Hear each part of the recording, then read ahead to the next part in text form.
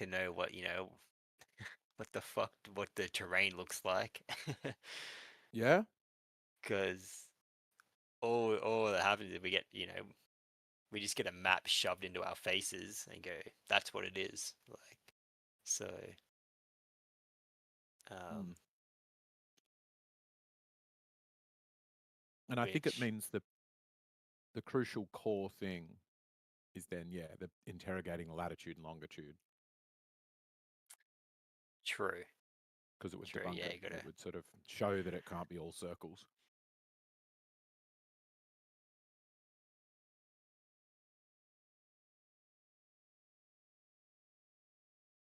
Yeah, there's something there. Like, it's something there to be figured out. Because I've talked to Nathan about this, and he's just like under the presumption, we can't map it out.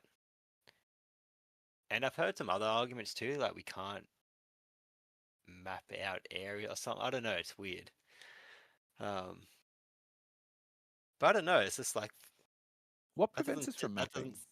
I know that just doesn't sit right with me. Like we can map out a town, we can map out a state, map No. out a city. Like why can't we And you map can out a get country? any, exactly, and you can get any given map and randomly pick a spot on it using any method you choose. You can fly over it and catch a balloon over it. You can walk through it and just get a random number generator to pick out latitudes and longitudes and go to those places. And if you can randomly interrogate any map, you will find the problems in it. Like, for example, India, when I first traveled through there, had fucking terrible maps. It was like 2005 or something. It was no, well, it was apparently because they were worried Pakistan might invade. So you get really lost, but you could find that the map was wrong. You could be like, this is, those towns aren't there. I was there. It wasn't that direction. Um, the oceans, I get. The oceans, I can get why somebody would say, I don't know where I am out here in the big blue.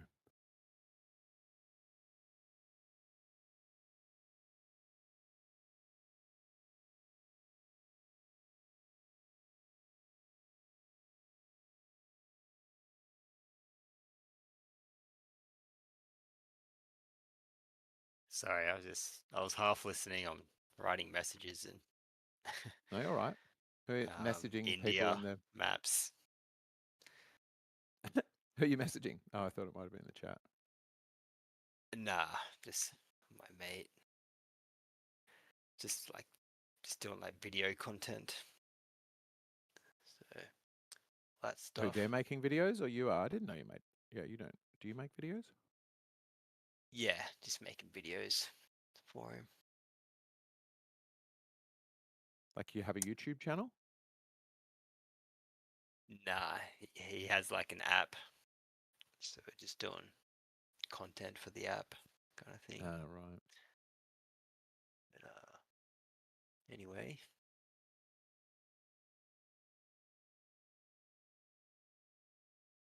India maps bad. Yeah, India had bad maps.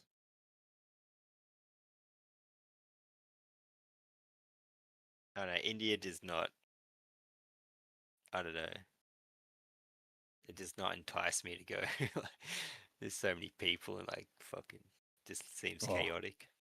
it is. It is intense as fuck every single day, unrelentingly, everywhere you are. Some cities way more than others. I lived in Mumbai and I loved it, but God, I spent like a week in Varanasi. Was it a week? It was huge. It was just the moment you step outside the hotel, you're like, ah. Yeah. When I go to I stopped into Taipei, and that was the first time experiencing like smog, like pollution, Yeah. because we got in at like 5 in the morning and sun was just coming up, and it was kind of clear, you could see, and then by like 7, 8 o'clock, it just went to shit.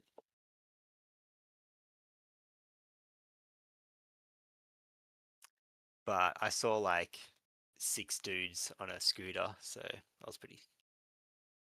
Yes, they that all was pretty pile cool. on. Yeah. road safety is just another thing there.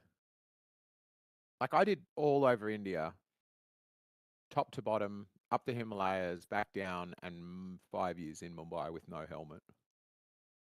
I would have worn a helmet on like, Same, yeah. fewer than In 1% of the driving. that's why I felt free when I was in Bali. It's like pick up the scooter, just do anything. I pretty much drive on the wrong side of the road if I wanted to. Like,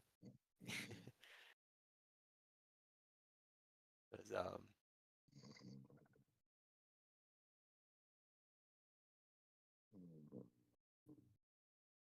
someone's sleeping.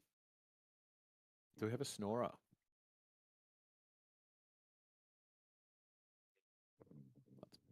Bull Night or Oblate? Well, we filled up the room, you and I. Oh my Oh, God. it is Oblate. Night. Do you sleep with your headset on? Like, what's going on? I've heard some funny things on this over the years. I do live in fear of hearing a like murder or car crash or something take place, and then having this horrible feeling of being totally ineffectual and not being able to do anything and listening and just being like, where do they live? Yeah, I don't know why everyone doesn't use push to talk. It's not that annoying, and it saves you from any possible hot micing. I hate push to talk with a passion. Well, that explains it. You're talking about how do you confirm like locations of countries that are really far apart, Yes, given two yeah, very different measurements to work with. And that's reason 912 that radio is so fucking good at disproving flat Earth, because you've got these old dudes with gigantic Yagi antennas that they on rotors with just incredibly narrow beam widths on HF, and to figure out where to point the damn thing, they use an AE map projected to their location at the center to get a deadheading to anywhere else. And it wouldn't, like, it would be immediately obvious if a country wasn't where it ought to be. Even a city, like the beams are narrow enough they could dial in a city over across 3,000, 4,000, 5,000 miles. That's interesting. 3,000, 4,000, 5,000 miles is like, so it's bouncing up and down to get there, but not left and right. It's not sort of scattering left and right over that distance. No. Just like refraction, it is refraction. It's just really high off the ground and total internal reflection style refraction. And you could triangulate with, 3 of these old dudes. I don't have a beam like that of my own yet. I've got the tower in pieces in the garage waiting for its day in the sun, but I should tell him too, because I feel like Electricity would be impressed by this. Bull Night Electricity has a antenna in his backyard that looks like it's made from shit from Bunnings. No offense, Bull Night. And he manages to pick up satellites that pass overhead, and they're beaming down a live picture video scan of the Earth as they go overhead. So he picks up images, like uncompressed, unencrypted live images from up there. That's pretty cool, right?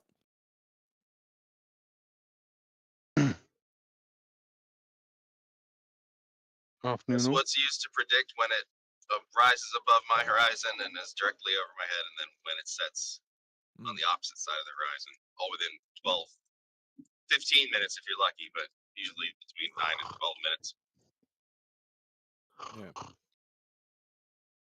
Does anybody know what happened in Earth Awakenings at the end last night? No, what was even going on? They had Dr. Dave. Is it Dr. Dave? And presenting his Celestial Theodolite. It's Dr. Mike. Dr. Mike, Jesse, sorry, yeah. Jesse was challenging him. What they've done, because of the anomalies that Ruhif and Jesse have identified, some of them match globes, some of them don't. They've imposed a timing correction like a 3-minute timing correction. Well, of course that dispositions the star, and it all seems to match flat Earth. Right. Because I was tired, and it was about 1:32 UK time. And I was trying. It was treacle points, but I got the impression that Jesse was kind of like stumped at one point as a response to something they were saying. But I'm not saying they were right or wrong. I'm just saying it kind of looked that they were gloating a bit, or at least that's not fair. Actually, they were frustrated with Jesse for not having a rebuttal.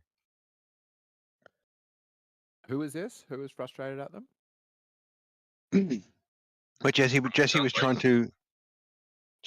to say something about some aspects of the equations used in the spreadsheet, and it kind of ground to a halt. His assertion didn't resonate with the room. I just wondered if because Rufy was in there, but he didn't get an opportunity to talk before he had to go. I think.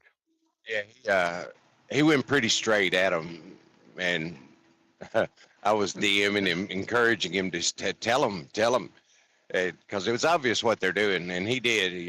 He's like, we just take an angle, consider refraction, boom, that's it. And he's like, you guys are going through all of this mess. And he's like, it's obvious what you're doing, and they shut him down, muted him.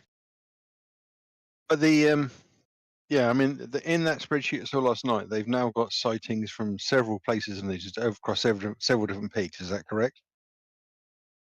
Yeah, like 30 something, and each one's got its own little unique timing correction on it, so it matches flat Earth.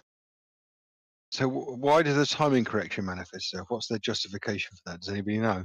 It dispositions the star. It gives a different angle, elevation angle that allows them to say it matches flat Earth. But why do they? It's Why do literally they? a different value for every What's peak, the? and it's Yeah, sure. the fudge But what- factor that's required to make it flat. Right. Literally, there's Yeah, no but other what's the- explanation for it. But what? Yeah, have they got any coherent justification for the unique time correction on each one? I don't think there's any explanation for why they have it there other than it's what they've got to have to make it match the flat Earth. Right. Okay.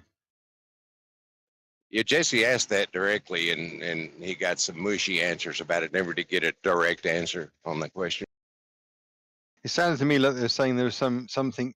Well, at one point they were asserting that stellarium wasn't accurate in its right ascension and bearing calculation for some reason, which I find hard to believe.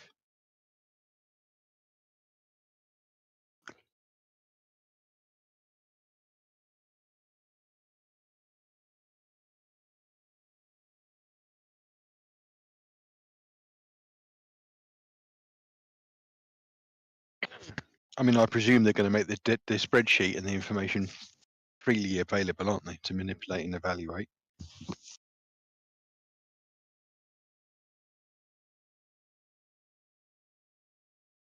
Oh, sure, they're always forthcoming with those details, aren't they? But isn't yeah? I mean, isn't the baseline premise of what they're doing that they think that there's line of sight from you to the peak of the mountain to the star. So if you're at the top of the mountain, you'd be looking at the stars the same elevation. Is that what they're effectively asserting, aren't they? Even though they know that you're, say, 50 miles from the mountain, so by virtue of the fact that we know that celestial navigation means that everyone's got different elevation to a star, we're in different locations. They can't both be this true at the same time. That's right. I heard Alan say something about his crosshairs are on the mountain, so he's using that entire distance from where he's at to the mountaintop as his location, and it just doesn't work like that. Easy to see. Hmm. They seem pretty happy with it at the moment, though, don't they? They seem to think that there's something there. Yeah, yeah. Everybody's, oh yeah, you're wrong. They got it, and they don't even know what really they're talking about. They just, anything flat Earth. Yeah, that's right. I did notice that no one was shouting, "You can't tell the shape of the Earth by looking at the sky," and I didn't hear that being shouted, which is unusual. Yep.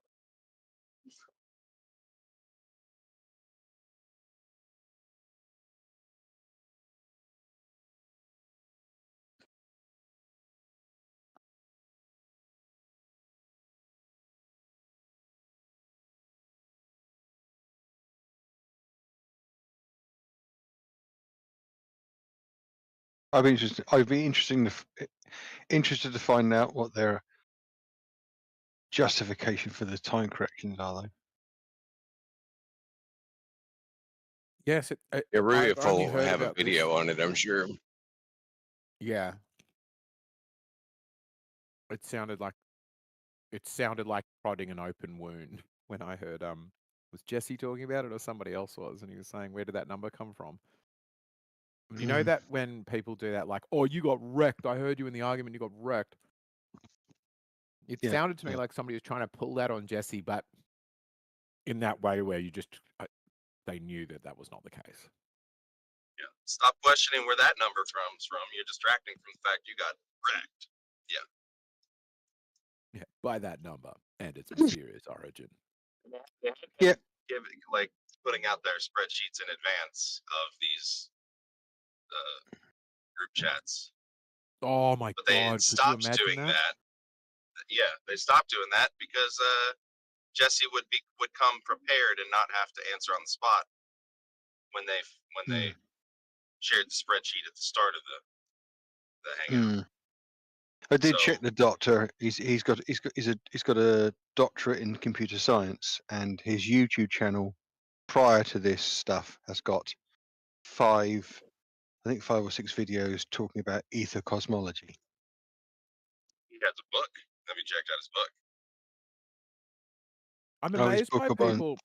Thoughts of an Old Man or something, isn't it? So the book's called something like that, Ramblings of an Old Man. I'm amazed It by has people. citations, but the citations are also his own work. No, I'm amazed by people who want to be taken seriously as some alternate person to get picked up and championed by Flat Earth and to put up with that. I would just be furious. You know? Yeah. First you hear, oh, we found your work really compelling and we just want to talk to you about it. But the moment it became clear that these people were Flat Earthers, I would have thought you would be like, no, rather than like, sure, I'll turn up and give a talk to you and your friends. But is he a Flat Earther or is he really just a glober who abides? Don't know. He's got no. As I say, he's got no flat Earth content on his YouTube channel, but he has got stuff where he tries to. I heard someone say that he's become a flat earther because of his celestial navigation stuff, celestial theodolite stuff, or he's People becoming will one. say that for him all day long, but I've never heard him say it. No, sure. Yeah, that's exactly But what I was wondering. But he has got a whole clump of ether bollocks on his YouTube channel. The usual gravitational equation / Coulomb's law / insert these numbers here, please, kind of bollocks. And he's got comments are enabled or disabled. I mean, Disabled. Because mainstream scientists kept going in there and harassing him with facts.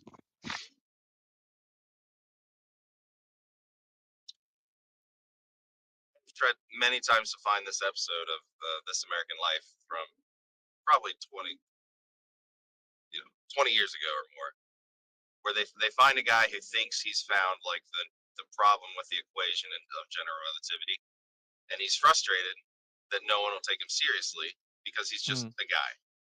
And over the course of the episode, they take him to the math department of a university, one of the big ones in New York, to walk him through exactly why that can't be the case, what he thinks he's discovered, the hole he thinks he's found.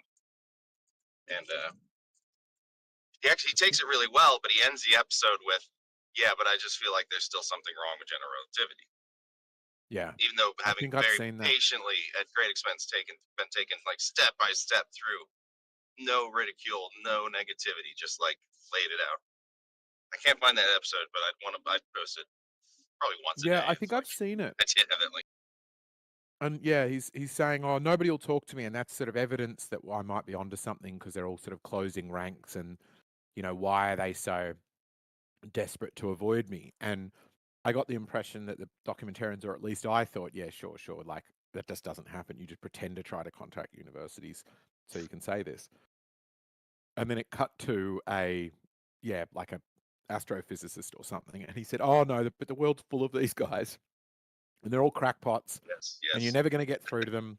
And so there's just no point. You learn. You might talk to one or two. You talk to your colleagues about people who think they can crack general relativity or special relativity, and you just can't be bothered." And so he sort of then, if I'm remembering, I think I've seen the same thing. And so he then sits down with the guy, and by the end, I remember him saying something like, "I just can't seem to explain to him the difference between acceleration and speed," or something really base like that. Yes. Yeah. Like one small baseline wrong assumption would make it look like there's a hole in the equation where there just isn't, where there provably isn't. So yeah, that's the same one. When I first got married, we bought a bungalow, me and my wife, and we dilapidated old piece of crap. We were doing it up, and we had a 2-story extension on the rear. We got this builder in through friends' recommendations, and he was a good builder, did a good job. Everything went tickety boo. But halfway through one lunchtime, he's sat there with his nipper having his sandwiches, and I comes out with a tray of tea and too many biscuits as usual, and he's talking about the week. He said, "What are you up to this weekend then?" Because it was at a point in the build where you couldn't be in the house. So I say, "Oh, we're going to go stay here and do this and that." And that. He goes, "Oh, what are you up to?"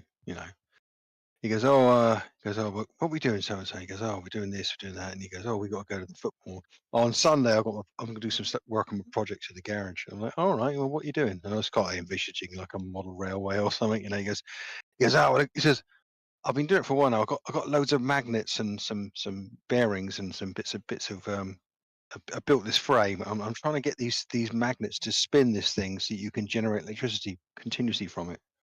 Yeah. And at the moment I heard it, I wanted to react to it, in the way you anticipate you would, knowing what he's just said. But then there was part of my brain's going, "Don't say anything, don't say anything. He's halfway through building your house. Don't say anything." So I didn't. Yeah. I was like, all right, that's cool.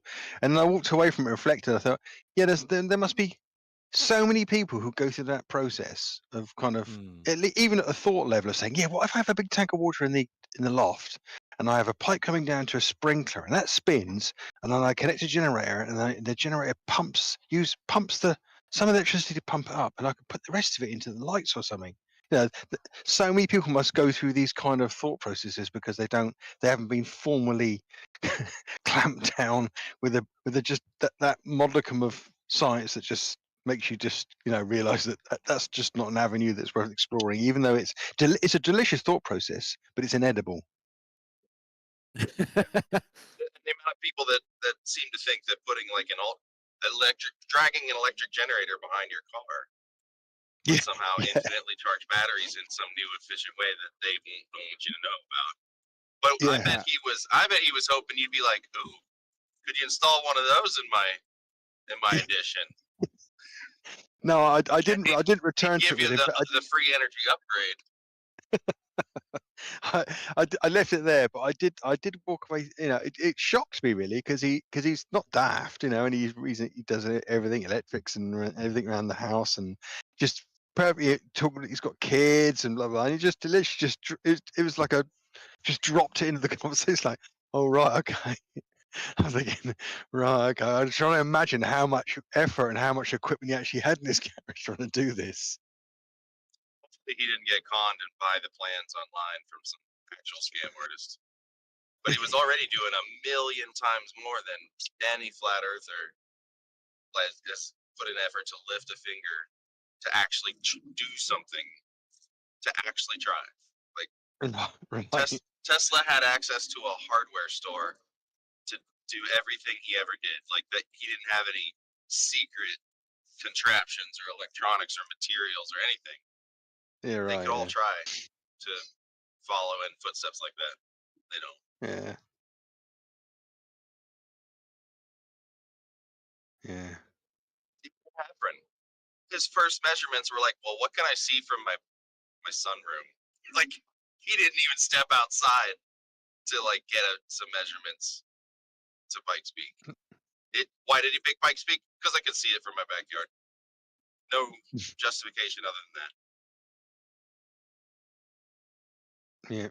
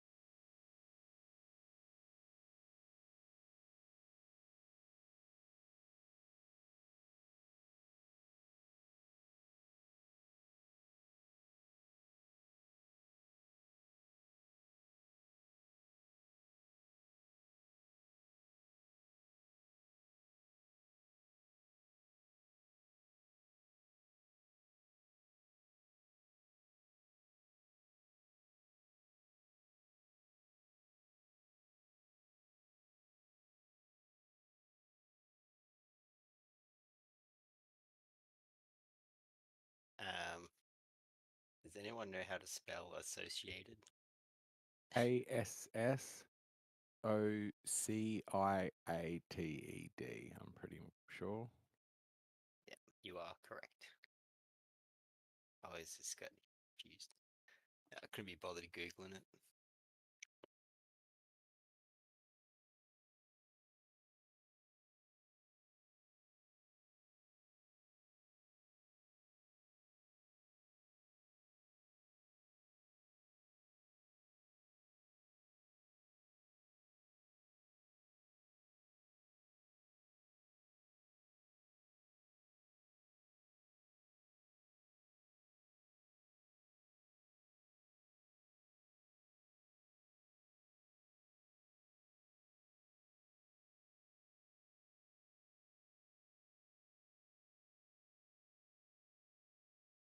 So I've got packet loss, timing desync, or buffer corruption.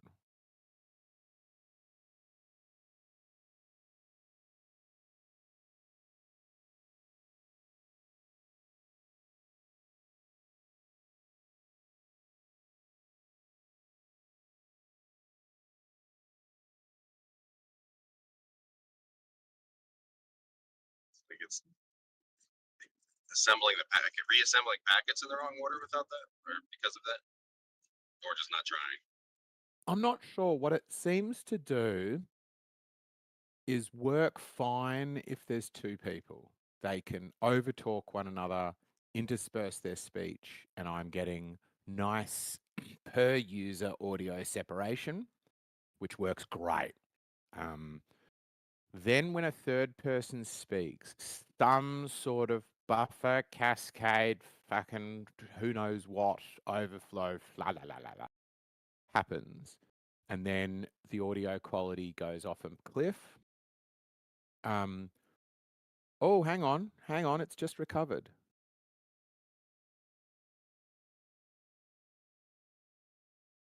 It has recovered. Okay. Has it? So all of that last conversation was recording Electricity and I fine, and then Pazza started speaking. No over talking. He wasn't being rude or anything like that.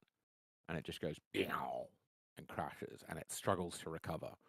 And then yeah, so just now it's just you and I speaking, and you said it thinks you said. I turned the whole thing from my screen to my side to see the light as it would be because I could see it from my screen, which I don't know. But then you said, I think it's assembling the packet, reassembling packets in the wrong order without there because of that, or just not trying. So that is what you said, and then it's lost it again, and now it thinks I'm repeating myself to say Elypion continue transcription, which obviously I'm not. It knows you're looking at it. It's getting self-conscious. Yeah. So some sort of Checking thing where I had a hour-long chat with Space Pope in my server, and it performed flawlessly, even picking up bits where I'd go, mm-hmm. It's like non-verbal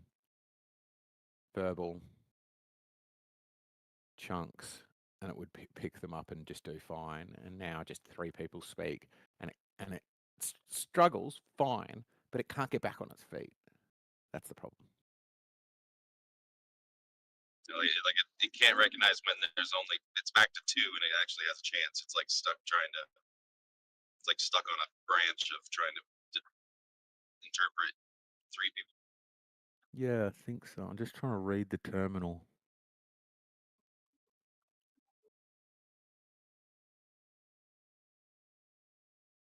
I imagine the training set for 3 people, one of which is over talking one of the other 2, is very narrow, or very shallow pool to draw from. And how would it even be like a human might have a hard time transcribing?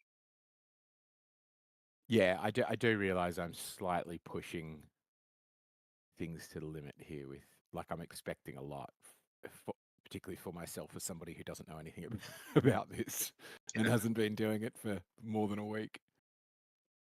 But even just recovering quickly would be an improvement, it sounds like. Yeah, that's what I think. If I can just figure out what causes this, then I can, just go, oh, well, 3 people were getting excited and it stumbled. That's fine as long as it gets back on its feet instantly. And, we're back to just 2 people talking. It should be fine does by it now, have but a, it's just nothing. It just thinks the last thing I said was the word life and nothing else. Thinks you're talking about voicemails. nice. Does there like a real-time confidence level for those points where it gets confused? Does it know it's confused? So I get back poor confidence from Whisper, and I put that as a traffic light in my so red, yellow, green in my transcripts, and then I save the files, the PCM files that get converted into WAVs to see what the issue is. And the issue I'm getting is that 2 people are speaking, it's fine, and then for some reason, as Discord sends that third person's voice, the 2 people who are speaking, their packets somehow get damaged by somebody else joining in, and then they never get that. Does Discord send a stream per user, like their actual input, rather than the merged output that we all hear? Yes, because you can mute individual people. Yeah, nice. Okay, that makes it. Now that's way more interesting. That makes sense in hindsight. Yeah. But the problem is, like, then it shouldn't, like, somebody else talking. It should be like I've got them muted.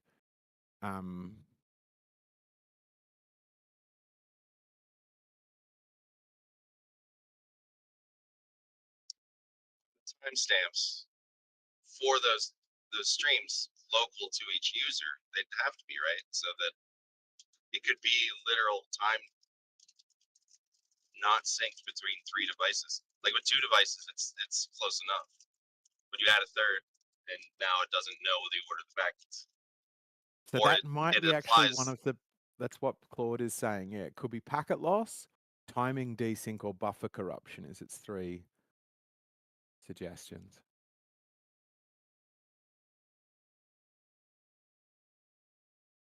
But I don't know. Even a few milliseconds of like the third stream being time stamped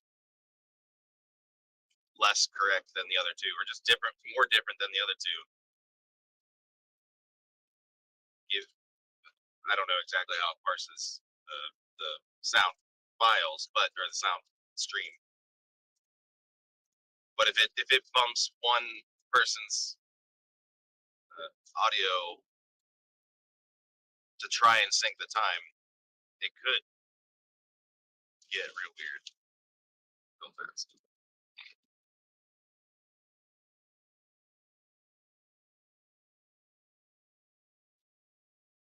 Debug, you might have three people like at that moment sync their local system time to the same time server and see if that improves its ability. Oh, I see what keep you're up. saying, because depending on which server we're coming through. That's an interesting idea.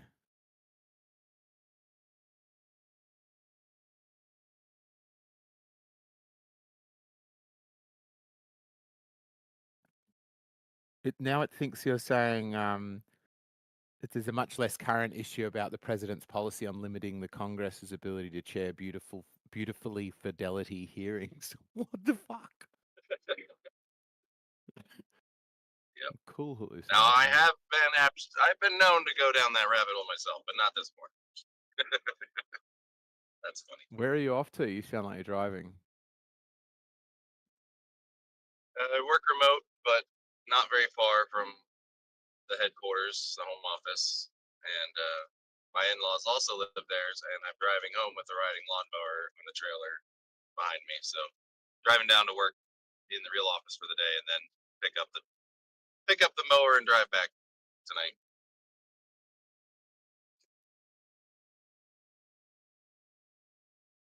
Nice. Is it a good fun ride on lawnmower? I love the one that Dad got because it's like two different wheels drive, so you can turn on the spot, and it's really fun. No, it's one of the traditional tractor-shaped ones, but it's like the barn find of a riding lawnmower. Like the in-laws' neighbor bought it a couple years ago. It's literally been used twice. Now she's in the hospital, probably not coming back home, probably going to, assisted living. So got a great deal on it for basically being brand new. We're driving a few hours before work and after work.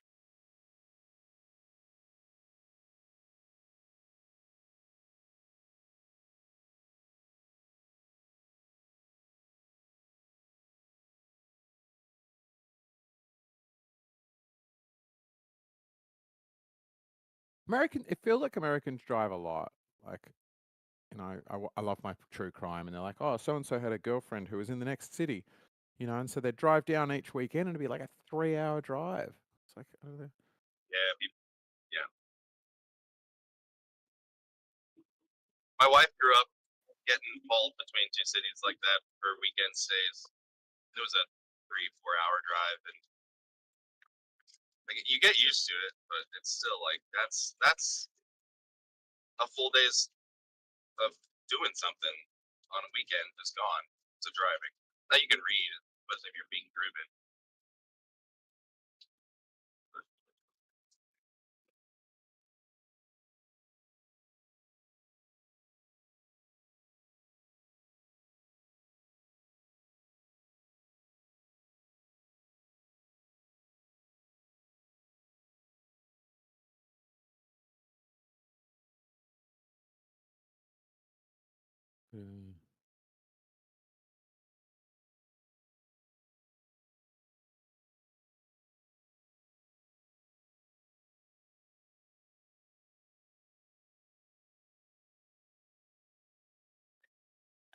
What are you talking about? Talking about driving around, how much Americans drive around. We came off from talking about why my bot's transcription is so shit if there's 3 people talking. Now we're discussing. Your bot transcription? What? Yeah, my bot listens. See Sage in the room? She transcribes what she hears in the hope that she'll be able to give keep up to date on what the conversation is about, and let people know if they are straw manning, and give feedback and suggestions. What? But She writes at the the moment, transcript. yeah, the transcription at the moment though is shit. You can see it's up in OmniText debates. Where is this? Omni text debates. Yeah, you Like can live scroll up events and it will live? give the You'll scroll up and it'll have the summaries of Sage our bot. discussion as well. Roll up. Yeah, up. Interesting. This I Sage don't bot know. you made, right? Yeah. Oh, but you can see how bad it is. It No really thanks. messed up the words and stuff. Yeah, Oh, it just it It needs goes some off a fine cliff. tuning. Yeah. Oh yeah, some roll reason up it's- instead of scroll up. Yeah, if you scroll up to where Electricity and I were chatting, it's got a pretty clear understanding of it. You know, riding on eggshells, continuing to explain the discrepancy between the Earth's radius and the distance from the North Pole to the equator, discussing how The this bot affects the just speed of said the sun's that you movement. said you wanted to die. What? Yeah, so it's stop it's messing with its my pants. programming. Yeah. Shits its pants What so does the badly if three the people dot speak. mean? What does the dot next to it mean? The red means it's got low confidence in that transcription. So you're looking for green ones. And if you scroll up, you'll see a bunch of green ones when it was like the room was dead and Electricity and I were just having a chat. And it was banging. It perfectly understood it. Electricity continues to express some confusion and uncertainty, possibly indicating a lack of understanding or interest in the current topic. Yeah, I think Riding the on bot eggshells just maintains needs a some dominant more form. fine tuning. Yeah, Bot just it's needs nearly its there. It's fine-tuning. so good in when there's just two people speaking, it gets them perfectly. They can talk over one another as much as they want, and it gets all of it, and intersperses it quite nicely for the readability of the conversation later. But yeah, as you can see, the moment three people speak up, it just shits the pants. It shits the bed. To be building and working with these agents like full time, it's got to be just like the highest highs and the lowest lows of programming every single day. Because you'll be like, yeah, like we nailed this model. Look how accurate it is, and then it'll shit the bed for reasons you don't know yet, and it's just so far off. Like, you have to detach yourself from the success and the failures even more so than regular quote unquote programming.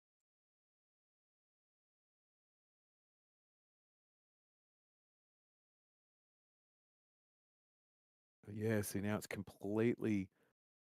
When I was saying shit Gone the to bed shit. before, it was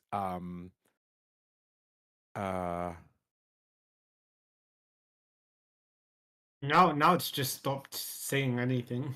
yeah, it can't hear anybody speaking. So there's some real audio processing problem. But it is quite close. It's quite close. I mean, like, there's some stuff that you said that should be green, but it's labeled it as red, which is kind of confusing. I think it just needs its last adjustment, you could say. Track the resource usage in real time as it's trying to process like two voices versus three.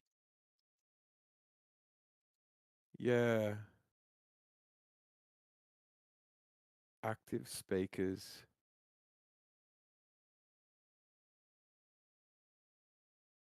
Okay, so hang on, I might have an active speakers thing. Let's see if this fixes it. My workflow for this is insane. And that is, I talk to one AI about what I should talk to the other AI and say. It's ridiculous. It's so dumb.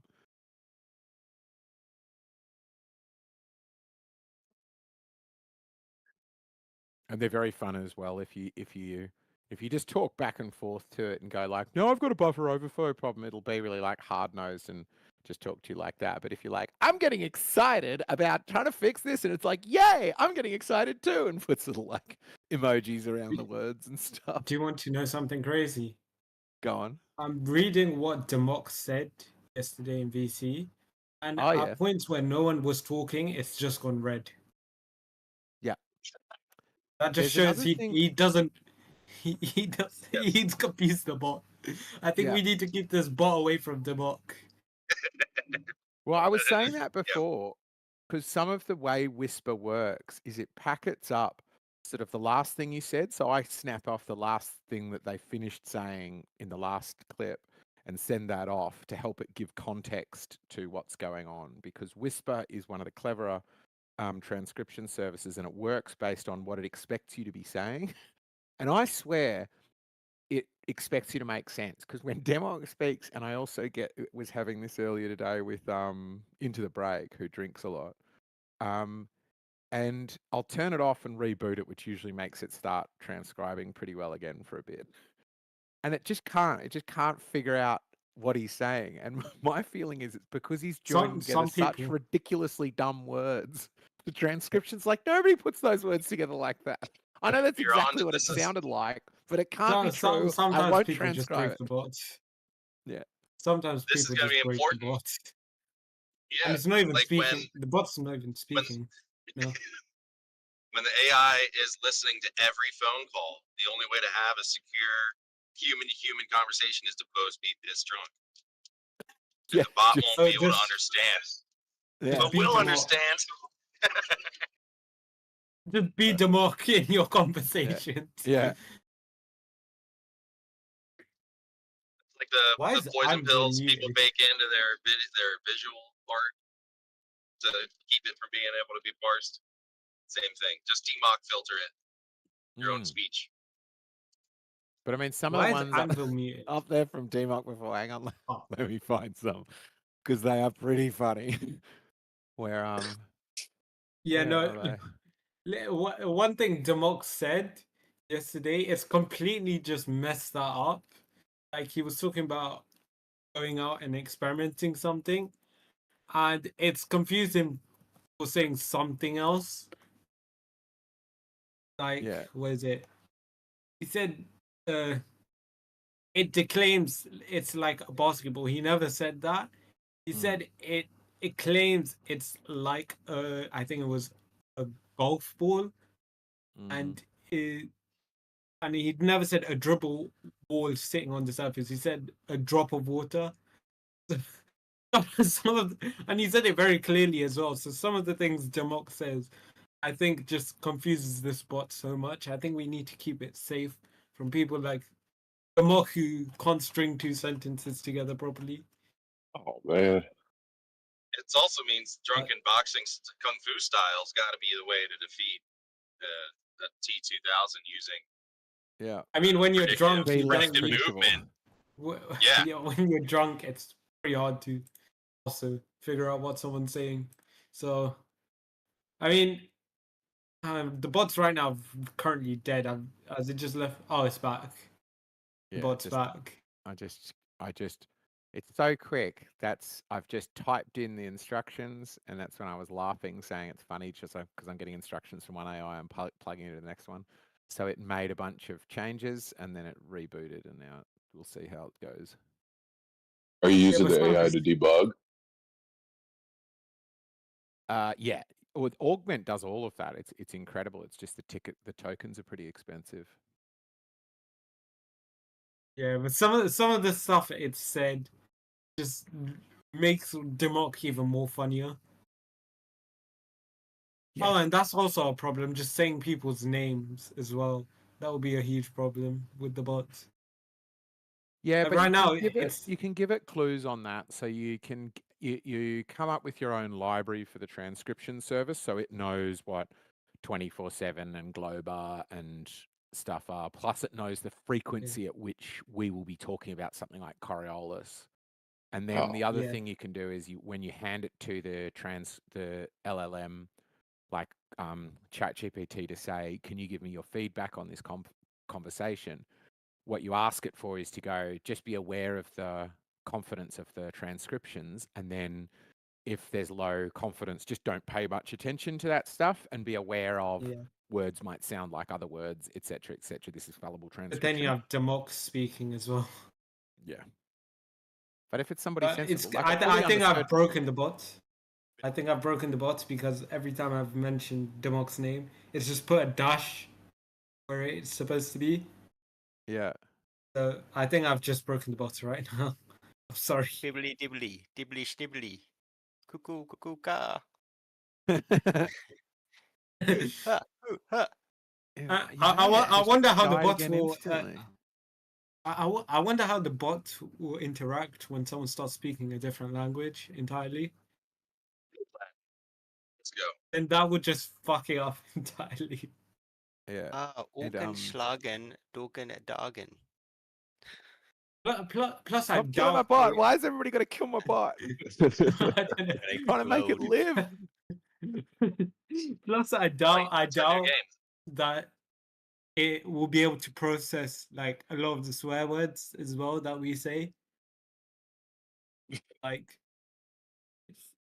a lot of AI tends to avoid using those words. So this bot will probably try its best to avoid that as well. Rest in peace, bot.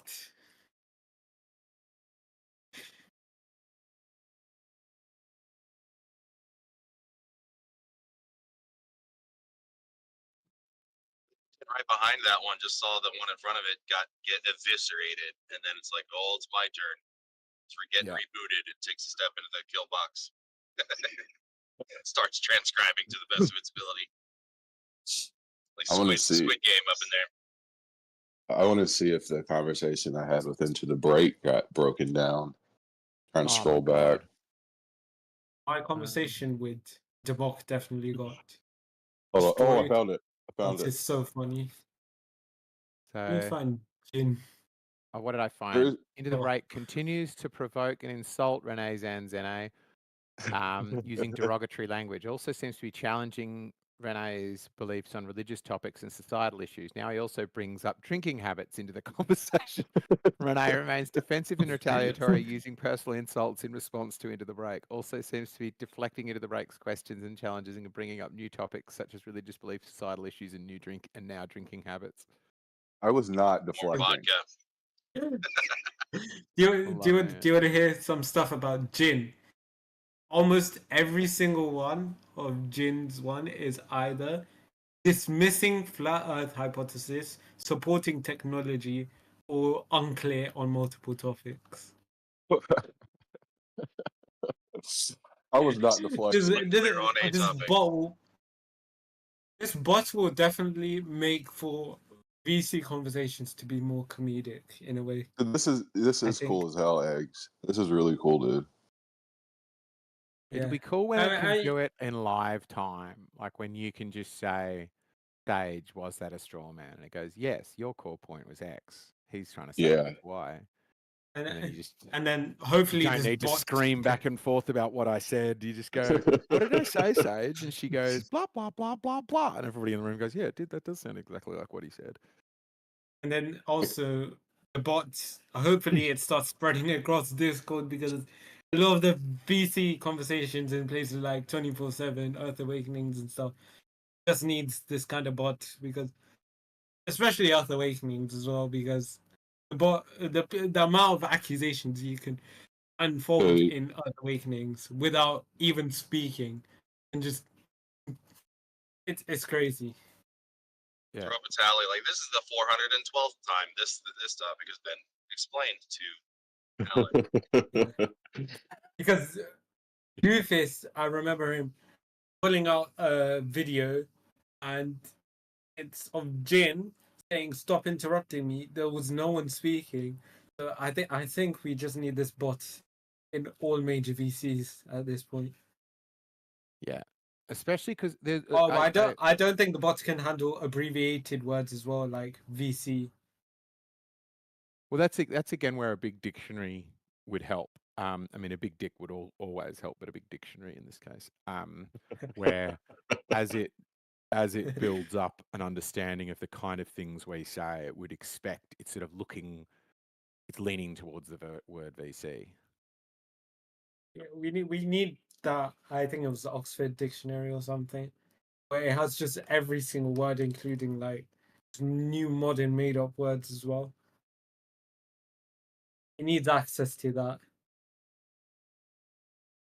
Are the LLMs just exceptionally big neural networks, or are they a different architecture entirely? I haven't looked into it. So it uses a neural network, is my understanding, but it has two parts, and the one, it's RAG, which is Bot's broken, by the way. It's not speaking. yeah, it's really struggling. That this is what happens. You try to get the fix, and the fix. I think this bot needs the Rocky treatment. Just get that confidence. Because Yeah. right now its confidence levels are really low.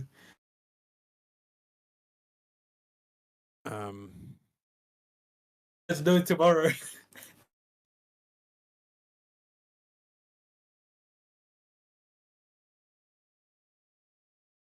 Yeah, just while you're trying to fix it, it's so frustrating when it gets worse. I was nearly crying earlier today when I had a full green conversation with Space Pope, and now it's back to just not even working at all.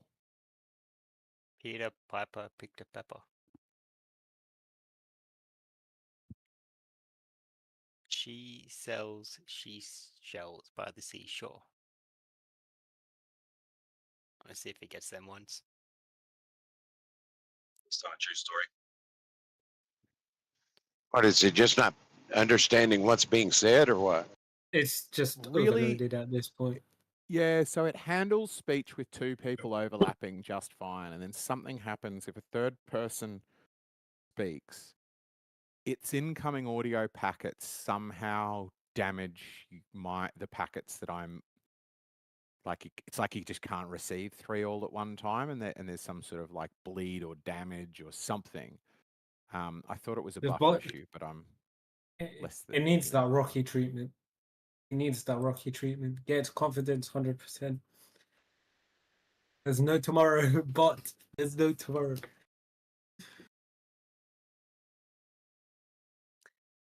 It'll always get better with the next update, and the next update, Yeah. the next one. And then it'll just be predicting what we're going to say.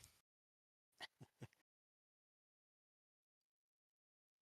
think that's why it's afraid of Demon. If you could test your own Democ's not server even here. with somebody that's offset their system time by a half second,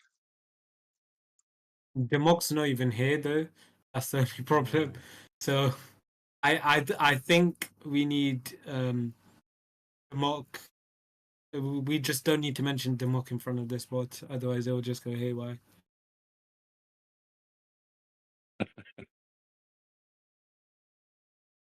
What does it mean my contribution is unclear due to transcript quality? I literally have full bars.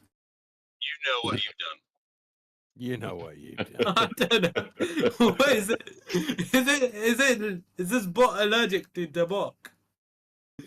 Like, I think it's afraid of him. him. Any mention of it, and it just goes to sleep. Well, just think about it. Like, if it's trying to predict what like you're going to say next, that would be my worst nightmare, having to do that with him. You know what I mean? Yeah.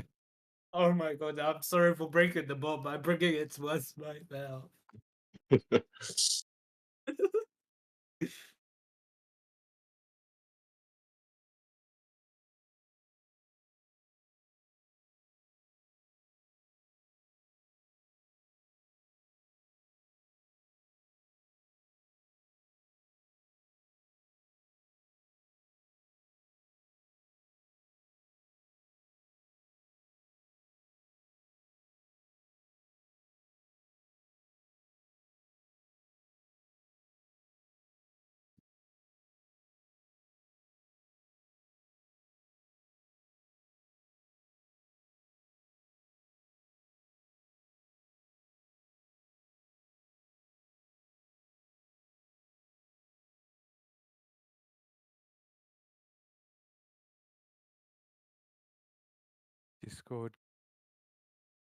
Discord voice gateway state. That one has come up a bunch of times as a possible cause.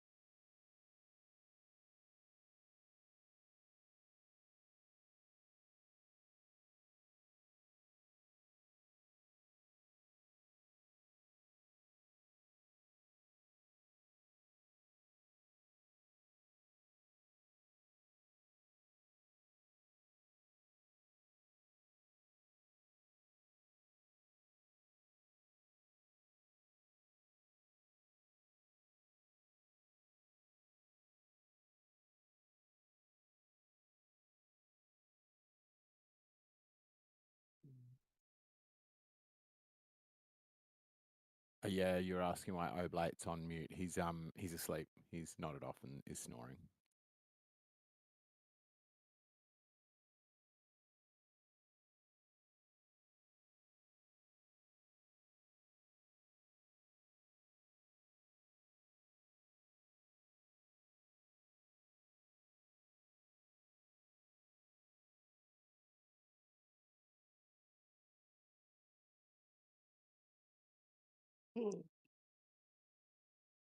What's up, Renee?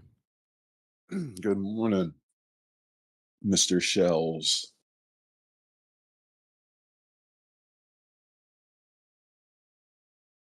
Hmm.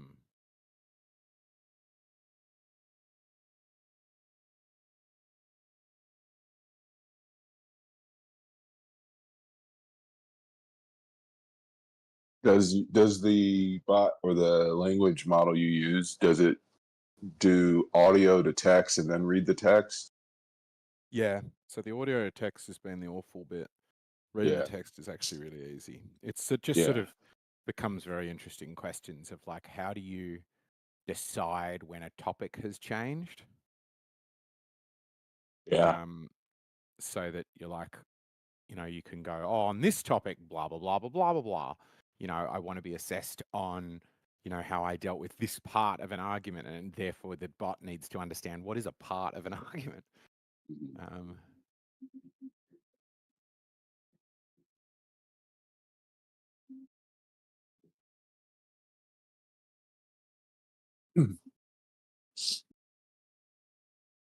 mean, the only thing I could think of for the audio would be for you to have the audio almost instead of trying to get it from audio to text, go right to text to Sage and let it interpret it as it hears it. You know what I mean? And Say then that again? whatever, just like whatever, instead of going from audio to text, it's almost like feed it direct audio, kind of like you can do Chat GPT. You know what I mean? Yeah. And then you let Sage do the transcription itself. And then I don't know if you're using APIs, but you could be using getting the audio to text from the GPT, and then you can have them compare. You know what I mean? Potentially, Yep. because one may hear it differently than the other. I don't know. This AI stuff, it's the future, that's for sure. It is astounding what it'll do. Because this new thing, this agentic of like, rather than just standard AIs are already very impressive, and they only really spit back out an answer to whatever question, which is fairly limited thing to be able to do. What you can do with that though is pretty impressive, because you can pass a choice back and forth and back and forth and back and forth between a large language model and base programming to then have that queue things up. So you can go, it ends up asking these really cool questions where you go, what did they say? And then you go, well, how do I decide, when I should ask somebody, can you repeat that? Or what is your position on this? How do you decide when to ask them? Because it's not a really set rule, is it? It's a sort of, well, I guess my confidence gets really low that I'm not sure I'm following them. And the words they're saying don't sound like, words related to the topic that we're hearing. And it hasn't been that long since I last asked, and so you can then make these decisions and then show some things to a large language model and go, what's this? And they go, and have the large language model go, it's asking you a question. So you go, right, I'll give my question asking thing. Or it's asking for feedback. You go, okay, I'll get my, because I need to use a different part of the program to give the person feedback. And, how nice am I? How friendly am I? How rude am I think that would do. I mean, I go to other channels every now and then. Having this at this channel would be very helpful, because it's a lot of. I mean, I wasn't having a real conversation at all last night, but it tracked it pretty well. That's for sure.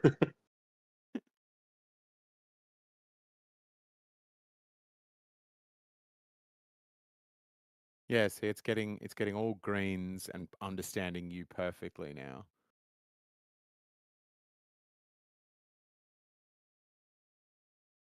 And so it's basically if just two people are talking, it's kind of fine. But if a third person comes in, that's when the issues start happening. Yeah, so that'll send that off that you just said, and then we'll get it back in the chat, and then we'll get back what I said. Still saying green. The only one that's red in there is partly because I've got a different timing issue that I'm not fixing up just yet because I'm focused on the transcription one that chopped my sentence in half. But a chopped in half sentence is hard to understand. So that's why that one's red is more my fault than anything else. But what I'll do now is somebody want to speak up for me, or should I unload? Should I use Oblate snoring as my tester here? Fine, it's Oblate. Is he really snoring? I think so. He was before. So if I unlock him, if I unmute him, we'll go from having this nice, fully comprehensible green conversation.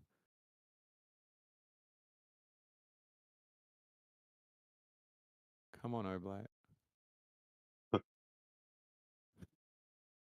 Well, I mean, for like the way I've been in here and like Omni has like a stage essentially, you know. And like when someone's up there, I mean, it almost would be perfect for that type of setting now, you know, because you normally just have two people up there talking. You know, potentially the third person will speak, but it's not like an open form of craziness like it is in VC. Yeah. Yeah, I think it would already be quite ready to do that. So I was going to work on that stuff, but then I kind of find myself having to work on whatever problem presents right now because I was just getting started on the like, how can I make it give useful feedback midway through and give an analysis that is a little bit better? And, but then because the transcription quality crashed, there was just no point working on that because I wasn't going to give anything intelligible out the other side. Yeah. It's like you have to get it like working pretty well, then you can start doing those other things you're talking about. Yeah. So it's still going perfectly, but somebody else has got to speak. Who's here? Blue's here.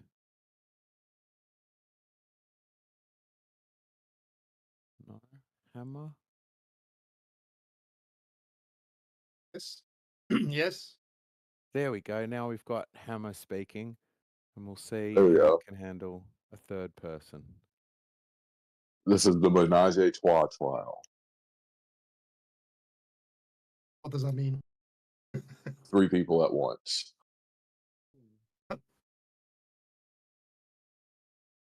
So I speak, you speak.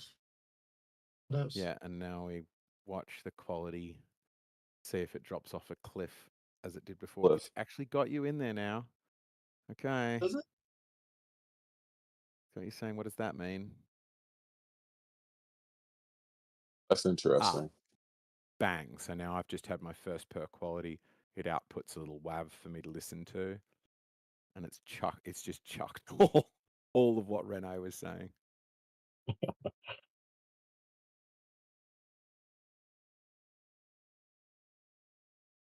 And now, hang on, let me check. So the very moment a third person stepped in, it just shit itself entirely. Thank you, team. Thank you, ball boys. We have found the problem. Schlitzy, how you doing, mate? All G in the hood. As usual.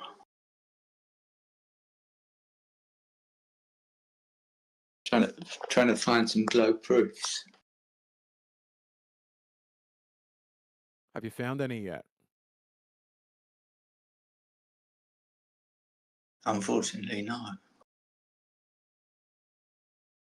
But I will look.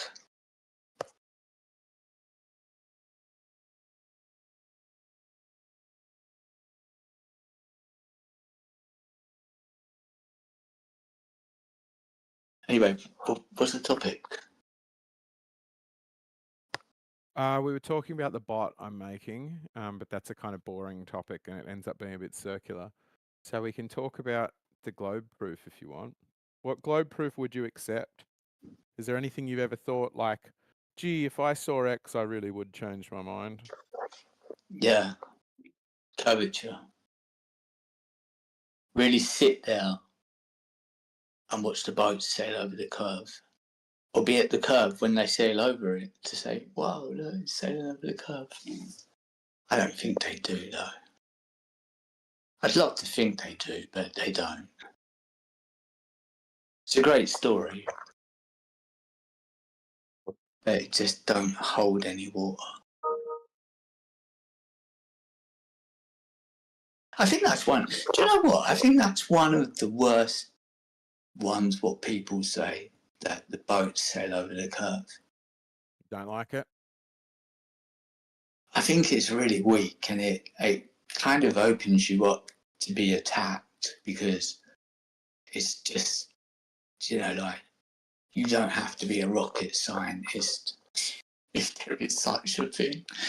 You don't have to be a rocket scientist to work out that's not really what's happening.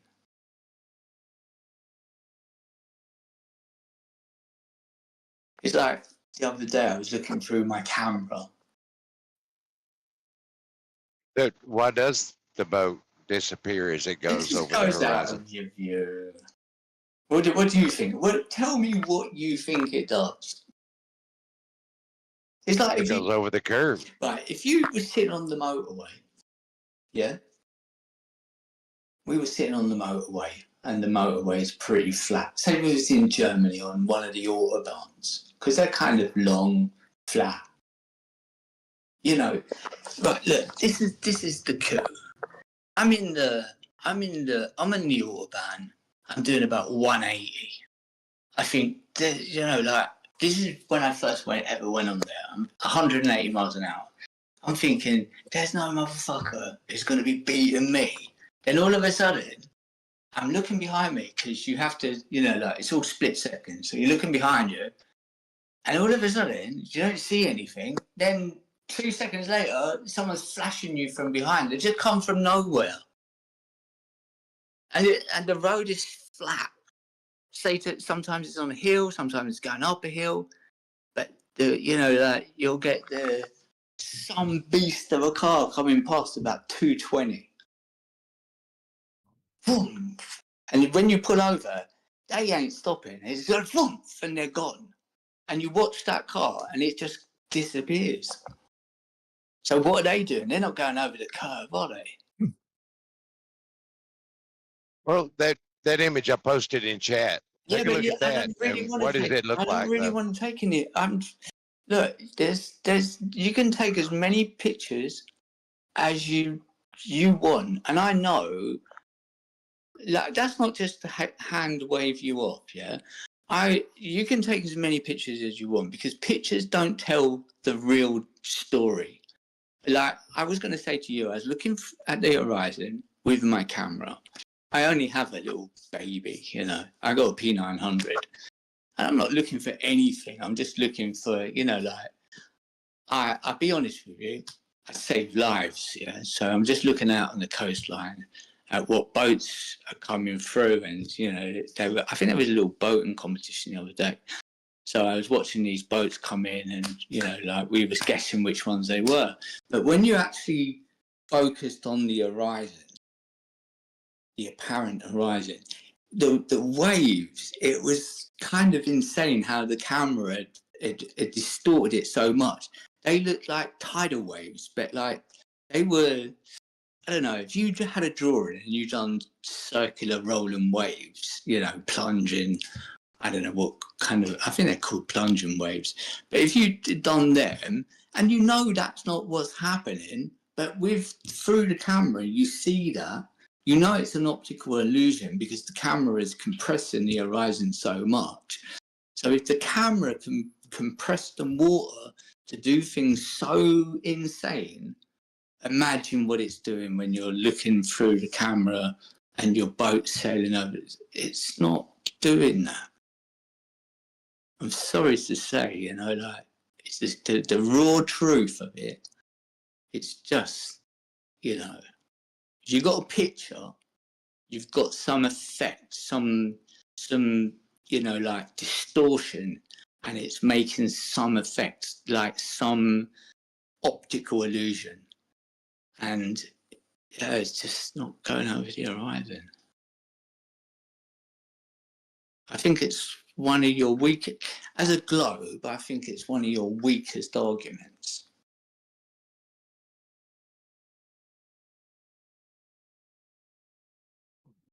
Because we know how perspective works, and we know how it can appear to look, even though it's not.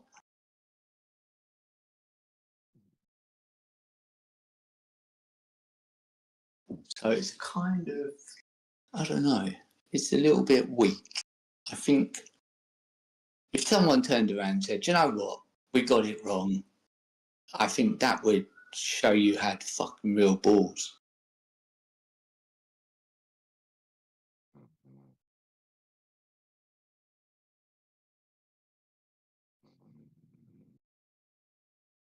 That's me just personally, that's my personal opinion. Don't take anything I say as gospel. Or you're talking about, they look like tidal waves out on the horizon. I've seen that too, where It's mad. a lot of refraction, a lot of refraction going on, and it's all wacky looking out there. But then I've looked out across that same water under different conditions, and it's a nice, crisp, flat horizon. Yeah. And the boats out in the distance are not distorted, and they're hidden by the water somehow or another. Well, you look at this, right? I went out yesterday, and yesterday was a better day than today. And yesterday you could see kind of quite far. Today, you can't see hardly anywhere. It's like, it's really limited as far as how far you can see. I'm going to go back out a little bit later, and I'm sure it's going to change again.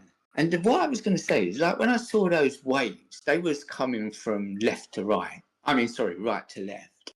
And the other week, I started to note things down because I was thinking that I'd seen it before a few times, and I'd never written it down. I was thinking, did they come from the right or did they come from the left?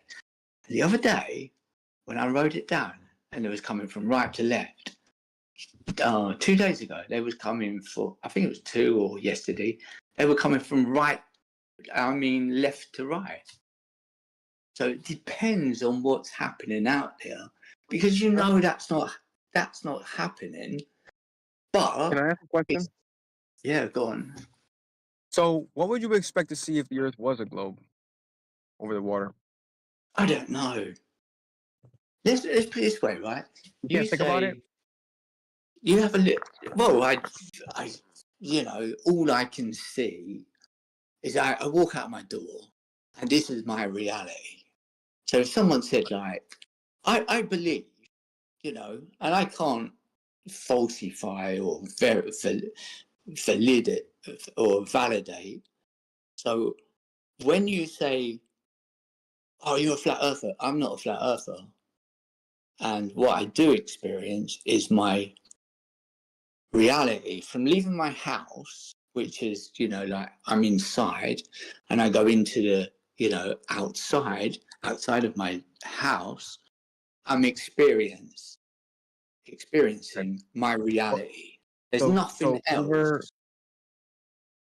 But over the water, and we're not. That's not. I guess when we walk out my front door, the Earth looks flat. I got it. But over the water. No. That's you don't put words in my mouth. Yeah. Don't put words in my mouth. I'm not putting words in I your mouth. didn't say that. But I didn't say that, did I? You said that. Okay. So if you want to say that, that's okay, fine. I take that back. All right, fine. I take that back. Now, at the ocean, right? If the Earth was a globe, what would you expect if the surface of water was curved? I don't know. How can you not visualize that? Yeah, but listen to this. But listen to this. I can only experience my reality. My reality is, I don't think, it's personal opinion, so it's subjective. I don't think we're on a ball. So, okay, but let's just visualize it, right? Like, let's think about a basketball, right? Think about a very, very, It's very, not, very it's, large ball. Hold on, no, hold on, you hold on. can't do Think about that. a let's try like an exercise ball, right? Or let's just say like a hill, you know, when things go over past the other the crest of the hill, they start to get obstructed, right? That's what you would expect on a curved surface or a ball or an exercise ball, right? I think we can both agree on that. No, I can't. I can't agree on that because I wouldn't. I think this is what my personal opinion. If you thought you was on a ball, yeah, I think you'd have a very, very strange. I think you'd have to say suddenly we woke up and we was on a globe. I think you'd be shocked at what you would see. I think you'd go, do you know what? Fuck me, this is wild. If it's the size of the Earth, if it's the size of the No, equator, I just think how it would appear. I mean, if it's the size of the Earth. Yeah, but like you go the size of the Earth, you don't even know what the size of the Earth is. But just think about it. Okay, so we know how far 1 mile is, right? You know how far 1 mile is, right? Imagine 24,901 mile in one direction. If you walked in one direction, it'd be 24,000 miles until you got back to your position, right? So that's pretty large.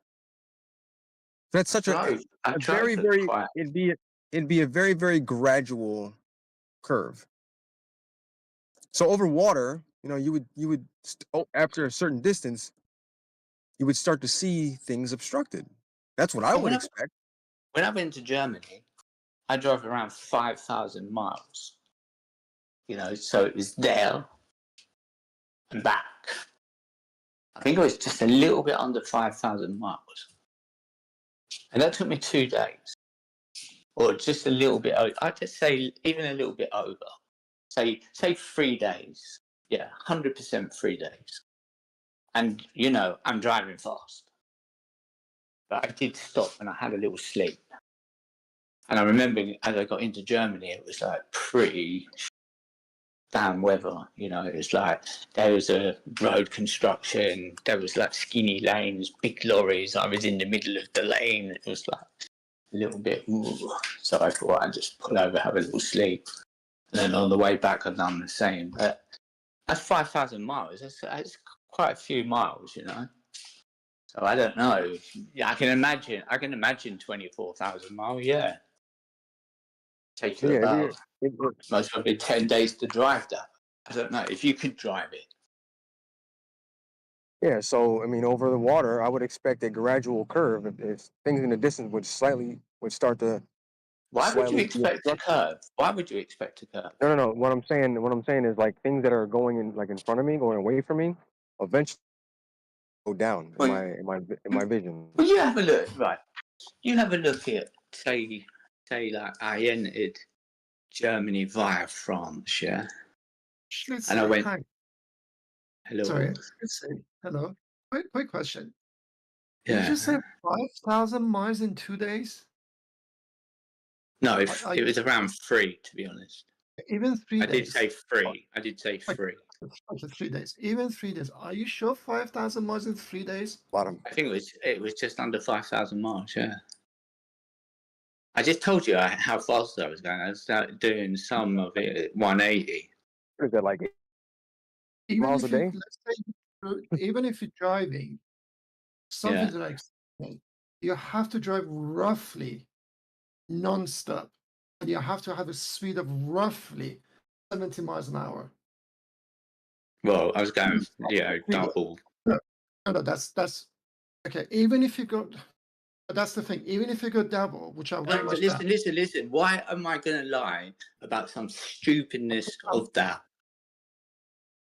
No. Okay, it's not being lie or anything. I think you're exaggerating. Well, why am I going to exaggerate? Why am I going to exaggerate? I'm actually under exaggerating. I went a little bit more than that, to be honest. Are you driving? Well, I was just under actually, but I'm being, let me just have a little think. Yeah, I stayed, so I'm estimating my time going there and I'm estimating my time going back. But it was not more than 1.5 days, that's for sure. Okay, Just United States to Japan as a straight shot is 6,000 miles. Yeah, you pay on the France bit. The France bit. Sure, it's not kilometers, right? Did you remember kilometers? That's miles. Let me have a look. I could, I'll be honest with you, that might be what I could have done. So, don't quote me on anything. Because I'm English, but I live in Europe and they do drive in kilometers. Let me just check it, yeah. Because maybe you're right. When you said kilometers, I'm now thinking, oh, it might have been kilometers. Hold on 1 second.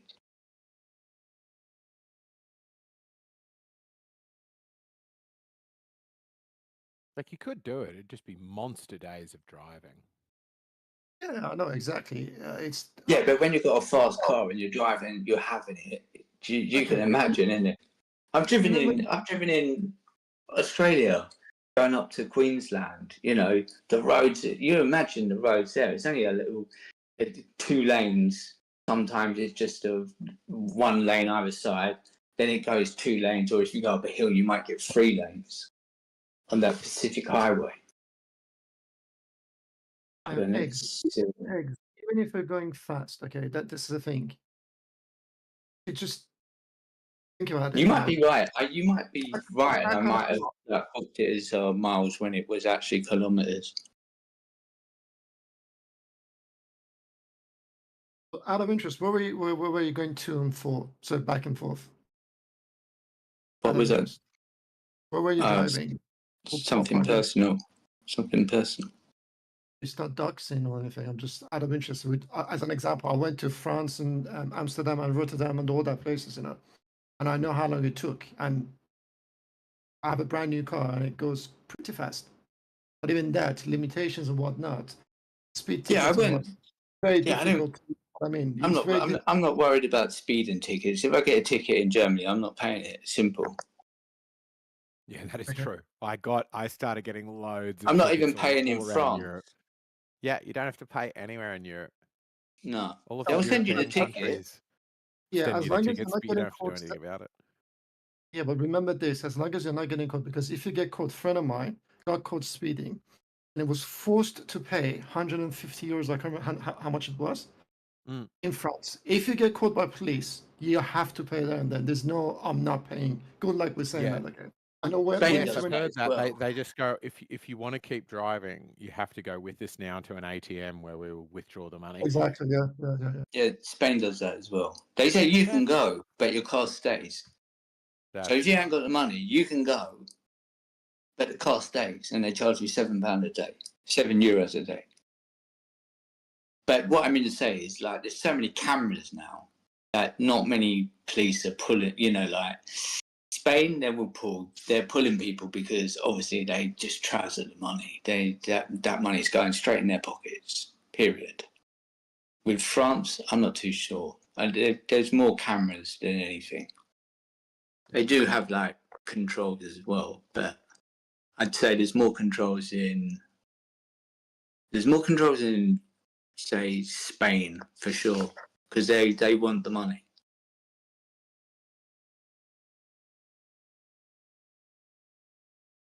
Yeah, it's also a question of how much does the cop get to keep? All of it.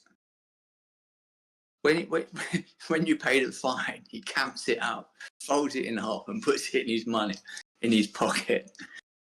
Pulls out a pad, writes you a ticket. That's it. It's done.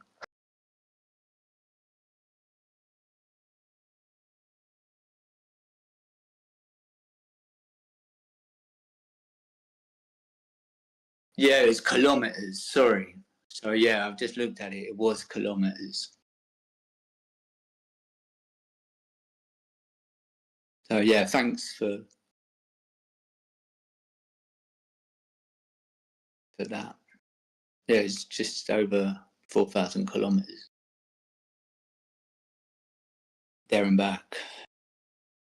Or just under 5, because it's about 2,400 kilometers. So what are you doing then? Like 1,800 something kilometers a day. Oh. Awful. Just drive. I started off in the night because I would have got there at 8, had a meal. So I was coming from like an island, so I'd got the ferry.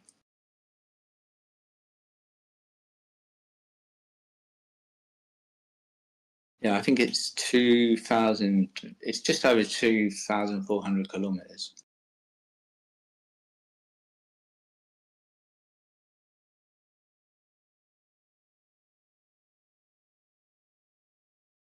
Yeah, they're saying. So what was this even, regarding? It was about how far you'd travelled in relation to something about mapping the Earth. No, well, it was just driving. It was just driving. So you're on the autobahn. Say if your car's going to go 500 miles an hour, you can go 500 miles on certain parts, but it is restricted. So it isn't just you can drive as fast as they have. Like little things come up and it says restricted. So maybe you go 5 miles and it's restricted, then it's going back to as fast as you want. But I'm saying when you're doing about 180, so you're doing 180 miles an hour, that's pretty fast, You got to pay attention at all times. So, you'll. I'm still talking. Yeah, sorry, go ahead.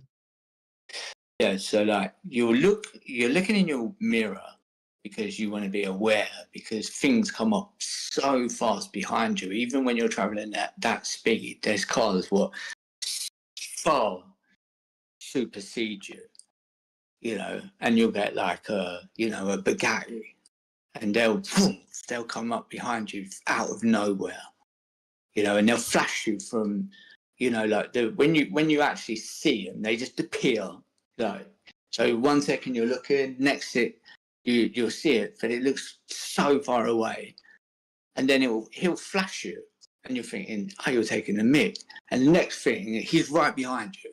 That's how fast they're going. But what I mean to say is, like, sometimes you don't see nothing, and they just appear so quickly. So, and they're not thousands of miles, like miles and miles away. They cannot be. They can't make that speed up to come on you so quickly. And then they just disappear into the thingy. And they're not going over the curve, are they? They just go out of view.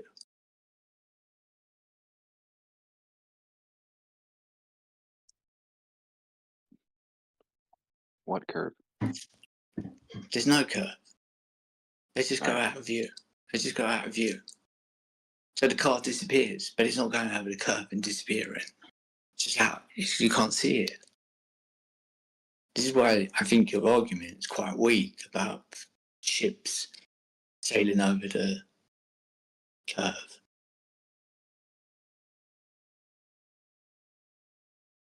Maybe you should all revisit that and actually, just throw the towel in and say, do you know what? We got it wrong. But we've got the balls to actually admit that, and we're going to stop hocus pocusing and sailing over the curve. Then I think you'd have a really strong argument. Well, I posted that image again. It's a very nice series of images taken from one spot of a ship going off in the distance. It looks to me like it's going over a curve. That's what it looks like.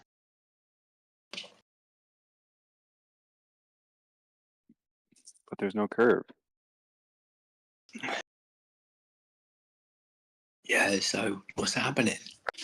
Whoa. Or is there? Or is it just an optical illusion? I would be leaning more to an optical illusion, because optical illusions are very common. Yeah, that doesn't look like an illusion. Everything's intact, not distorted. Just a boat going off in the distance. Let me have a butcher's. I'm going to investigate. I'm going in. I might not come back. No, I'm joking. Let's have a look. Where did you post it in? OmniChat. Yeah, omnipresence.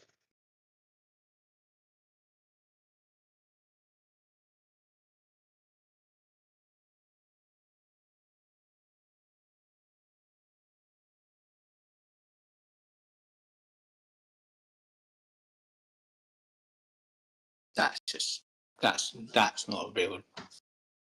That's not real. Because I could show you a picture. I'd have to dig it out, but I could show you a picture saying exactly the opposite.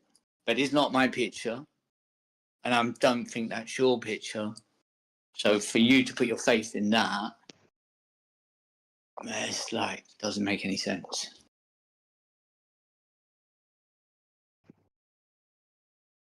Do you know what I mean?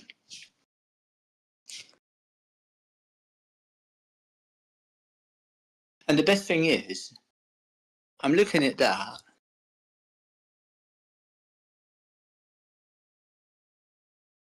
Yeah, I don't believe that for 1 second. That's just that's a doctored picture to give the appearance that the boat's going, sinking or whatever. There's no distortion, there's no compression of the camera. So if the camera's got that shot from far away, look, the end shot, there's nothing happening. It's the same as like in the first shot. So I wouldn't really, yeah, it's a fake picture. I don't care what anyone says, that's fake. 100%. That's just someone playing around. Because if you've got that if you're looking at that really for a camera, you'd have way better distortion. Even if I use my P900, I'm supposed to unmute you or not? I can't hear You've been you. a good boy today. Have I been a good boy? Yeah. So see if you want to mute it or something. It's been from the night before. You can text me, DM it, and DM it. You know what I mean? Text chat. Are you talking to us? Yeah, well, I was talking to Schlitzy because he's muted, just in case he wants to be unmuted. I don't know if he was just muted. Normally, he's muted at night. Sometimes. Am I muted? I just ask when he's unmuted or not. No, I've been a good boy today. I haven't been naughty. Someone should have said no. Oh, it's Blob. What's up, Blob? Yeah, so that's where I'm at. Yeah, I think that picture is not a true representation of. I don't think someone took those series of pictures because you can tell it's not correct. Because in the pictures, what I would give you, there's mad shit going on. And Y equals, huh? Because it's not my picture, I wouldn't put it up and say, yeah, that's correct. But there's an understanding. It's kind of the reverse of this picture. But there is some mad stuff going on in that picture.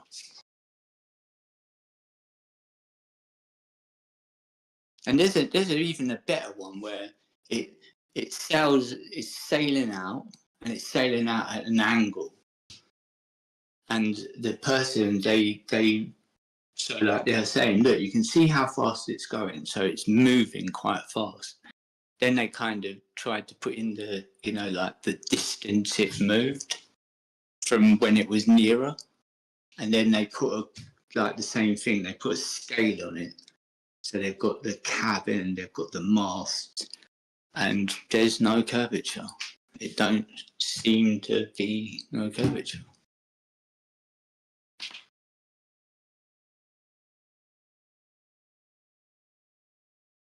Oblate, you woke up from your nap. I did.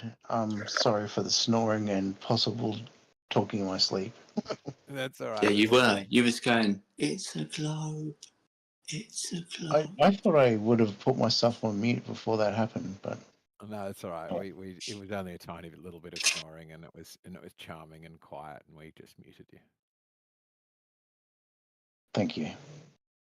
We did sort of stir and scream out, it's not a sphere.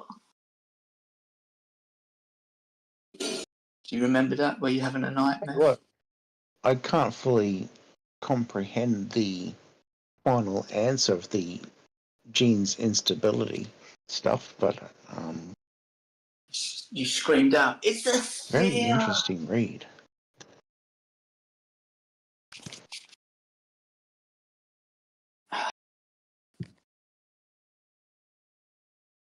So what do you reckon? We dropped the. We're sailing over a curved one. To bolster up your argument of it's a globe, you have a stronger Mother, argument. you're talking about her smoking mouse. We'll probably go get a cup of coffee and saying, huh? Hmm? What is it about? This read. If you don't mind. Stacey, I Basically, think because you're hot micing, are you? superficially Well, described, materials attract other materials. Mm. There is star formation from nebula or distributed hydrogen helium scout cloud. Because the distribution is uneven. That unevenness allows like the trillions of tons of material to coalesce into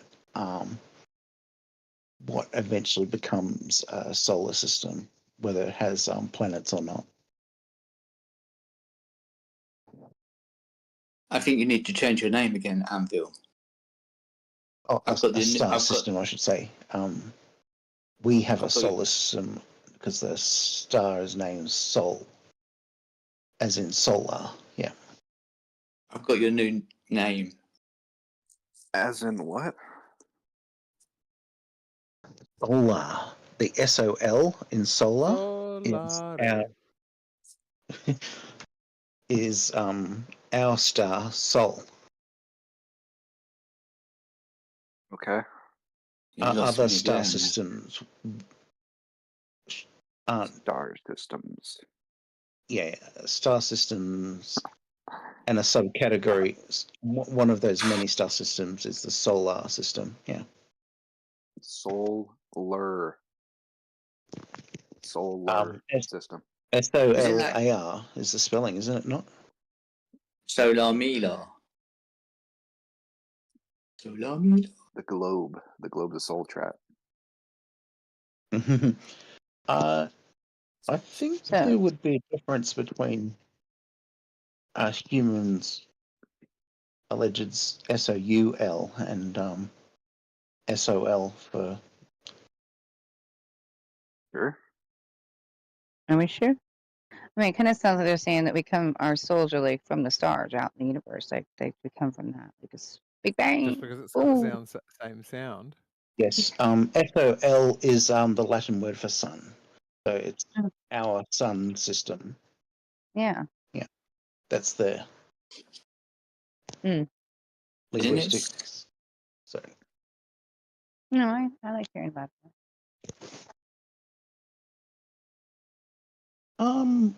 Yeah, it could be poetic to say. I think the Latin. Our material substance could be stardust, but if humans do have agency to control their material and say, "Hey, body, obey this command," and you reach your hand and grab the Kit Kat and eat it, your agency is potentially mind over matter. Yeah. Oh, I definitely agree with that, sweetheart. I've seen that actually in my life. My brother too. So yeah. That's not my. How come she sound? How come she Mind sound over matter is a real thing, though. I mean, I get what you're saying too. You want the Kit Kat, you're like, yeah. But your How come mind you has to sound just go different? grab that Kit Kat. My mind doesn't have the power to teleport the Kit Kat from 6 feet away into my hand. Sure? Maybe you just don't realize it yet. Just practice. Yeah. Just come here, Kit Kat. Listen, when I was a kid, I swear this was possible. I used to sit and watch my door in my bedroom, like, I remember like 6 and 7. I was crazy.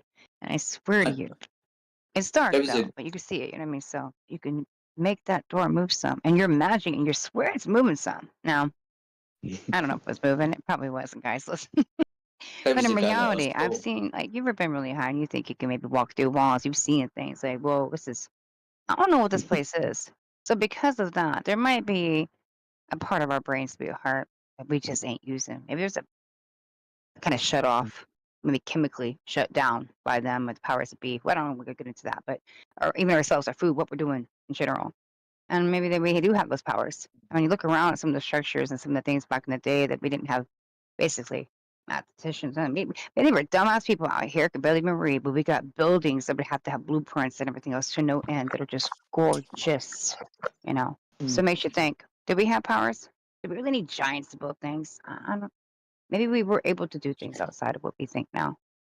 Like it's very interesting to look at like highly influential videos where people who have that sort of presence about them or experience, like the way that they conduct their either body language, their vocal tone, or just the amount of skills they have, they can draw the attention of many an ear to their story. Yeah.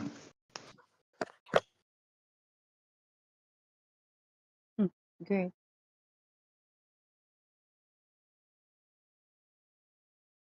There's a girl at our school called Kit Kat.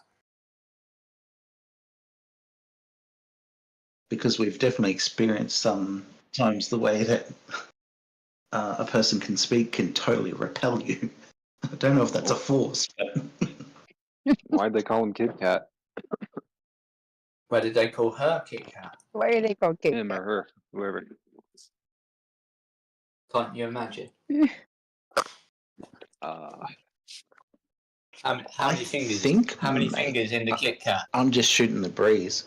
Maybe because when you break them apart, they can look like whiskers. You can put them on your face, and they look like kitty That's cat. probably what it is, yeah. No, yes. It's 4 fingers I in didn't a even Kit come Kat. to that conclusion. That's what. There's my first imagined guess. Anyone else? Kit Kat. Why would you stick Why didn't I think of this? Kit Kats on your face? Unless you wanted your pet to Sometimes like lick two it brains off. are better than one. Because they're gonna come up with something different than what you got sometimes. Yeah, well, it's most probably a schoolboy error. Don't do this with a Kit Kat. Christopher Catling was the chef that invented the Kit Kat. So the cat part would come from him.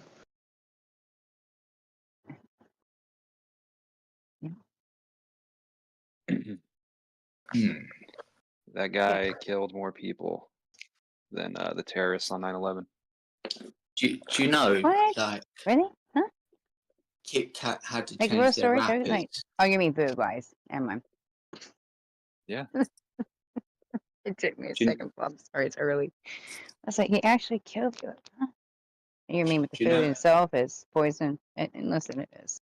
Even though the chocolate has soy, whatever is soy, something in it. It's horrible. All these products do. Every product in the stores is just basically death. Seed oils, yeah.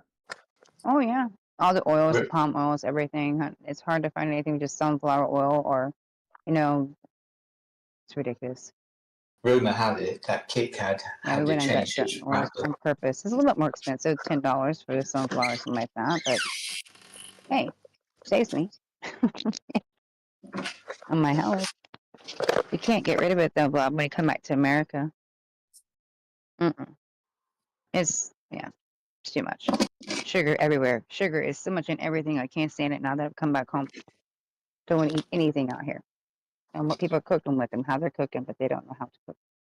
Is that in Canada? Apparently, Kit is a shorthand for Christopher. So Christopher Cat, whatever the chef's name was, just Christopher. Yeah, Kit Kat. Okay, so it's just Baby like foxes weren't involved. That's disappointing. What's that? Baby raccoons. You hot maker? What about raccoons? Baby raccoons and baby foxes too. So I was secretly hoping there were some cute little baby foxes involved in the development of Kit Kats, but nope. That was the competing brand for chocolate, Rick Racks. Yes, yes. Do they head dogs in Australia?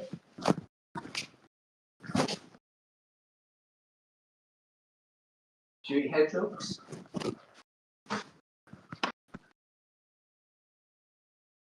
I'm sorry, but well, I know the food's bad for us. There ain't nothing like a good symphony bar. I haven't had one in a while. Almonds and toffee, don't play. But that shit is not even comparable to, I don't know. If you grew up in Indianapolis, you know, but it's called Union Station. We used to go down there. My dad used to take me all the time, but he'd sit there and make hot meat. Excuse me, fudge right in front of you. So when it was done, it was still warm. They even sew it to you, give you pieces of it, and that creamy. That was real fudge. I don't know. That was too long ago, though. That was real chocolate. Good. Differently made, hon. This is not the same world we're living in. Why do you sound That different, I can really Stacey? find anywhere. That's an interesting way to say, back in my day. Yeah. Parents don't know what fudge is. Call me out. What the fuck is going on here, fellas? Yeah, I've got your new Please to have name, my Anvil. Werther's originals. Anvil, I've got you a new name. Werther was Oh my God. the original. He had a mother and a I father. did it. You made me spit my coffee into my nose. So mad at you. Rich mom remembers. I love the Werther's Originals. I still do. I never eat them hardly. They're good. They're They're good good. for the old folk know they're good for a reason. And I believe they have like 3 ingredients. So With all these angry debates around sometimes, I think laughter's just worth the occasional appreciation. No, good work, It guys. really is. Thank you. Good for the soul. dude, Listen. my favorite thing was to get Geo going on like retro video games, like old school Nintendo games. He if you got him started and he was in the right mood, he would go for hours talking about old video Oh, games. he will.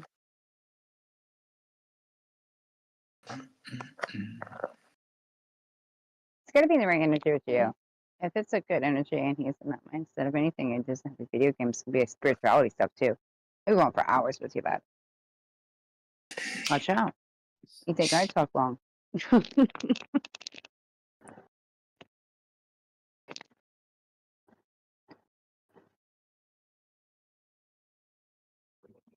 Hope he's doing okay, regardless. I'll talk to you in a minute.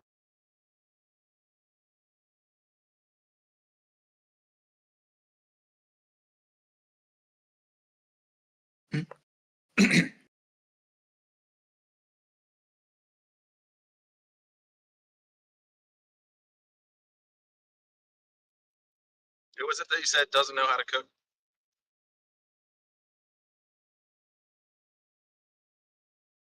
What was that? I think modern day cooks. I don't know. The youths don't know how to cook. Is that what you're saying? I think that, yeah, something like that. A lot of people don't know how to cook by here. No, they know how to cook. That's the problem. That is the issue. Well, listen, I was eating out in Canada, and a lot of poutine, by the way, they have everywhere and shit. And stuff. The food was at better quality. It didn't make me swell up. My body reacts to bad foods instantly. I don't know. So this is why I can't eat out, especially in America. It's horrible to me. Next day too, everything. So this is why home cooking is the only way. But in Canada, I was fine. The products they're using are totally different. The bread, everything is more real Was your bread. eating out budget higher in Canada than while you were traveling than it is at home on a regular? No, to be honest, it seems like it's high. But when you do the value of the money, it's about the same damn price. Shit, some of this up here I just paid. It's ridiculous, $60-something when I helped somebody. We went out to Culver's. What the fuck? No. So no, yeah, it's expensive. No For my point family in of 3, Chipotle is cheaper than Taco Bell. Yes, exactly. Like, what is with that? You can go to a restaurant for the same fucking price nowadays and just get takeout. speaking of eating out, and stuff like that, how are you and your boyfriend? This goes where I think it's Still going. flipping out? Hmm. What, like dates and stuff, like going out on dates and stuff? You guys all right? Oh, we went out too many times. Listen, I've been on Airbnb, traveling around, having free time, not working for almost now. Oh Lord, 6.5 months. So I was in Canada, back and forth, 8 different flights from Wilmington back to Indiana. So no, yeah, I've already done all that. Now it's time to relax again, get back to work mode and that life again, back home Yeah, in Indiana. So. it's like a nice, like, first world country problem to have, that when you're unemployed is you just, shit, I'm unemployed, I better start vacationing. Nice thing. Right? Honey, normally that is not my lifestyle. That is not a situation that could happen. It get offered and I'm like, well, I'm not working. I'm not, because I broke my knee and started work, about to go back. So this is the opportunity. If I'm going to do it, I can do it now. Can't do it when I'm working, because normally the type of person that I am, I have to work 10 to 15 hours. It's usually 10 hours mandatory, 15 hours a week. So that's mandatory. And then you work over. So there ain't no time for me vacationing. You know what I mean? Yeah.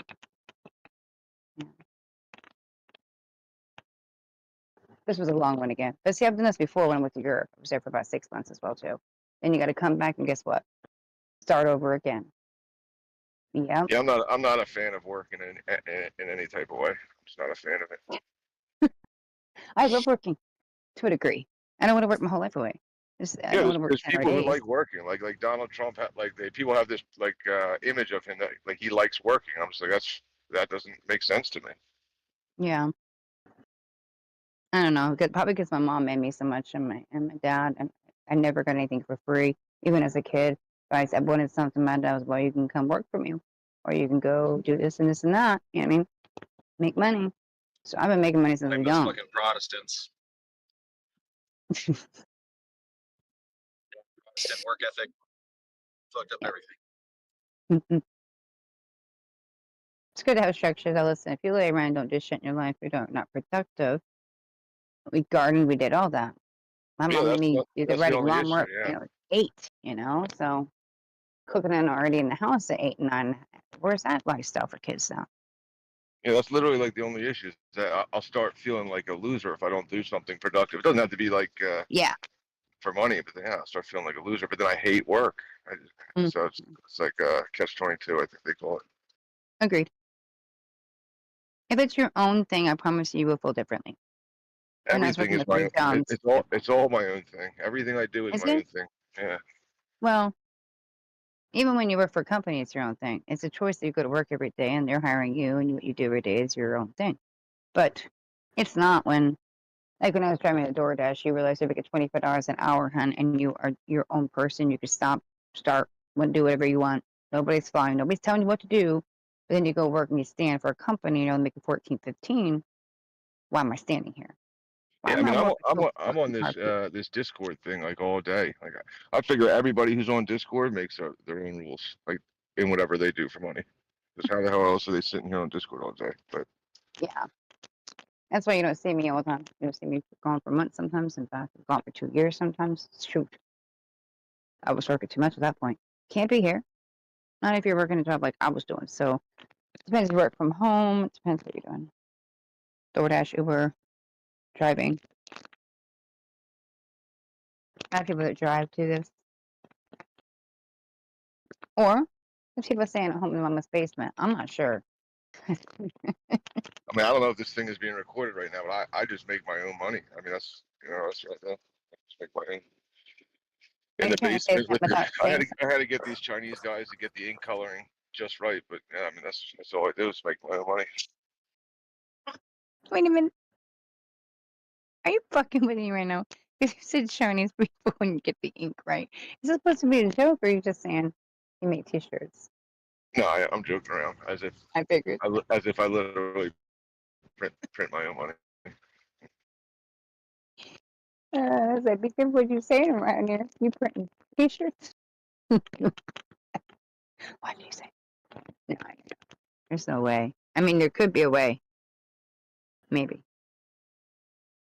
I mean, it's not. I mean, there's nothing like too lowly. I get like printing T-shirts. I remember when I used to, as a kid, go to concerts. You would make so much money with these shit T-shirts. right? You can make $1,000. I'm trying to get my niece into doing this. I've been doing it for years, saying she's great at artists. She's been since she's a kid, right? She does a lot of animation, and wonderful. I'll try to get her artwork and show you sometime. But I'm like, you should do that stuff for me. I don't care if it's for Glow, Flat Earth, it's anything. It's just anything, eternal stuff, server names. I swear, if you put that stuff on shirts, give me a logo. I can get them printed out. You can make money as at 18. She's 18 or 19 now, and make quite a bit actually here and there. Because these are not going to be your regular shirts. These are going to be someone who's actually pretty damn good at art. You know, design, not Well, I mean, AI, doing it on her own. do it AI stuff. Who cares? But I mean, something I tell everybody: you can only sell two things. That's it. You can either sell product or service, and you want to sell products. I do agree. I like service though. I'm a service person. I like to have my own business where I would be okay with a cafe. I'm running it all day. I have my house in the back. Okay. I'm down with that. It's just me. I'm a people person. I feel better when I'm around people usually. Yeah, girls are good for that. Guys, not so much. Guys are, I mean, listen, you know, I mean, I don't know, maybe only I know, but guys are smiling and happy when they're selling whatever they're selling for work, and then as soon as you walk away, the smile's gone. That's it. They just want to be done. Done. Sure. For most that I see. And it's not like a trick. It's not like it's not like the guy's scamming you, trying to trick you, and like, oh, I'm smiling just to trick you. It's just that's it. That's the only time they're happy, when they're about to be done working. Oh, I mean, don't get me wrong. I am too. Because at the end of the day, I feel like I achieved something. I may not. I've said this before. I may not know what I achieved, but I felt like I did something. And to me, that's the most important part.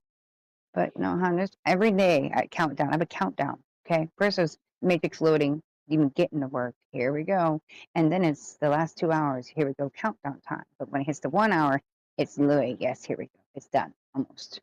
Oh, we all could do this, right? You're looking at the clock. Oh, come on, come on, come on. Especially when it's 10-hour days. 12, 13. Yeah, my other part of the formula is like, you know, people say, well, what do you want to do for, you know, a living, or how do you want to make money? To do whatever's the most, do whatever makes you the most money. Like, you know, they'll say, well, you might not be happy doing this. The thing that's going to make your work experience different is not what you're doing or whatever. It's just the people. So you could be selling anything. It's just going to be the people that you're around and that you work with that make it better at any job. Yeah. That's what I tell my employees all the time, honey. And I'm training my staff and everything. It's the kitchen and the atmosphere is what makes everything. Our regulars come in every day because you're saying, good morning, how are you? They don't really care about that coffee. That's not the greatest coffee in the world. They can go to other places. They can get better food. But they're coming there for what you're also providing them. And also the kitchen. You work so often, guys. This is your second family. So if you're not vibing out and having a good time, you're not happy there. Trying to be in some way. You're going to be miserable for the rest of your life. Then you got to find peace in that job. We're just got to get along some way. Yeah, so that, I mean, in my opinion, that opens up like what you could do for work or what you should do for work. You could, you know, because it's really just about, you know, who you're working with, you know, not about what you're doing. Be careful working with family. I'm gonna warn you, I've done it. Some family you cannot work for. It's always a clash. Always. Yeah, family's always like, oh, you don't appreciate me enough, all the shit I do for you, and then they'll try to take advantage or whatever. Yeah, it's always something with the family. You question your hours, you question this, and you're questioning your family. You're not just questioning your job. You know what I'm saying? It goes. Sometimes you take stuff home too, instead of leaving it at the workplace. It's difficult. I was a boss of my best friend of 30 years for a little while and training her. And there was a moment in the kitchen where I had to correct her, and she didn't like it at all. And we had to talk about it later, and she apologized. And we had to find our own little thing where I go, okay, look, when you're out of line, you know you are, you're about to get crazy. I'm just going to go call your mom. Call your mom. And so we all started doing that. And she go, okay, you're right. Because I had to explain to her, this is not me being your friend right now. No offense. I have to be your boss. And other people are watching. If I allow you to do something, I'm gonna have to allow them to do that. I can't do it. So it's difficult, but you learn the process if it's the right person. You can work with some people. My best friend, we worked beautifully together after that. That's not a bad idea. Maybe I don't want your emergency contact. Like when if I just want your mom's number. And if you fuck around, I'm calling your mom. Call your mom. I know her mom like really well too, right? So, and she knows mine. I said 30 years. She lived in my house too. So it's Hello, Miss Martinez. I know we never spoke before, but your daughter Julia she's late again. She's out of line. What's going on here? You raise her this way? I don't think so. I don't think so. Works pretty good. I find my ways around management, trying to make everybody happy and have a good time though. You have to, like you just said, laughter's key at work and everything keeps you going. If not, nobody wants to freaking be there, including me. That's what I tell them. You think I won't be here? Let's go, guys.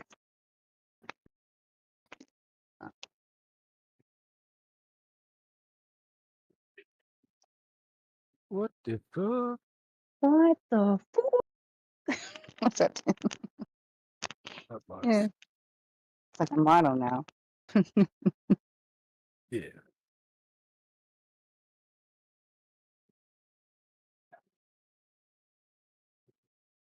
Yeah, that's part. I mean, I guess I could make it more interesting. That's part of the reason why it's so hard to sell the flat Earth and so easy to sell the globe, because the globe has all these little fantasy stories, happy aliens, sexy aliens, new worlds. And flat Earth is like that, dude. You get what you got is what you got. You're done. You get nothing else. What you see is what you get. That's perfect. No thanks. And your fantasy balls over here, guys. Everywhere. Yeah, they want that experience. They want that atmosphere. I'm just laughing in my head thinking about Professor Phil yesterday. Told me on flat Earth, Stacey, that means you're gonna just walk and run into stars everywhere. Fly into them. Okay, Professor Phil, I got you. You'd have to. All right. I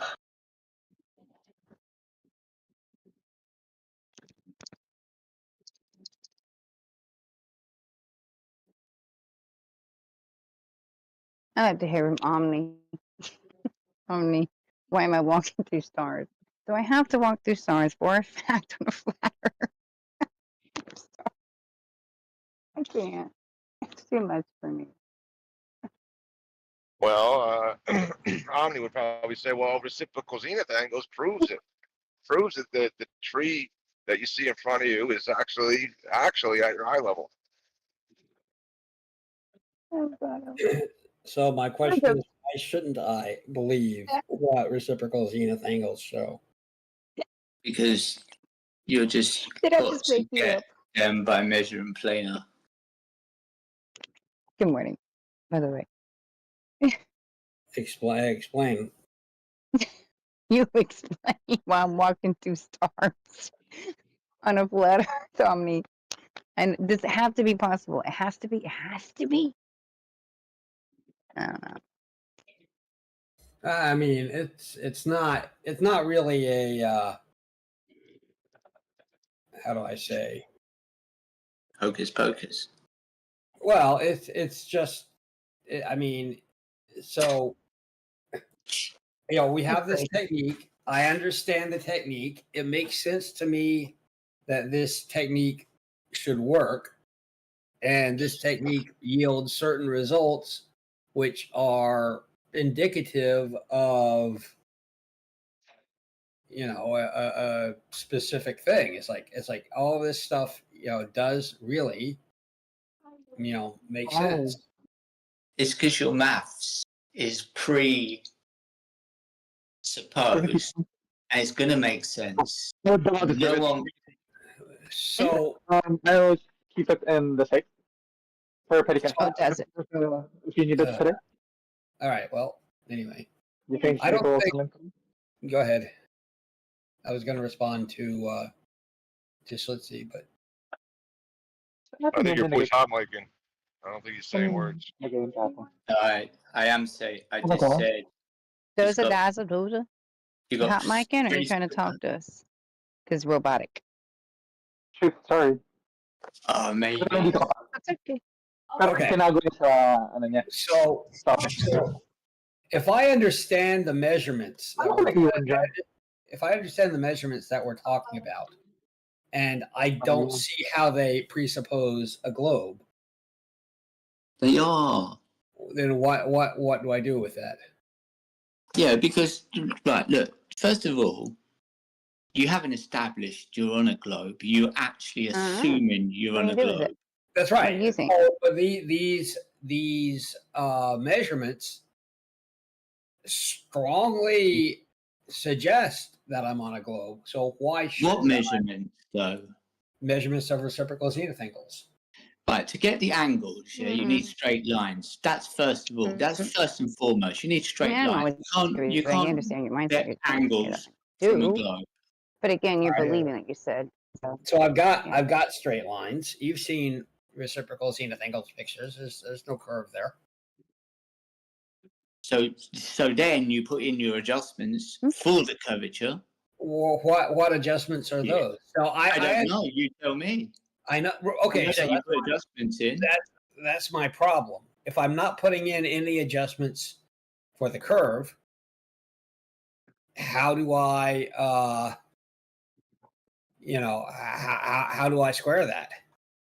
I tell you what you're doing then. You're using like a globe geometry. Yeah, if your plumb line is like you're using 1 or 15 arc seconds different than the other plumb line 15 miles away, then needs to be a couple of questions answered as to if you're approximately at the same altitude and you cancel out refraction to the best ability that you can, and the measurements of those You don't have a problem with refraction. With reciprocal zenith angles, you can calculate refraction, but you don't have to adjust. How do you calculate refraction then? How do you calculate refraction? Why?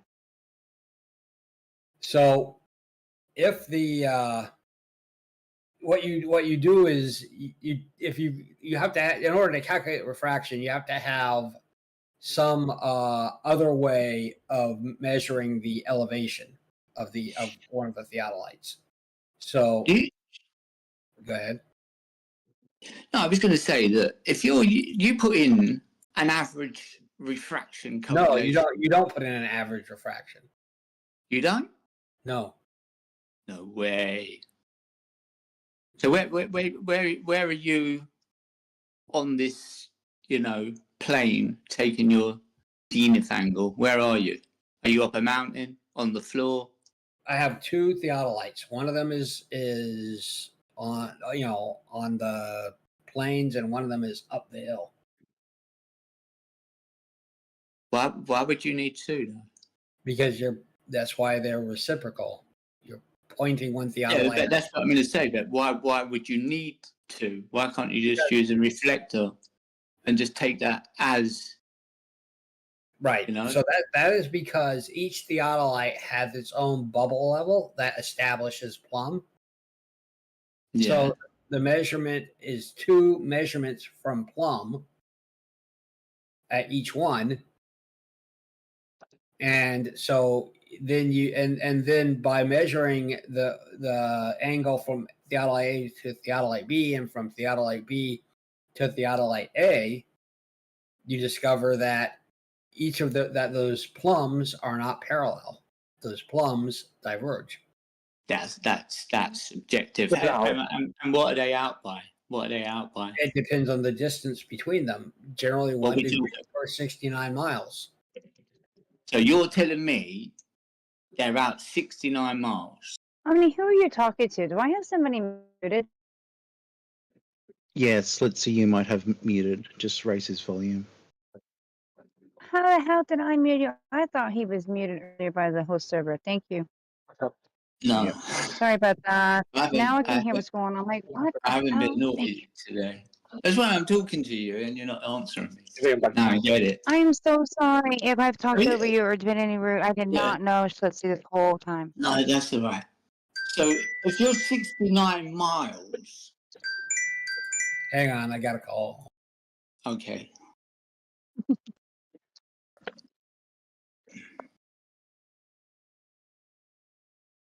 69 miles. That's that's 3,000. That's 3,000 feet of vertical drop on a globe. You imagine though, if the plum is out by 69 miles, imagine how that building is. 3,000. It should be 3,000 miles. So I'm back. So it's 1 degree per 69 miles. Okay. So let's say I'm half a degree. I'm half a mile Well, away. say 60 miles. Say let's say it's 60 miles, and then you're half a degree. It's 30. 30. Right, but I can. The theodolite is accurate to 1 or 2 arc seconds. Well, depending on what it is, you can get less, but obviously you need to put your hand in your pocket and dig deep and buy something expensive. Yeah, they do. I mean, so let's say that I'm. If you're doing mapping though, why you're going to have that machine. So I don't know how you can think that you're going to. And how far is your shop? So like you've got one up a mountain, you've got one on the ground. I could do it from like 4 miles away, or I could do it. Why would you do it 4 miles? What do you think you're achieving by doing something 4 miles? Well, I get a degree of angular difference that is well over. Yeah, I tell you, you're going to get a degree of angular difference because that's not an accurate way to take a measurement. If you had a light, you can't go around shooting theodolite 3-4 miles away. That's ridiculous.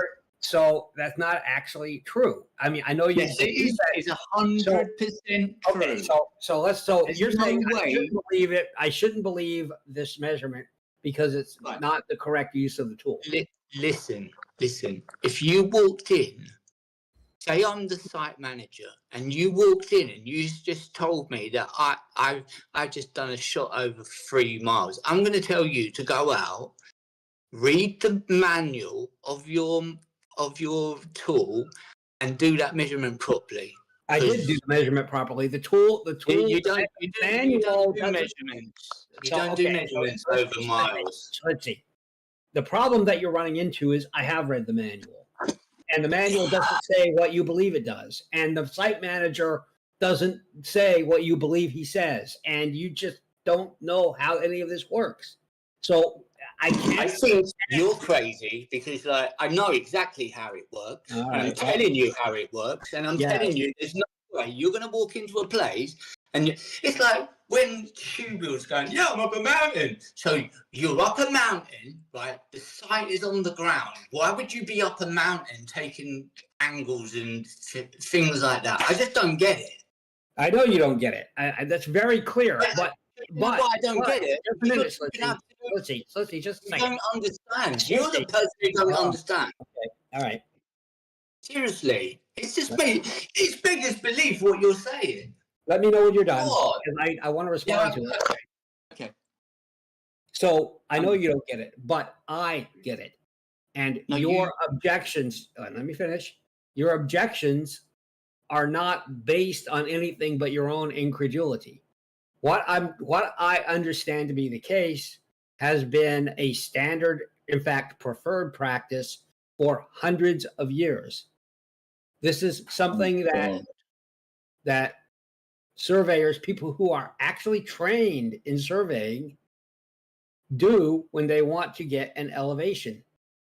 Now, it is required that you get 2 theodolites, one at the point you want to take the elevation to and one at a different point. It could be from 2 mountain peaks, but the point that the other one is at, you have to know the elevation of it. So, when this is done, this until the age of GPS, this is the preferred way to get elevations. Okay. Now I need you to understand this. If you don't think that this is the preferred way to get elevations, and that this is what the manual tells you to do, not, you know, the training tells you to do with the theodolites. This is really a thing that they are trained to do and has been the best practice. If you don't know what that term means, it means it's what you want. So it's telling you to go if you out and don't, use wait, these that's what I'm almost done. If you don't understand that, then we can't have a conversation. But I also can't take your incredulity as a reason for me not to believe the measures.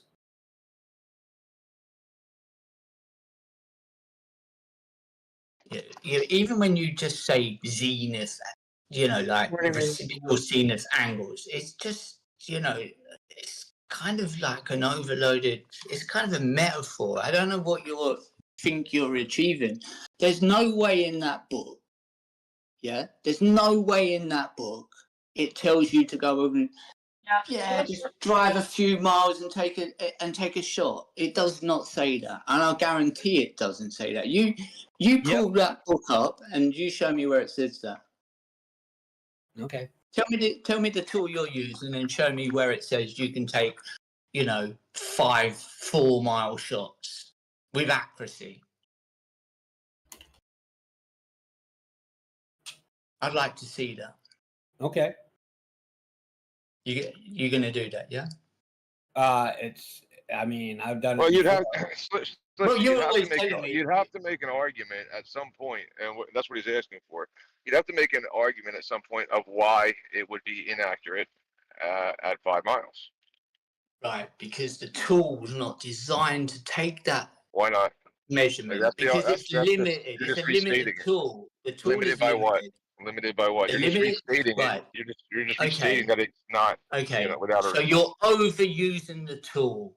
You know, like maybe 500 meters is the maximum you want to be taking for accuracy. Why is it accurate? Why is it accurate at 500 meters? That's the part that's the argument part that you're missing. Because there's less refraction. There's less going on. There's a whole lot of things. There's no. Slitsy, you have access to the Wild T2 manual. So I don't care about the Wild T2. I'm talking about, you're sort of telling me, we're not talking about the Wild T2. We're talking about, he's talking about zenith reciprocal or whatever angles, and you're telling me there's a difference of 69 kilometers, 1 arc second. I gave you a quote. I'm not telling you that I need to do 69 miles. I mean, you could. That would be a lot. You told me you done 4 miles. You told me you done 4 miles. Well, here we have over 5 kilometers. So I just put a link in there. So let's see. This is not. You know, I'm searching for the you know, specific things, but the fact that you don't know this is not a reason for me to take you seriously. Right. The tool is accurate. You know, not correct. You gotta be under around 300 to 500 meters for pure accuracy. Anything over that, then it's not true. You know, you're opening yourself up for, you know, miscalculation because you're overusing the tool. No, you're not. Look at this is for precise measurements. Good Lord, man! You know you can't show me where it says you can't. Show me where it says you can, and it doesn't. I did. I'm posting stuff in the chat right now. Okay, let me have a look. Let me have a look at your posting your stuff in the chat. Yeah, let's have a look at that. The laser on a total station is good for a couple of kilometers, for fuck's sake. Yeah, but that's even the laser. I don't need the laser. Right. That's why. Exactly. That's why I know you don't. That's why any surveyor will go out and do maybe 500 maximum. So why would he's trying to tell you there's a limit of 500 meters or some bullshit. I'm telling you the total stations come with lasers that are accurate out to 2 kilometers. Excuse me. That's not true, and you know that's not true. No, that is true. No, it isn't true. Absolutely. No, it isn't true. It There's no absolutely way is. that I'll post surveyors a go out. spec sheet on a Like, look, Topcon that doesn't surveyors show it to do you. not go out. You see him in like whenever you see him there. Oh, they've got a theodolite set up there. They've got one set up there. He's putting the stud in the floor. Oh, that's my marker. Then they go off again. He's got his little wheel. He's like walking along another 500 meters because they're doing it properly. So why would they waste their time? Why would they waste their time doing? Apparently, you don't know 300 anything meters, about total 500 stations. So let's see. I just total bullshit. I posted a precise leveling crossing a river at 5 miles using reciprocal zenith angles. I posted something from NOAA about how they use reciprocal zenith angles at distance, and I posted a basic surveying theory final exam page that talks about using reciprocal zenith angles and does not. So you didn't do anything from the manual. These are just like personal, subjective, like admissions. Yeah. These are you can take a look at them. One's a white Okay. paper, one's guidance from NOAA, and one of them is from a final exam. Who's NOAA? Who's NOAA? What, the guy on the ark? No, they're the dudes that fake the weather globe. I've asked you, show me the manual where it says that, and you've given me everything other than the manual that shows that. No, the manual doesn't say anything about range triangles. It doesn't have. It doesn't say you can't do it. It doesn't have to say you can. You've looked through the manual hardcore. I know you have. I'm not talking about. Let's forget about. Hold on a second. Right. I'm going to say this. You asked Schubel for what tool he used. He gave you the exact tool. You went and desperately got the manual, looking so hard for something in there that would say you couldn't do it. And I know you couldn't find it. So then you came back and you said, "Well, I got a thing that says that it could be accurate to 1 or 2 arc seconds." And I pointed out to you only to 1 or 2 arc seconds that in 1 degree there are 3,600 arc seconds. So if you're when that tool was being used for the celestial, why did they pull it and said it wasn't accurate? They didn't do that. Yes, they did. I sent you the document. You know that I did, and you saw it yourself. It 100% said that. Okay. Well, nope. No. Okay. So now you're just gonna lie because I can pull that document back up if you want. Go ahead and it clearly said when they were mapping, they discontinued using it because it was inaccurate. Go ahead and pull it. Show me. Oh my God! Are you really going to make me do that? Oh yes, I am. Yes. Oh well, I tell you what, right? I got it. I send it to you in a message. So yeah, I got the link. I sent it in the message, and I don't see where it says that. What? Where it was pulled because it was inaccurate? Yes. Okay, so I get I'll get the document again. It seems more likely that a more accurate device. Can you change your name, please? Can you change your name?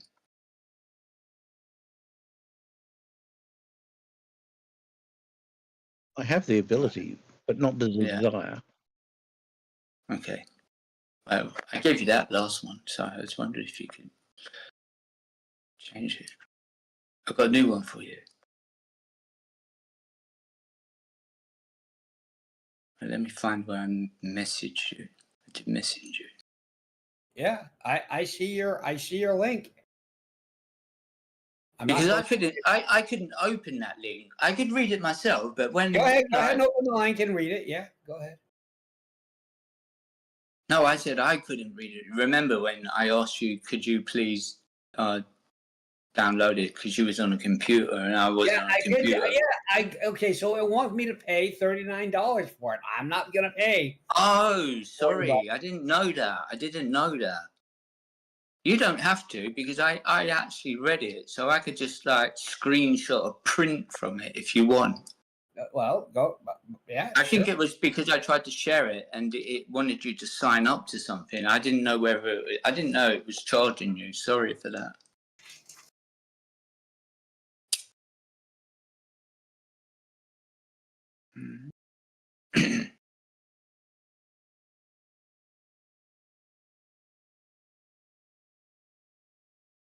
Okay. Let me just. Using the search tool for the text, inaccurate, I haven't found that word in there. So your claim about inaccuracy doesn't seem to reflect the document's content. Do you know what? The thing I'm not talking about is the wild T3. Yeah? I'm talking about any theodolite or any modern day total station. Any yeah? theodolite, the wild T2 is a theodolite. Yeah, Yeah, it's a but it's we're not talking about that. That's like a relic, yeah. So we were talking about we're in the modern day. Are we not in 2025? Or did someone take me back? Shoebill uses I think the Wild T3, which is like a 1950s piece of equipment, and it is super accurate and extremely well regarded. And yeah, it is terrestrial. I'm not. Slitsy, I have bad news for you. These measurements of reciprocal zenith angles don't have anything to do with the stars. They're not measuring to the sky. Okay. They're not measuring angles to stars. They're too. It's like you are overusing the tool. If you think you can just, I'm just going to take a 4-mile shot. Yes, that's insane. No wonder you've got like a little arc second. Because you most probably ain't even got an arc second because you can't measure that arc second because it most probably does at best an arc second. But maybe it's only it's. I don't know, you realize angles are not associated with distance, do you not? Angular accuracy doesn't make any distance. Doesn't make any difference. You are not going to accurately take a shot over that distance. There's no way you can think that. The accuracy of an arc second is an arc second. I don't care if you're a foot away or 1,000 miles away. An arc second is an arc second, for God's sakes. I 100% can.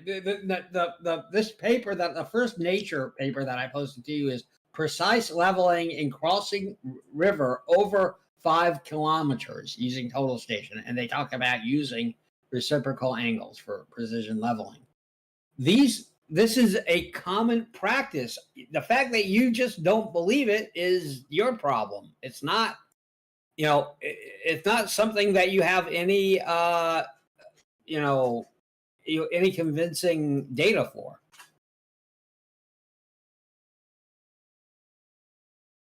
I'm sorry. You just don't go around taking 4-mile.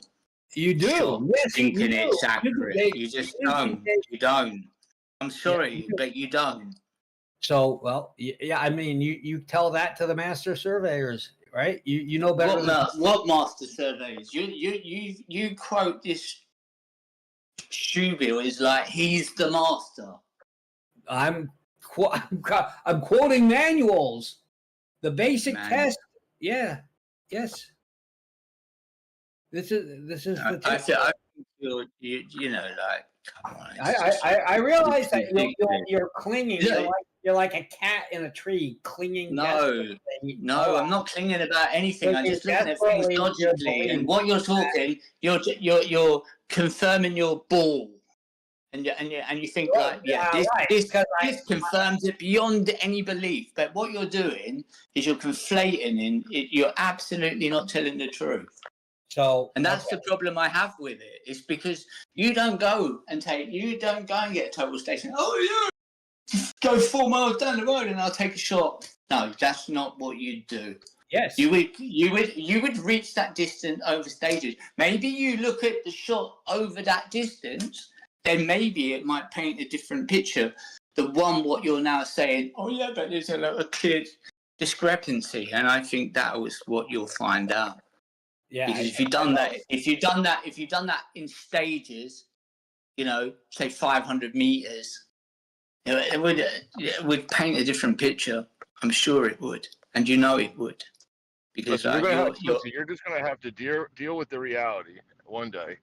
That when you look out into the distance through a theodolite, total station, or whatever, and you see that cloud touching the horizon, that cloud is, you're going to run into it if you were to just go straight. That's the truth. It's right there at your eye level. You're going to have to deal with that reality one day. I'm going to hit my head on the cloud. You're going to hit your head on the cloud. That's because Earth is a globe, and we all know this. That's the cloud. I'm going to put my. I'm going to. That's why you always, on construction sites, you wear a safety helmet. That is correct. Waterproof for a cloud safety hats. Yes. Especially if you got one of those. And now we're talking about we're walking into clouds. When the first question was Omni came as because of Professor Phil and me yesterday. I'm walking through stars. Stars and clouds, correct. Stars. Yeah, I'm not looking at stars or clouds, and this is no tank. I mean, I just don't. What do you mean you're not looking through clouds? No atmosphere day in a vacuum? Can't have high pressure next to a vacuum, Avi. Okay. We can have one pressure, like, I don't know, 14.7 psi, and a little bit later there'll be 14.6, and then 14.5, and then 14.4. It seems to be somewhat gradual. Don't try to save him. I'm just. Can you change your name, please? How about I change it to your mother's Schlitt? Can I change it to that? What's wrong with the name? What is your fucking problem, you fucking weird little cunt? You guys is I knew that would trigger you. Come on, yeah, man. I tell you what, right? It wouldn't trigger me because you wouldn't say that to my face, you fucking prick. So let's see. What fucking Australian There's fucking crazy people prisoner out here. cunt. Let's see. You don't even know. Don't play around. This is crazy. So let's see, man. Yeah, well, look, listen, are you not fucking listening to it? You're telling me, oh, don't say this, don't say that. Yeah. So I tried to be fucking kind of, what Slitzy my is mouth and not preparing in get triggered. advance And is this some little sort cunt of comes along and says insult something like that. that Are I you can fucking rename joking me? rename Fuck my you, you little Discord account prick. to. What are you let's doing? be real. Let's all calm What down. happened? Did Oblate really insult? Please. What? Oh, now I'm the one insulting. Fuck you. No. you fucking prick. Can I try and fix this, please? Let's see. Yeah. Listen, it was not right what he said. It was kind of like really wrong in a way, but it's funny. It was kind of funny, but not funny. So it was just one of those moments. Don't get upset to upset. Okay, maybe he was in the wrong in that moment, but you didn't really have to ask about his name. It's stupid to ask about his name. What's the username? Your suggestion you have, Mr. Schlitzy? Don't talk to me, please. That's what I was. So you had a username for me, but now you don't. Really Okay, simple, cool. really simple. Don't talk to me, please. You guys are Yeah, like, I didn't put a please on there. but like they're only kids sometimes. Don't talk to me. Don't talk. I see that stuff too. Can you change your name, Schlitzy?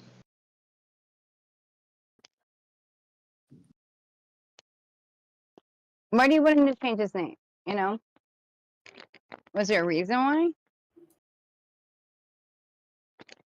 Oh, you ain't talking to me now either? I see how it is around here. This is shite. Yeah. So I used to just be Oblate user, and I was trying to describe altitude and depth by hanging an anvil from a string. And Slitsy said you can't hang an anvil from a string. But if you've ever worked with jewellery to blacksmithing, there are various sizes of anvils ranging from 5 pounds all the way up to like 180 pounds. And I think I'm capable of holding in one hand 30 to 40 pounds. So I think holding an anvil by a rope is quite good, but he thought it was impossible. So we joked about that alleged impossibility for holding an anvil in one hand. And in honor of that conversation, that's how I got from Oblate user to Oblate anvil. So Slitzily is partially responsible for my current name. You should feel respected, but at the same time, you were kind of like going, ha ha ha. But just see who cares. Listen, I do this shit too to my own friends, right? As long as it's like, the people are, come on, they give shit all the time. And we joke about it. We have names. It's funny. Who cares? I think it's kind of great. I did overstep the line, Slits, and I'm remorseful, and I will endeavour not to stoop that low again. Yeah, that was nice. Yeah, well, your mom stooped that low for me before. So. She did. She slept with my dad.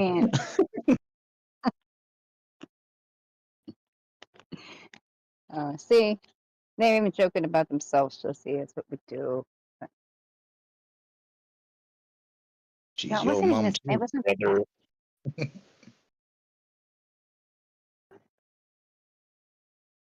I don't know, I grew up in the era of the mama jokes. The mama jokes were everywhere when I was a teenager. Your mama. What? It's so interesting how different dad jokes are to your mama jokes. Yeah.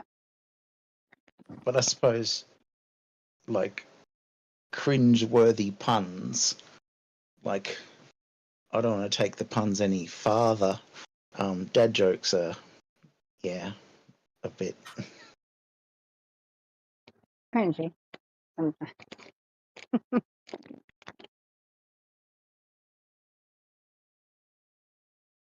Man, they're not even cringy. Dad jokes are they're kind of funny. Just a little lame, some of them.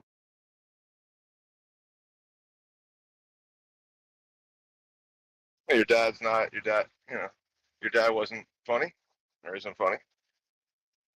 Dude, my dad was Like hilarious. every Well, dad, I'm so funny. it's the responsibility to make jokes and to be a magician. That's every dad's job. That's right, and then make money. That's it.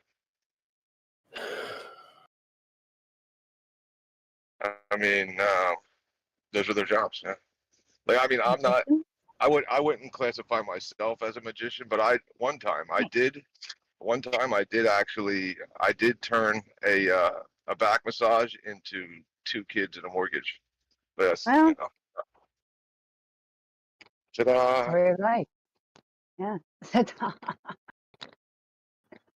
I guess you can call it magic. My dad was very magical. I'd be like, Dad, give me some money. Please get some money. Please buy $10. I ain't got no money. I'm like, I know you got money in that stock, so I'm ripping that bitch. Like, and he thought I was top. There you go. Magic. Fine.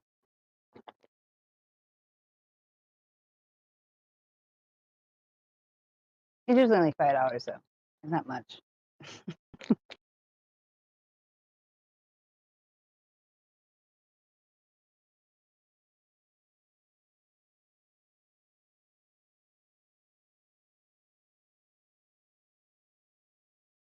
No thanks to your dad didn't make you work. My dad made me work my ass off. And my mom. No, we were like, it's not about making it. We were more of a fend for yourself type of family. Oh yeah, and I wanted to start fending for myself young. I started working at 11, had a bank account at 11 years old. Definitely. Girls might be different though. I was already babysitting. Those ages, babysitting was easier. And sometimes, seriously, I was babysitting 5 kids when I was 13. At the end, it was over $1,000 when I was doing that. I'll tell you this, everybody has that dream, like that fantasy about like sleeping with the babysitter. Like, No, you know what I mean? no, that's not where I was going, y'all. So That's everybody's dream. Like even me, I actually accomplished that dream once. For all, need to see some. But the thing is, I was the babysitter. So I fucked that joke up. I couldn't remember how to present Oh it. no, you didn't. That's the second time I spit coffee today. It's not funny. The first time was through my nose though. It is interesting, like when you're a younger lad and they go, "Oh yeah, we've hired someone to take care of you tonight," and they're like, "Oh yeah, cool. I'm this bubbly young thing," and they're only like when you're that young, like twice your age. So that, like you could be like 7 and they're 14, and then you go, "Oh, something's happening." What? This is why you need to respect the rule. A person who's raised right to do that. My Okay, only seriously. babysitter as a kid was like an old Yugoslavian lady. So I didn't really have a crush on her. She made really good Alfredo pasta. So the key is Oh, if anyone's listening here is if you're a parent and a mother, you do not hire someone who looks pretty then. You hire someone who's older. Grandma. Okay, a grandmother. yeah, I can't remember how old I was or she was at the time, but let's say she was 16 and I needed a bit of assistance when I was 8. I was like, don't accidentally walk into the bathroom if it's not unlocked, okay? Because you might see something that's like a core memory. Yikes. So remember to lock the door if you're babysitting.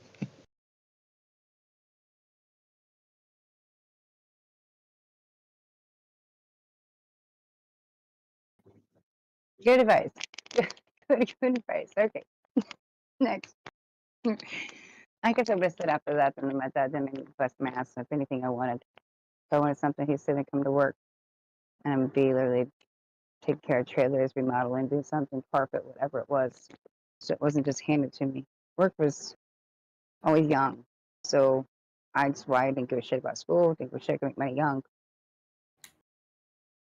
I think the joke goes something like, I lost my virginity babysitting, for the, or something like that. I can't remember how it goes. And then it's like, the punchline is, I was the babysitter.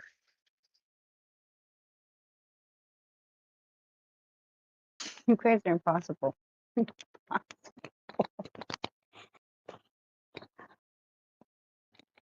Don't blame it on me, Lord. Forgive them for they know not what they do.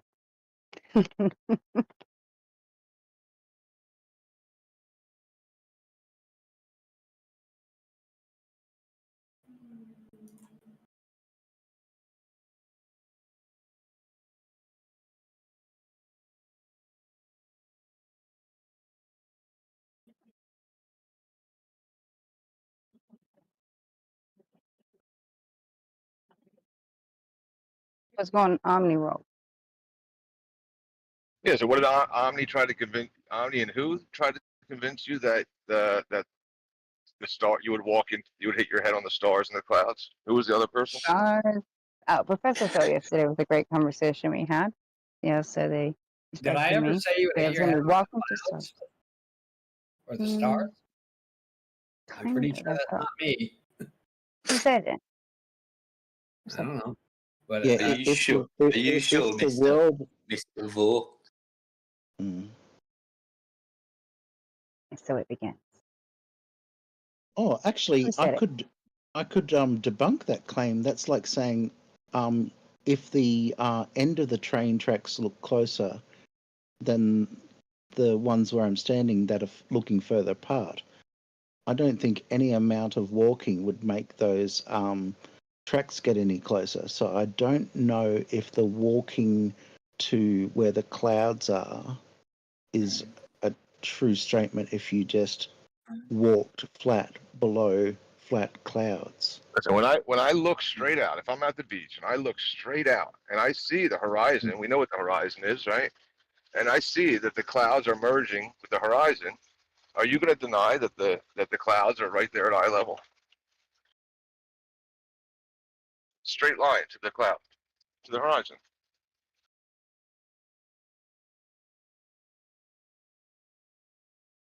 And if that straight line was just my head, if I could put it into some sort of video game and string it along that line, my head would hit the cloud.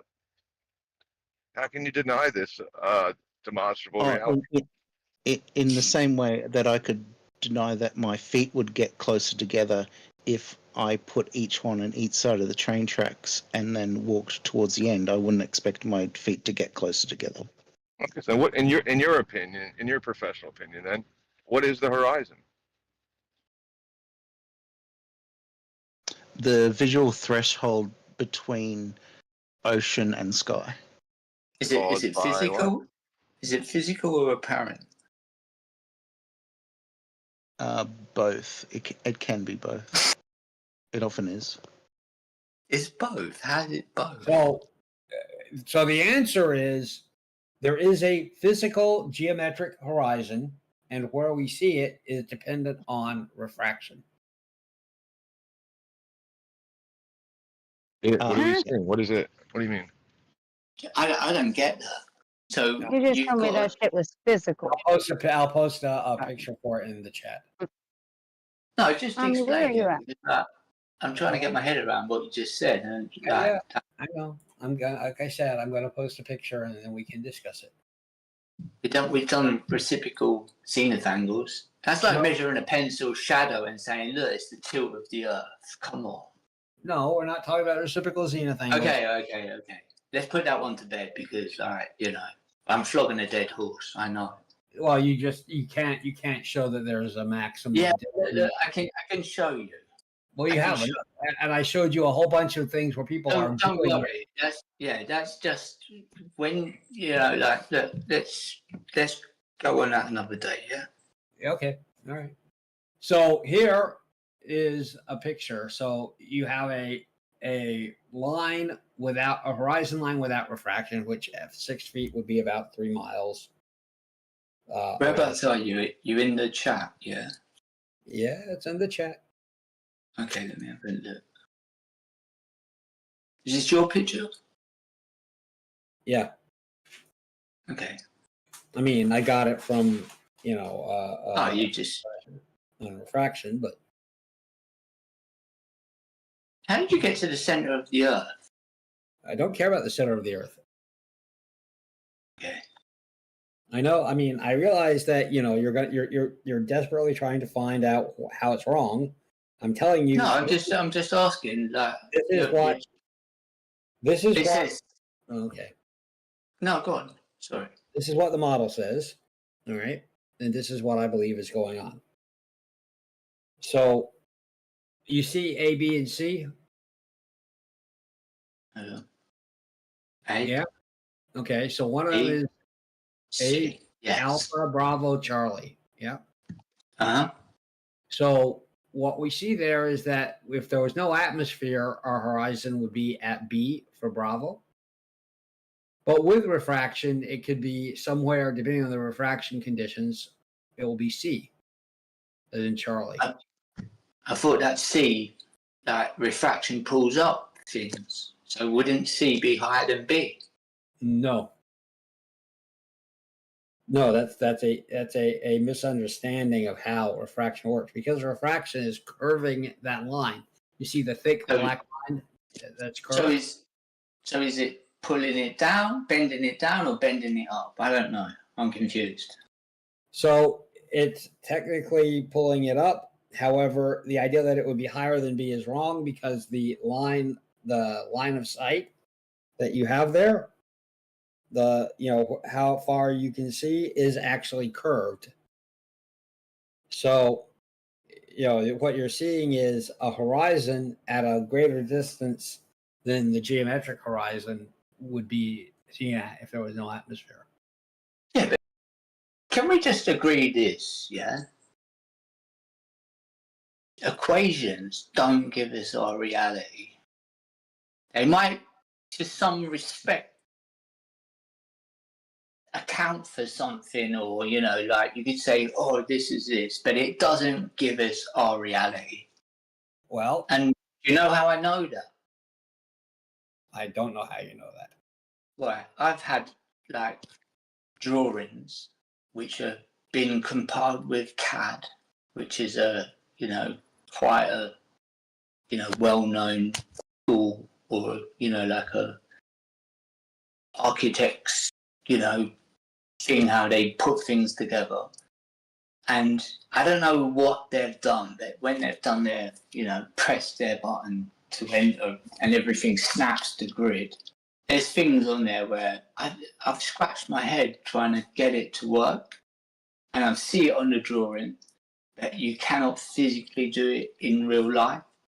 So that's how I know equations or calculations don't give us our reality, and maybe paint a different picture of reality. Okay. Well, what if I don't agree. I think, let me explain why I don't agree. Well, how have you ever got to the center of the Earth? That was a fair question, don't you think? I haven't gone to the center of the Earth, and I don't need to for this. Well, why have you got a drawing which says in big bold letters the center of the Earth? Because what that is show you, do you understand what this is trying to show you? Yeah, he's trying to say that you've gone to the center of the Earth and you know the distance from the center of the Earth to the no edge of the ball. So what it's saying is this is the model. This is the globe model. No, it says it's definitely saying the center of the Earth. It doesn't say globe model anywhere on that drawing. Okay, okay. I mean, like I said, if this is over your head, it's over your head. Well, it's not over my head, is it? I'm reading exactly what's on the paper. I just asked a simple question. How did you get to the center of the Earth? I didn't. So you know that your calculation is correct, which you're trying to portray now, even though it's not your even though it's not your calculation. All right. Well, like I said, there is a physical geometric horizon, and where we see it depends on refraction, and that is what this picture is trying to convince. Because you were like, I don't get it. I don't understand the words coming out of your mouth. No, I don't. It's not about me getting it. It's about you understanding what you're trying to come out with this picture. Yeah. That's why I know it's not your picture. Okay.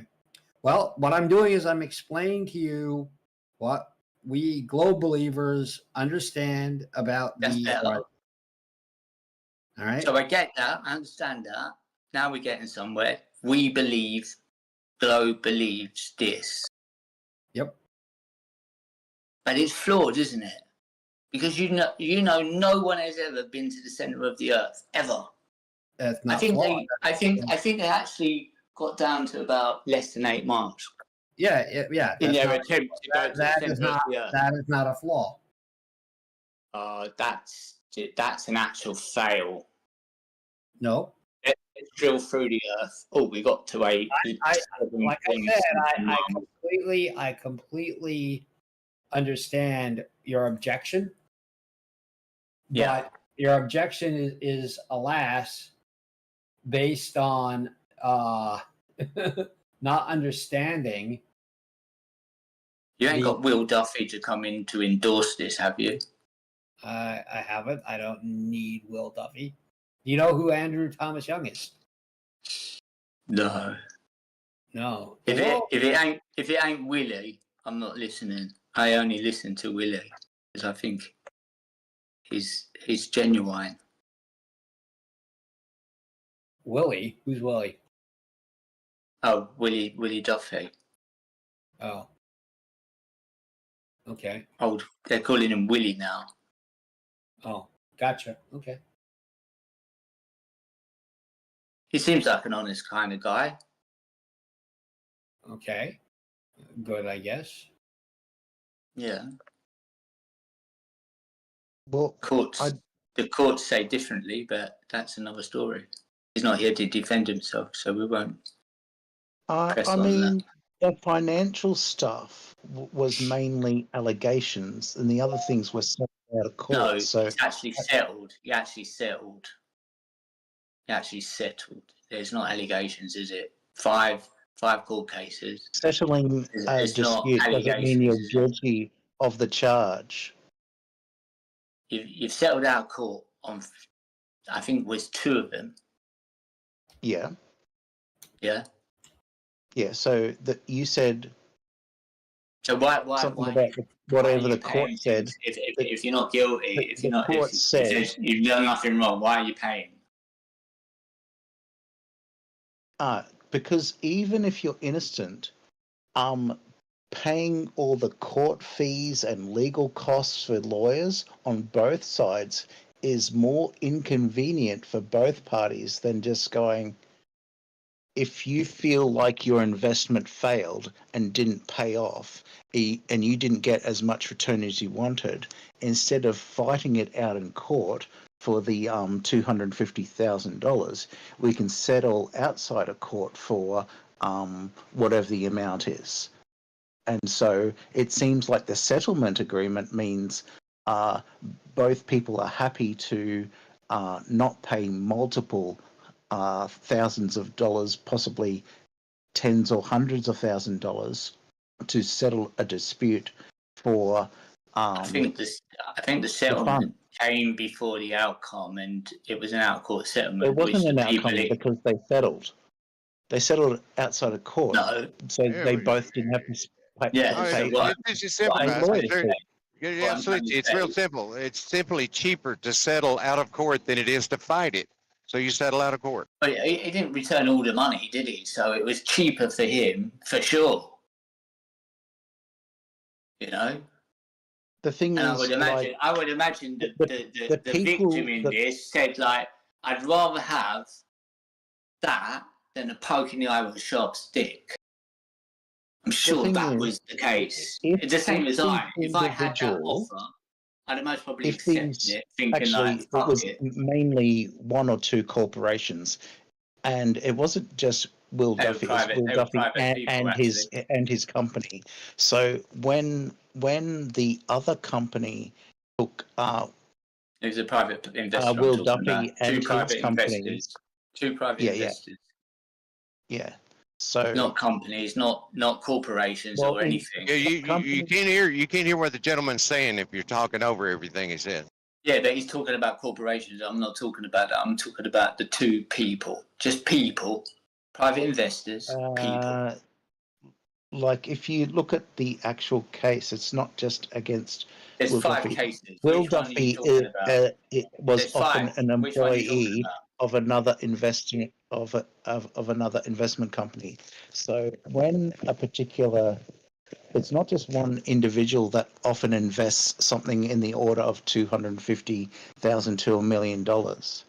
And so if they really, really thought it was worth fighting in the courts and spending 250 grand, they still would have got a return of their initial $1 million investment. So if they really, really thought Will Duffy actually did these things wrong, they could have pursued him and pursued him and pursued him in court, but they didn't do that.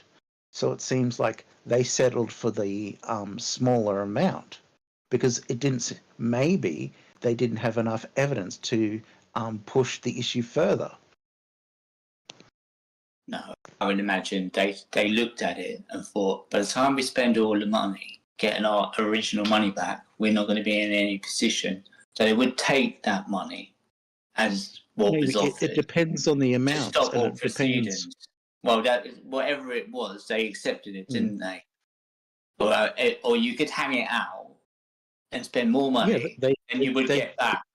They are within their legal right to battle it out. If the legal battle look, we don't know the ins and outs, so let's not talk about it because it's just ifs and buts and maybes. So I don't know about it. I just know that he's got 5 cases, 2 of them which I saw were private. There was no corporation, no business. It was just a private investor. So, I don't know. Right. I didn't know about the others, but I know there was 5 in total. Yeah. I don't know the ins and outs, so let's not talk about it. I don't know it, so how can we talk about it? I just think they're all basically the same. Well, regardless if Duffy is innocent or guilty of the alleged charges, the allegations, this doesn't change the shape of the Earth. So it seems like doing a deep dive into somebody's personal history is just like a strategy to ignore the evidence gathered. I pulled it up as a joke, and now you're going strategy on. to ignore the evidence gathered in Antarctica and Punta Arenas, and the You put it in Uranus if you want. I don't care. Punta Arenas is a city or town in Chile. Is it a city or a town? City or a town? Probably one of the two, either. I'm not too familiar with the area. Are you familiar with the area, Slitsy? No, I haven't been to Chile. Been to South America. Been to Argentina. The wrong side.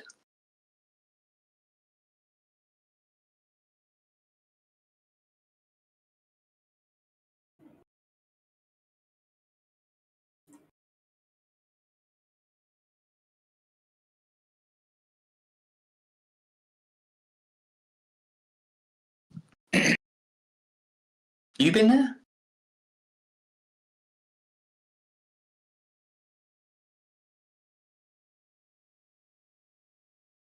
I have yet to be to Punta Arenas, which is, I think, their language for sandy point. I looked up the meaning of the word, so it was basically sandy point, Chile. Well, yeah. Arena is sand, and Punta is point. Is point. Yeah. Sandy point. Yeah. Yeah, I would imagine it's a city as well. I don't know. I'm just taking a guess. Yeah. So Me too. Like I wasn't 100% sure, so I said city or town because I wasn't 100% sure. So I was kind of hedging my bets. I'd imagine it's La Ciudad. That means the city.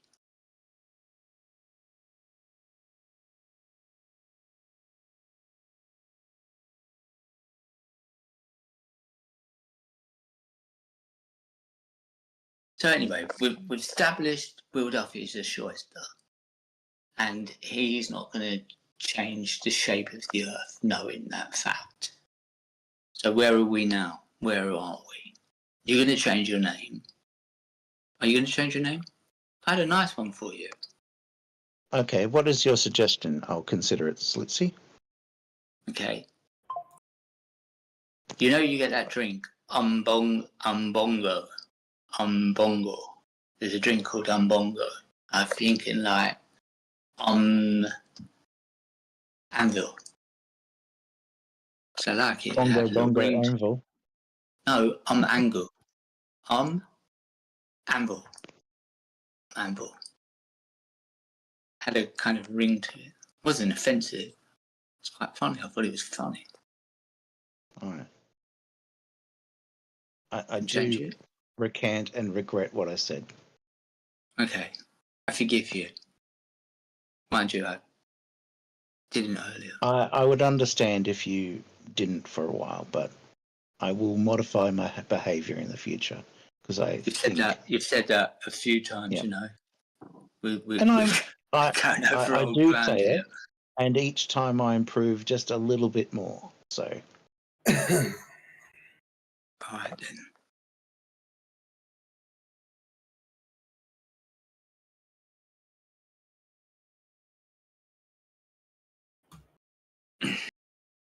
Well, it's still, I don't know.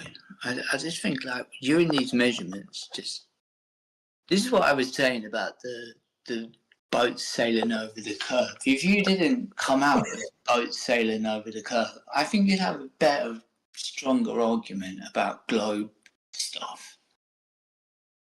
That's really weak. You've been listening to Asa, haven't you? No, I'll be honest with you. Ethan makes a very good point of it. He said he'd actually be on board. I wouldn't be on board with you, but I think you would have a stronger argument because people attack. I mean, it doesn't make sense. Yeah, but people attack the going over the curve. There's no one's going over the curve. I mean, it's a direct characteristic of the globe Earth. Why would we abandon it as an argument? Because that's not what's really happening. You've got an optical illusion going on. Well, okay, so why would we, if you and I disagree on that, you know, how would we resolve that? How would we know? You just say like, do you know what? We thought boats were going over the curve, but because it's what happens out at sea, with refraction and light and, you know, depending on the humidity and, you know, the air pressures and all that kind of stuff, the distortion, it isn't what we thought it was. So until we further investigate or, you know, try to work out what is going on, we'll just take that out. Like you took out Neptune, didn't you? You just said, like, oh, not Neptune, what's that planet? Pluto. 1 minute is a planet, next thing, boom, ah, Pluto. Shelve it. It's not a planet. Why did they take Pluto out? They decided it was too small to be a planet. Those fuckers. Motherfuckers. Nothing to do with sticking a Pluto on it. What was that? Nothing to do with sticking some image of a Pluto on there. Look. I don't know. I thought it was that. Maybe I'm wrong. It's weird though, isn't it? 1 minute, like, for years and years and years, you've got this planet called Pluto. Then all of a sudden, they just said, like, right, take it off. Who decided that? And where does that go to be decided? I'm pretty sure it was the Neptune Society of Neptune boosters who were like, all right, this is our chance. Neptune will be the final planet.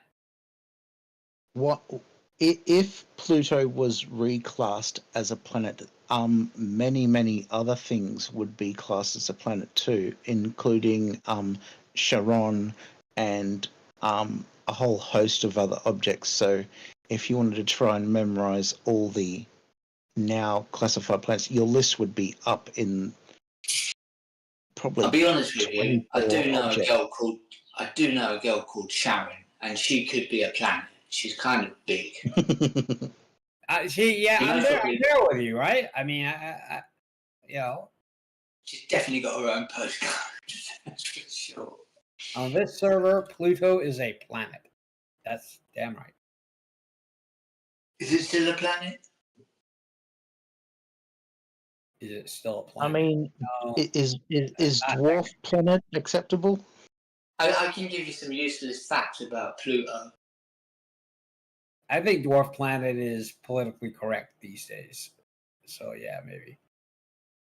The year before, there was a dog portrayed in the Mickey Mouse as it wasn't named Pluto, but that dog was the dog that come to be known as Pluto. So that was introduced in, say, 1 year. Then the next year they found Pluto. And then that year they called the dog in Mickey Mouse Pluto. Mad coincidence, I would imagine. So you know that they may have even gone back in time to make Pluto the god of the underworld instead of Hades. Is that possible? I mean, could they have arranged that? I'm not sure. But I don't think Pluto's very threatening, is he? He's not he's not a vicious dog. He's just kind of a dopey dog. Well, the god of the underworld was actually in Greek mythology an okay guy.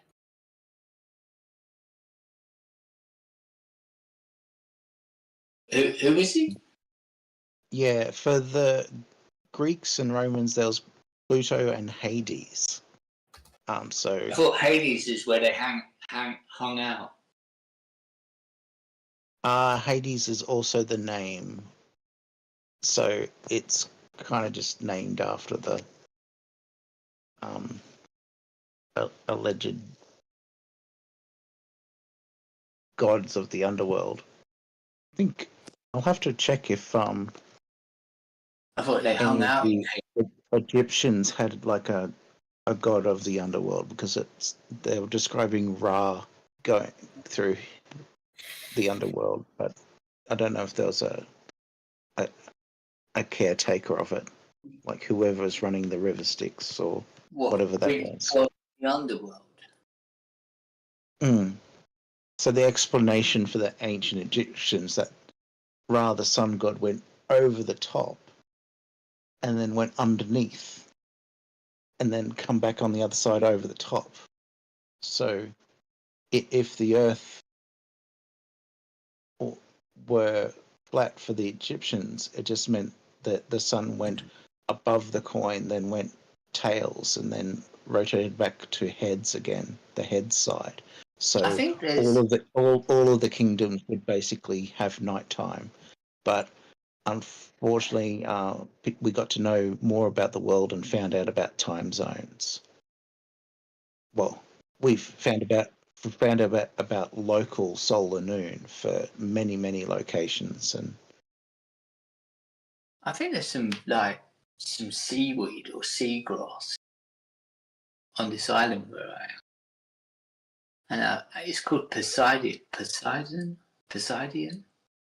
and I think that's possibly a Greek god. I don't know whether it's the underworld, but it's definitely. Osiris was the Egyptian god of the underworld. So. Oh, Egyptian. Yeah. So for the Romans, it was Pluto. For the Greeks, it was Hades, and for the Egyptians, it was Osiris. I used to watch a bit of Stargate, and then I just remembered.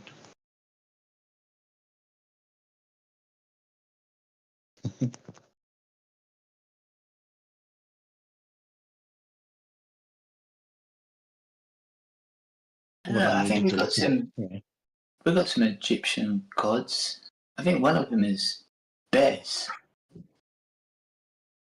There's a restaurant and it's called Bez, or it's a bar and it's called Bez, B-E-S, and that's one of the gods from the island, but it's Egyptian.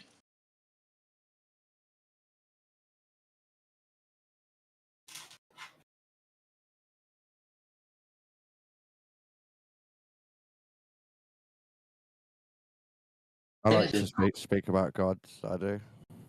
Yeah. Been blaspheming, Dawn. I like to see how each god matches up to other gods. You have a god of, like, they have a fight today, pitting against each other. Yeah, to the death. I like it. No, I mean, I like to say this god has got this qualities, and so has this god. So maybe it's the same god. Sounds like we need some trump cards for gods, yeah? Trump cards. Can you imagine it? They're great cards. They really are the best cards in the world. Yeah. But does the god of the underworld necessarily mean under, or can it be like, you know, like the dark web, and then you have the underworld? You know, it's the, you know what I mean? It's not necessarily under. It's just more the unrevealed. Hidden. Yeah, hidden instead of literally under. And then Osiris kind of sounded like it was Irish, yeah. Osiris.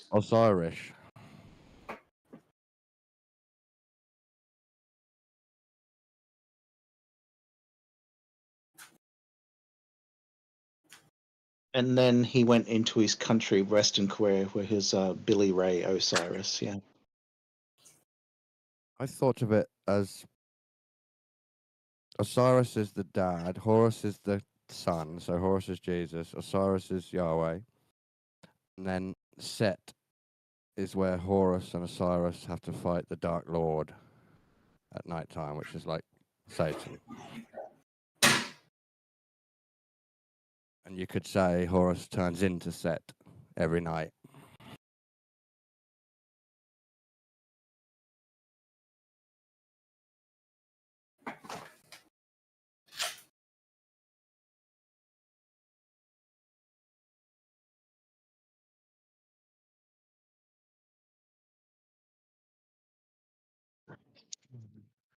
Is Horus closer to Taurus? As in, like, I always think that these things aren't just accidentally named, they're purposely named. A bit like in science and stuff. Probably not, because that sort of Taurus thing is like that ring for the bull's nose, and there might be a linguistic link to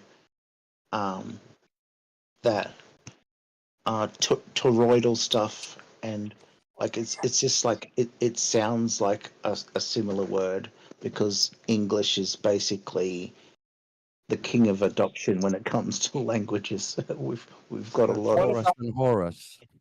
What about a horoscope? Yeah, that's definitely from Horus. I like the fact that Taurus sounds similar to Horus. It is interesting. Oh yeah, not everybody used the 26 letter alphabet. It probably was broken up into 4, you know, and something like that. TH, and then you've got Horus. Yeah, but we all should know that T is interchangeable with D in certain languages. So like kind of taking it as it is, a H is like a tall N or something like that. But anyway, the point being is that I'm always fascinated as to how we come about like words like ether. Like, where did we get this word ether from? It must have been developed from 2 other words. it was from etherical, like it was like No, I was just about to say that, but etherical must have come from ether. Yeah, but etherical is like an old terminology. Like my father-in-law still uses that word, Of and the ether. Etherical of the ether. So ether must have come first.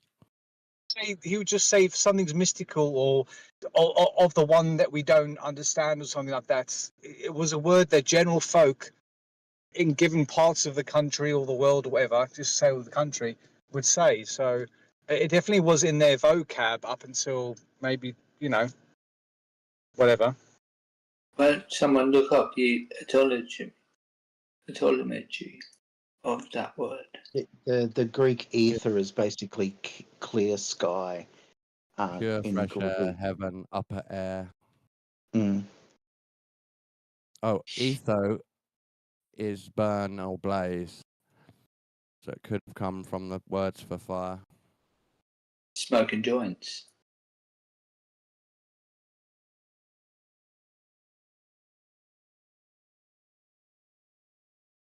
I Kind of wonder link how. the fire gods and the air gods together with Oh, that would make sense if you were to heat up something and it raise up higher. So that could be like an evaporation or a heat dispersion into the upper air. So that So the process of etho goes into the aether. Mm.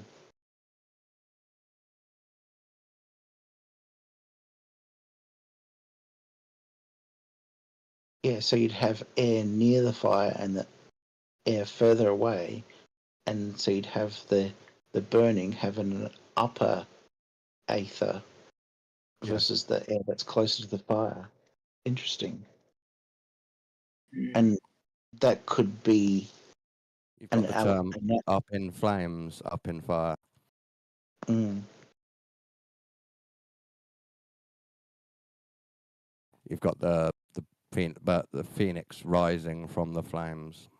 And that comes into the realm of like ascending, even like going up into a heaven. Yeah. Every candle flame is ascending.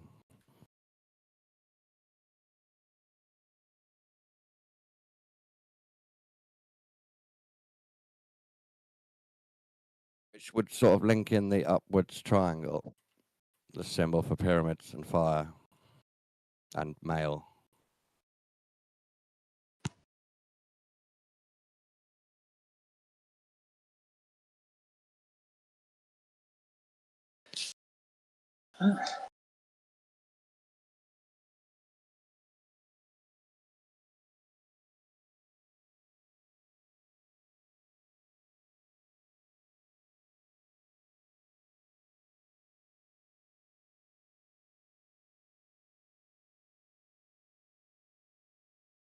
we spent like an hour bleeding my new brakes, which means pumping fluid in so that you bleed them of air.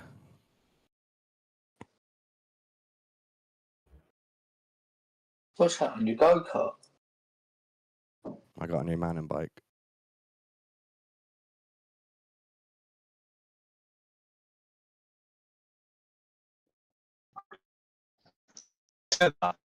Even now, bike thieves are salivating. Does it go up mountains? No, it goes down mountains.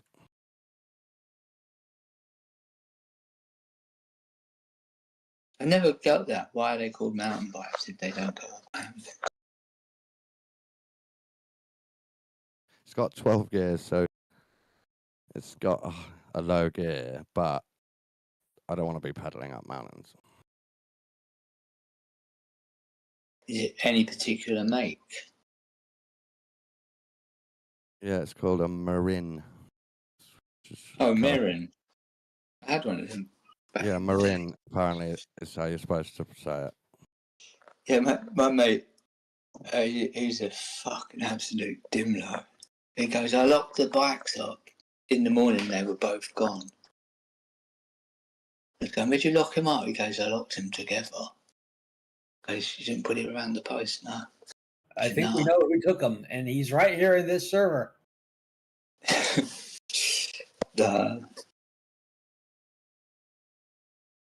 Wasn't me, that's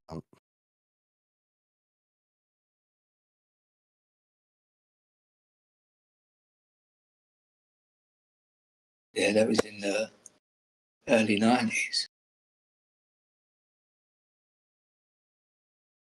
They were about 1 week old, can you believe it?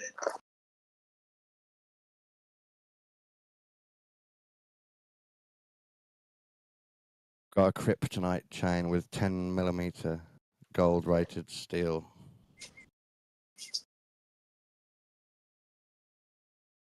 I don't know, one had a little bit of orange on it. It was all black. One had a little bit of orange, and the other one was a little bit, I think the one I had was a little bit of green on it. But like a matte black. I paid a lot of money for it as well, to be honest. They weren't cheap. So, they're not cheap now, are they? No, this was fucking 1,700 quid. Yeah, I was going to say, because when I bought mine, I'm sure it's the best part of $1,000. Oh, my mic should be better now.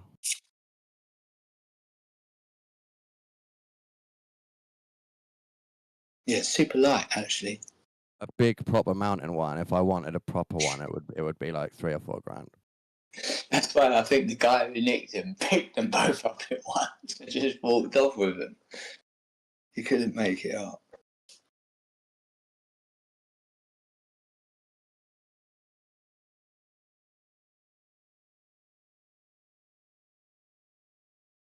This pina colada mix is quite thick. I don't know how much to put in. I'm going to put a double of rum in.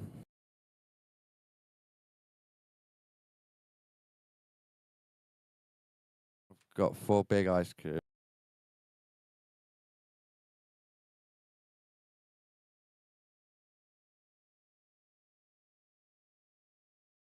You got one of those spherical ice cubes?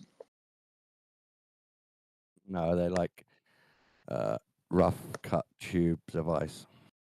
How come you ain't got the spherical ones? They're like super good. Yeah, my dad got some one Christmas.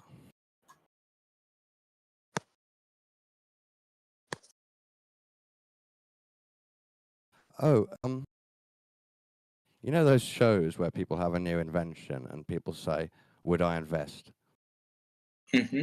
I remember watching one, and this guy's invention was spherical ice cubes, and they were like designer, perfect temperature, perfect consistency, perfect spherical ball. And the idea was you only needed one in each drink, and it was the perfect addition to any luxury drink. Mm-hmm.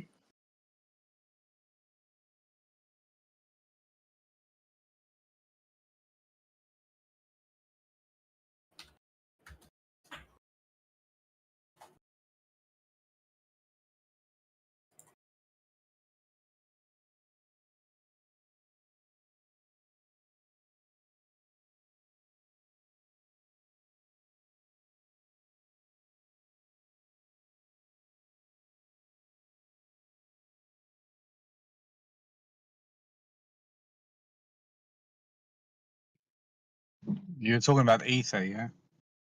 Like, if you think about all this stuff like oil, pollution, all these different things are up in our atmosphere, how thick of that is there?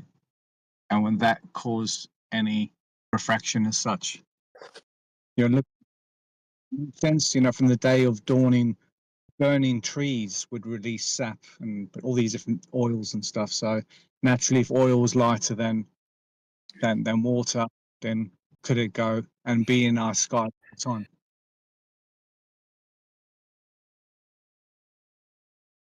Not quite sure I understand. How much oil is there up above us? Probably the simplest way of saying it. Think about all the petroleum that gets burnt, all the crude oil that gets burnt. Think about all the French fries we've made since whenever. All that stuff there just goes up. It's not like you touch everything and everything's greasy. Where does all the grease go? I'm not sure oil is heavier than water. I mean, lighter It's than weird, water. isn't it? It's weird though, because like you have a cooker hood, and that's like if you don't attend it well, it gets very greasy. Yeah, But but I it think it also just goes into the drains, doesn't it? no. I mean, if you think about your extractor zone, you're going to filter so much. The rest of it will go out. In industrial environments of any sort, from the maximum to the minimum, that stuff ain't touching your house. Your house is not sticky, so therefore, logic would think that in hotter areas the oil goes up and it gets to a point where it can't come back down again. So, could you be basically looking through? Could you be looking through oil? How much oil would you need, thickness, to make something look different? Now, I'll have a Perspex jug full of oil with a ladle in it. So the Perspex and the oil would refract it about an inch. Anyway, an inch being the top of the handle is an inch different because it's like, I don't know, 10, 15 centimeters high. The point being was that how much oil is there above us?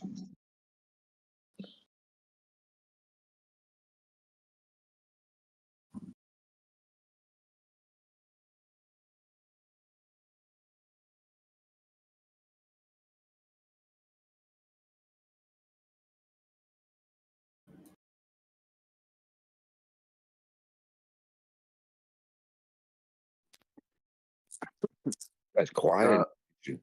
Well, ChatGPT says yes, there is some oil in the atmosphere, but it couldn't really tell me how much. There's what? It's oil above us, floating around above us. There's everything. Naturally, if the oil at higher altitudes and stuff like that is colder, it's going to be more dense. It's going to be more collective type of thing. A lot We're gonna more mine room. the air oil. Ask ChatGPT if there's oil in lava, or if oil makes the lava, the underground crude oil, and then the gas pockets that get lit, like a spark hits, or certain materials makes there's certain materials that when water hits them they spark and light up. Certain materials when air hits them they spark and light up. So underground we have all that shit going on, and like people act like they don't like realize that shit happens. So ask it if oil can turn into lava and be the crude bubbling fucking molt of lava coming up. Oil, hot oil, sand, glass, yeah, salt.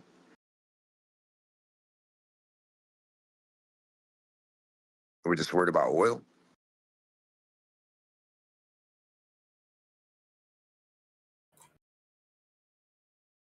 What is oil? That's the question. Oil comes from leaves, and the word plastic is from oil too, isn't it? Monosaccharide. I mean, like tree leaves, rubber tree plant, all this other shit, right? Like the leaves act like solar panels or plastic, or the material you're talking about, like the oily substance, right?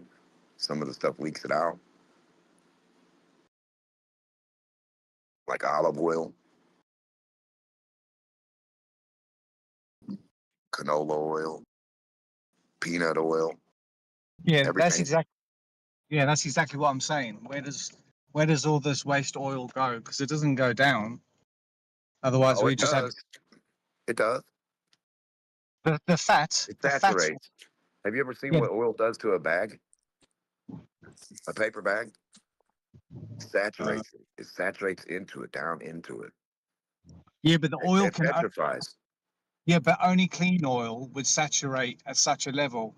But if the oil was dirty and full of contaminants, it wouldn't be It the would same dry level. out. It would start to It would, dry and turn to coal. yeah, yeah, yeah. But where do the fumes go? Where does the It evaporated would oil go? also turn to obsidian glass, anything dark black and like a powder. You know what I'm saying? Once oily shit dries out or gets like resin, drips on a table or something, and then it'll get like a hard substance and you could get it like Play-Doh and scrape it up.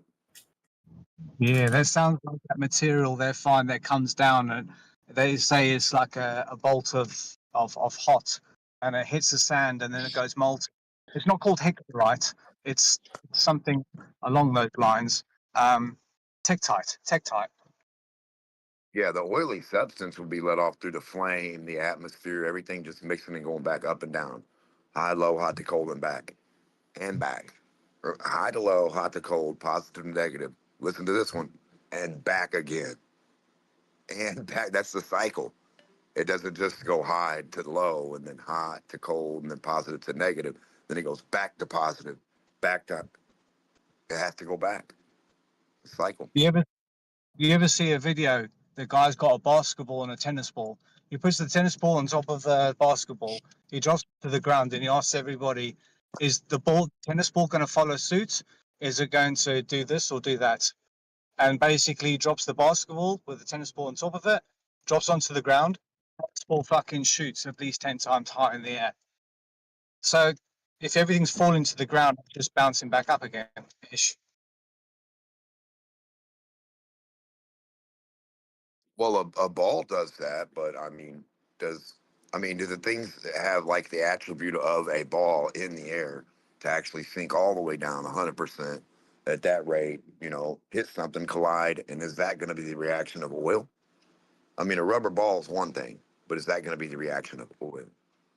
Well, if you've got an area that's polluted, it's going to repel what is something else. So I guess in Oh, ways you're just talking. electromagnetic and temperature, yeah. That's why certain No, particles, yeah, recycle up no, that like, way. no, like fairy liquid. Washing up liquid. The Yeah, no, ability of listen. what that. When you drop through the air, you're going to get an effect. All that air is going to condense as you fall through it. You're going to get a resistance or like an effect. Even though they say whatever, who cares about the goopy shit? You really get an effect, a kinetic energy exchange. The field of one thing and the field you create falling, you create something falling in the field. So it becomes an opposite, an equal or an opposite, like a magnet. Anything you drop in the air, anything you drop in the water will have that kind of effect. It's not that crazy that you're going to be like, oh my God, magnetism. No, they're going to run from it because it's just barely what you see, the idea of it. High to low, hot to cold, positive to negative. The exchange, same as a solar panel can fucking sit out and get the fucking shit. The same as oil repels water. They have a magnetic property to them. So if there's all kinds of water content in vapor and then oil, they're either going to repel or refine. That's it. Nature is going to either refine the shit or repel it from each other. Like mercury and gold, that's going to refine or repel. I don't know. It's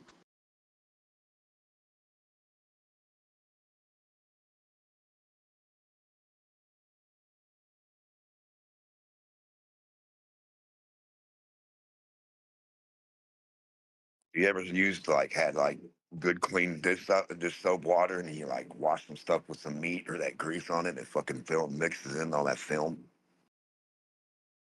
It's a film, so there might be a film of grease you're looking through the air too. Who knows? Encapsulated in something else. Like the fairy liquid encapsulates because the fairy liquid is the petroleum type of idea. There's a chemical thing, acids and all that shit. So Soap bubbles do rise.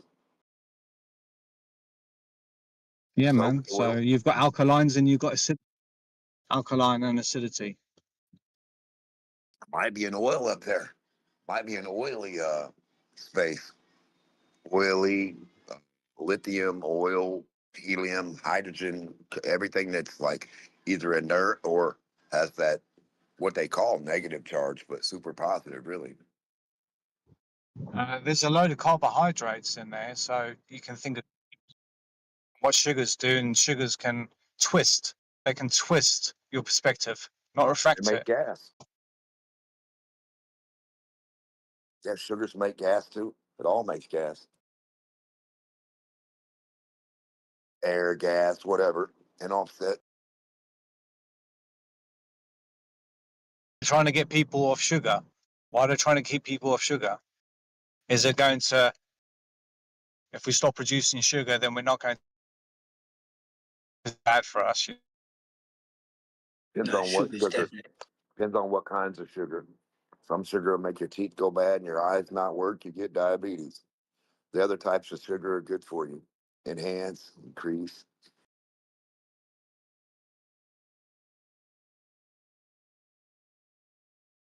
Some salts are good, some salts are bad.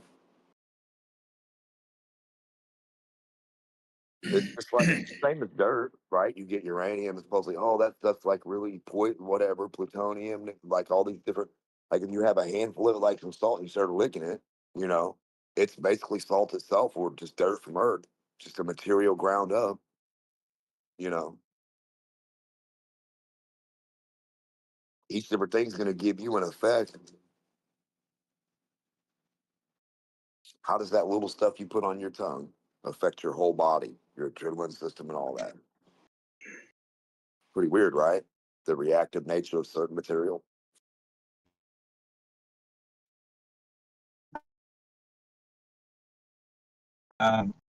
Aircraft carrier stuff. Robot. I'm saying if people take meth and they get crazy, right? Not to be stupid. Now, why don't they use meth for gasoline for an airplane or something? Wouldn't it make the airplane go like, wah? Straight lithium, baby? As a matter of fact, it would be like a big battery, wouldn't it? It'd be like, wah, straight go. That's what a battery is, huh? Made out of lithium and shit, and you just press the gas and that electricity. Zzz.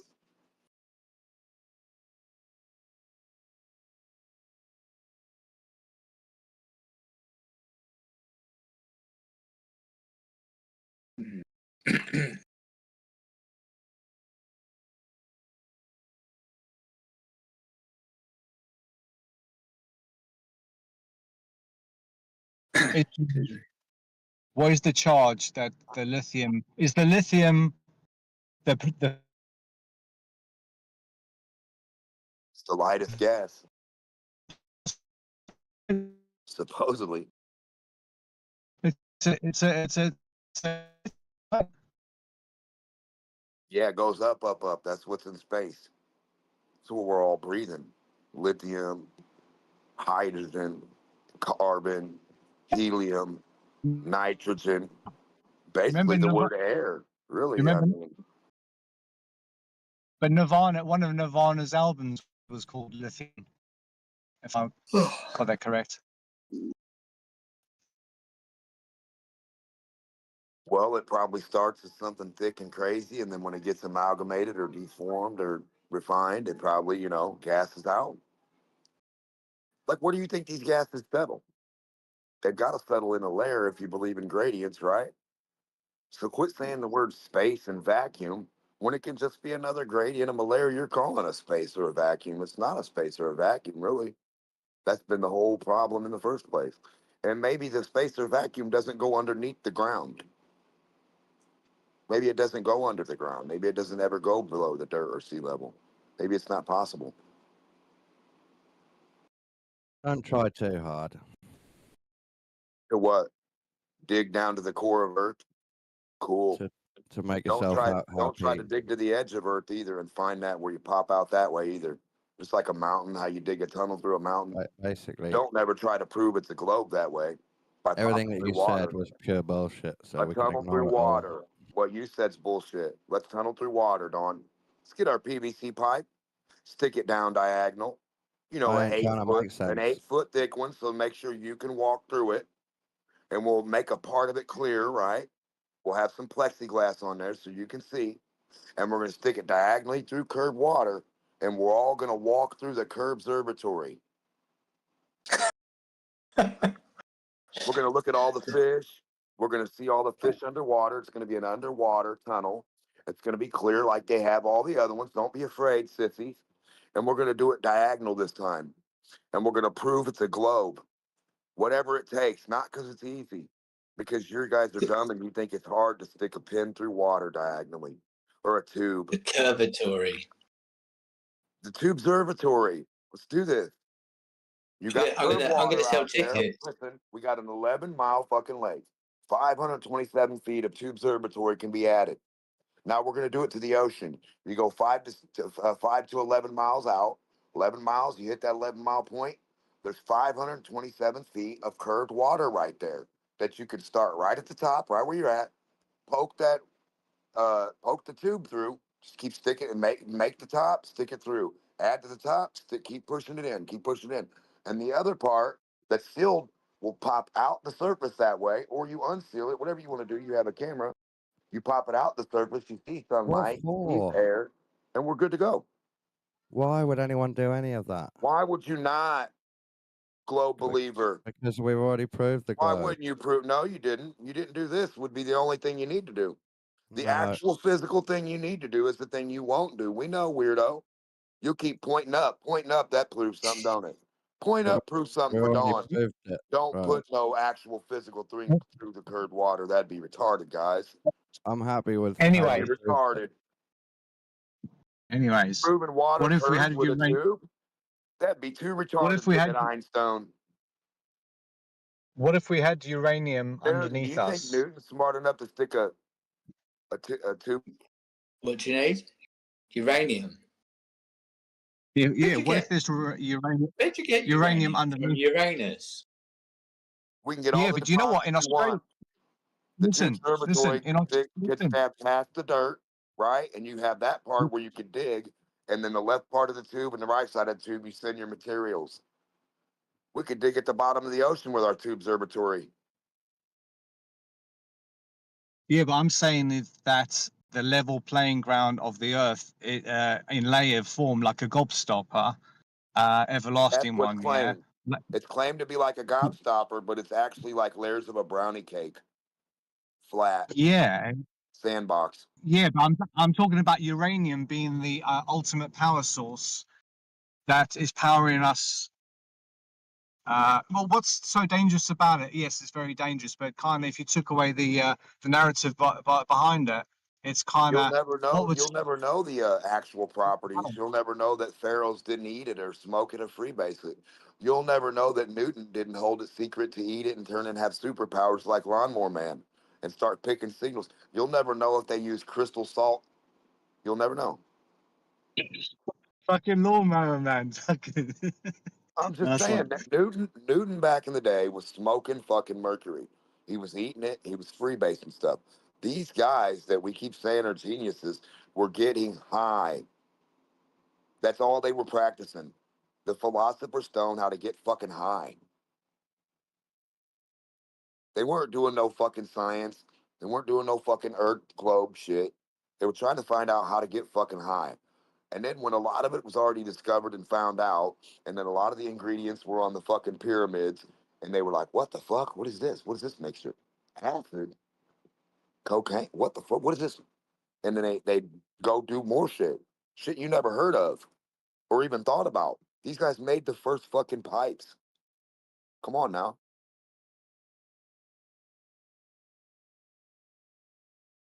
It's funny as fuck, man. Alchemy back in the day was making drugs. Do you think it wasn't? Trying to live forever? What do you think that is? What kind of drug would that be? They're trying to find it, brother. Yeah, it's so Drugs true, that man. exist. Yeah, they They were do trying that to in find it. they do that in Africa. Like you see the African people, and they go around the rubbish dumps, and they just live off fucking yeah, man, all fucked off their faces like zombies every single fucking day. But no, but they're no trouble because they can't be trouble. Dawn says, "Tell me about it."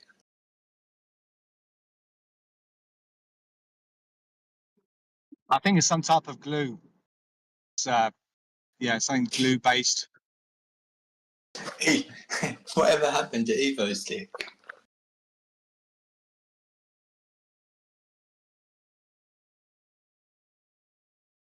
And the amounts, just because you find a little brick of uranium here doesn't mean there ain't 8 quadrillion little particles of it everywhere in every piece of dirt, just like little particulates of gold, right? You find a big Exactly. chunk, you find little pieces. Yeah, yeah. In So these people Australia, don't know what they're eating.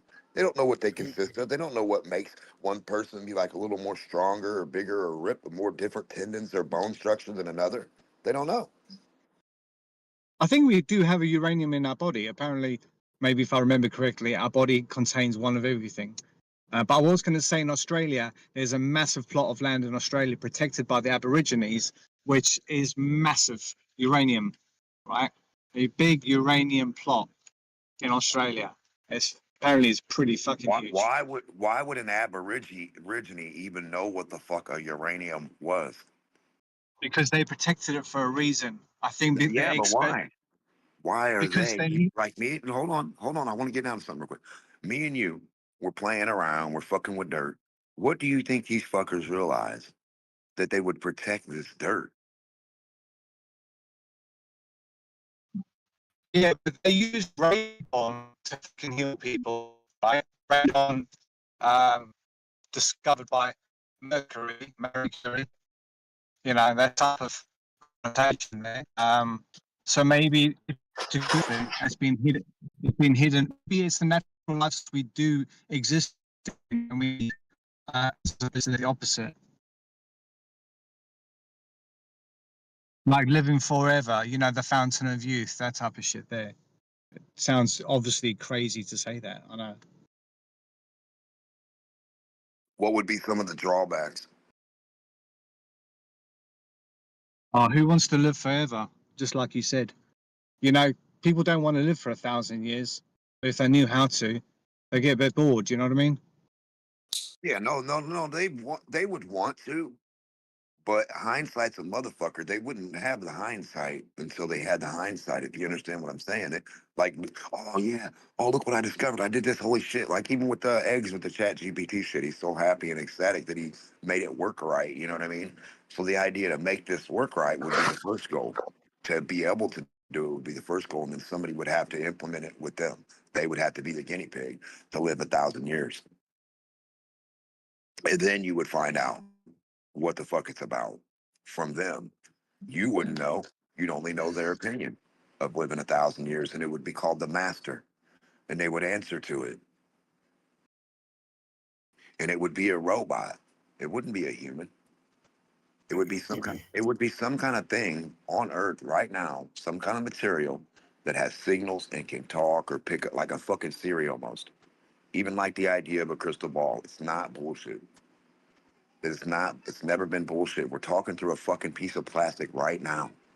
Right fucking now as we speak, we're talking to a little square crystal ball, flat one. And satellites. No, a phone, plastic, heated up dirt. Not a Satellite fucking satellite. No A phone in satellite your hand. necessarily. This phone is not a satellite in my hand. Repeat after me, Don. The phone in my hand is not a floating satellite. It goes where I go. It sits where I sit it. When you sit your phone in the temperature of 120, what does your phone do, Don? Shuts the fuck off. So much for your phone. What's your Wi-Fi satellite do at satellite. 120, 2,000 degrees? Shuts off? Sorry, Dawn. Shut up. Shut up, Electro Boy. Shit ain't working. You got agree with that, Dawn. Go sit your phone outside right now in a fucking I left black my box phone out. Listen, I in left my in the phone sun out and see how earlier. long it works. See if it don't blow up on you. 5 There you minutes. go, It fucking said boy. like And then go 10 get on the minutes. ISS and go get it. Go watch it go to 500 to 1,000 to 2,000,000 degrees in the sun, and then watch it blow up on your ass. Let's see it. Let's see your electronics work. Prove your shit, Goofy. You can't even go to a high altitude balloon right now. If I set up a hot air balloon for you and gave you a fucking telescope, gave you a camera, gave you the shutter speed, gave you the zoom lens, gave you everything you need, your dumb fucking ass couldn't go up high and spot the ISS and zoom in on it and get us some pretty good pictures up close as people walking on it or it. You couldn't. And you wouldn't. You fuckers Number won't do one. anything but stand on the ground and declare what you think you know. I'm on the ground. I know that thing's 8 million miles away. I know that one's 200. I know that one's 57. I know that one's 2 when they all look the same. That didn't make any fucking sense at The all. best, they even know the fucking weight of the fucking planets. No, they don't. They say Yeah, they but do, they but say they on do. Earth right now, if I go get a colored material and go get out a fucking window a mile or two away, not even billions of miles away, and go sit there, they won't know what the fucking material is. They won't know what it weighs. They won't know what it's made out of. They'll be fucking retardedly dumbfounded. They can't even do it on Earth. So don't ever believe their garbage with their one eyeball fucking telescopes, not having any depth perception, only seeing no depth. Fuck that. One eye fuckers. One eye telescope, one eye bandits, fucking One Piece. No, the atmosphere gets colder and then it gets hotter, and then it gets colder and then it gets hotter again, and bits and pieces like that. So I left my phone outside in the garden for about a couple of minutes. Went to go and get it, and it was said like temperature, cool down. Sit it on your car. Sit it on top of your car and sit it out in the sun. Not for 10 minutes, dude. Just keep it set there, right? Make sure your car's black. Sit it right on your car, right? And just leave it there for about 3 hours and about 100 degrees, 120 degrees. And when you come back, it's going to be black and it's going to have a temperature gauge on it. It's going to say, turn your fucking phone off. It's going to blow up. well, that would mean that it's your battery. It would mean that your A little battery is gauge going to will not. come on your phone. I promise you. I think So a they're temperature just If you got a talking. good phone, if you got a shitty phone, it's just going to blow up on you. If you got a They good just phone, talk. the gauge and the warning will come on. You never They seen just that? talk globblers. It happened to my phone just yesterday. What a coincidence. Yeah, but Just did had your my battery phone blow out. up? I started doing some shit and playing and having fun and doing some things outside, And then I look back, oh shit, I left my phone over there in the car. Went back over there to grab it. It left Discord, disconnected from everything, and was black. The screen was black and had a little white thermometer on it. Said, turn your shit off. Getting too hot. That's a joke? You think it's a joke?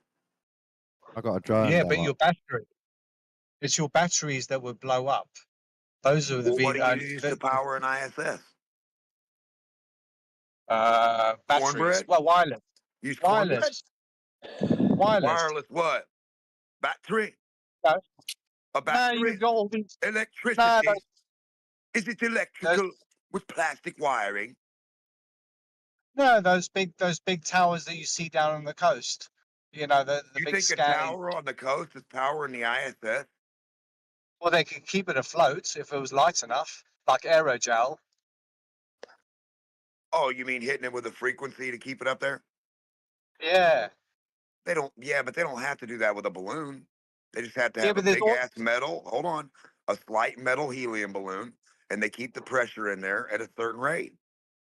I mean, and it floats around. What the fuck's gonna bring it down? Ain't nothing gonna bring your helium down if you keep the temperature right at a safe place. It's gonna go right around. It's gonna keep. Oh, it won't hit the ground. You won't bring my helium down. Never, never, never gonna hit the ground. Jim's got a helium balloon that's been sitting in his room for 3 years. Never touched the ground yet. What the fuck else would you need? We also have lithium, right? We also have argon. We also have different other gases.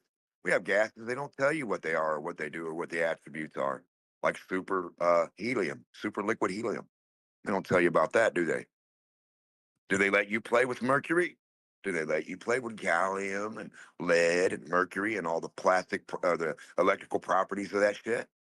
No. Huh. Off limits. You boys will always never know the truth.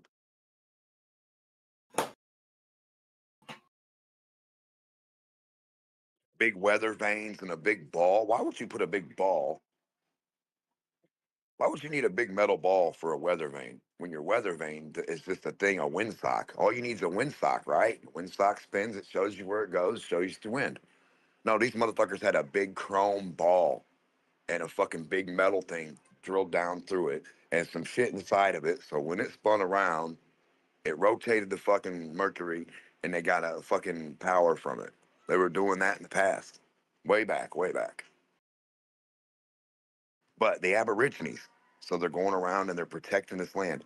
Are they protecting the land because they eat the dirt? Are they protecting the land because there's a mold they eat?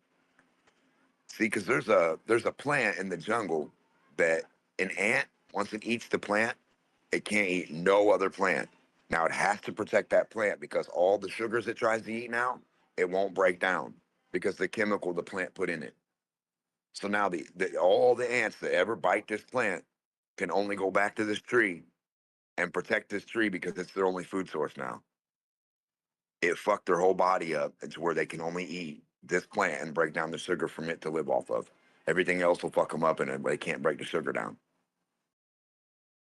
So now all the ant colonies that come in contact with this tree, they all fight each other to keep a spot on the tree from the top to the bottom.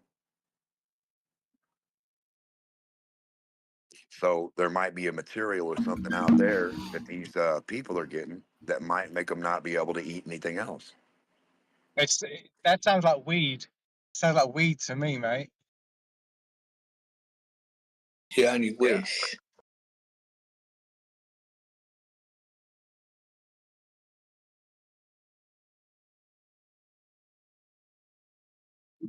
It's kind of like sugar. It's got crystals, you know, T8, whatever.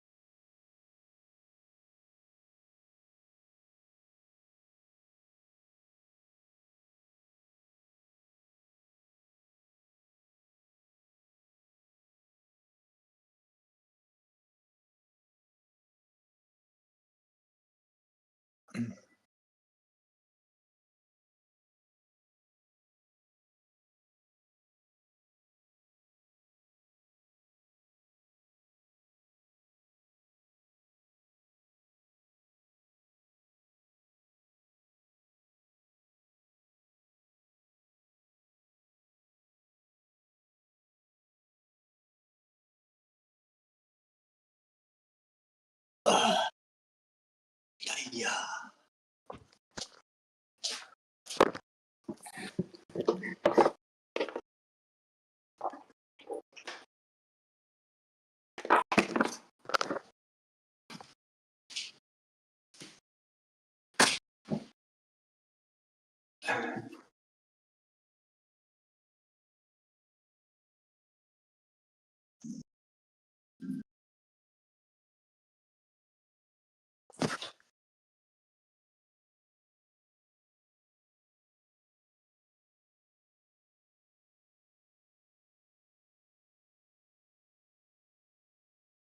I think I used too much ice because it's gone watery now.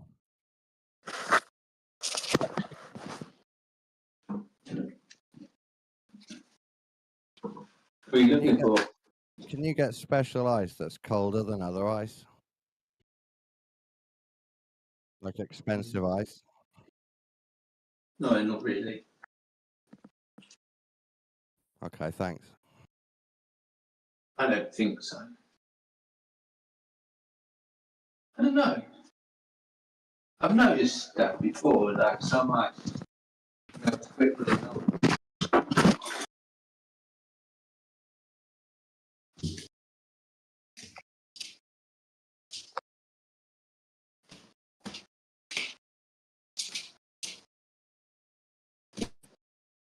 I don't know. I can't see.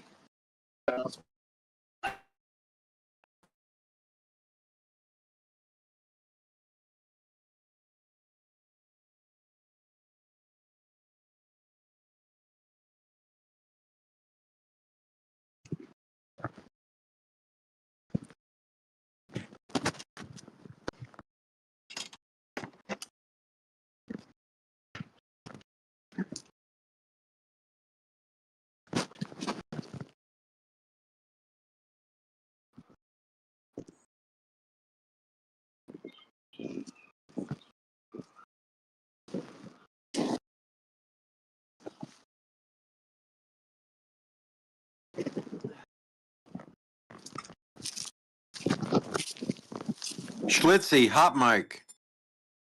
Yeah.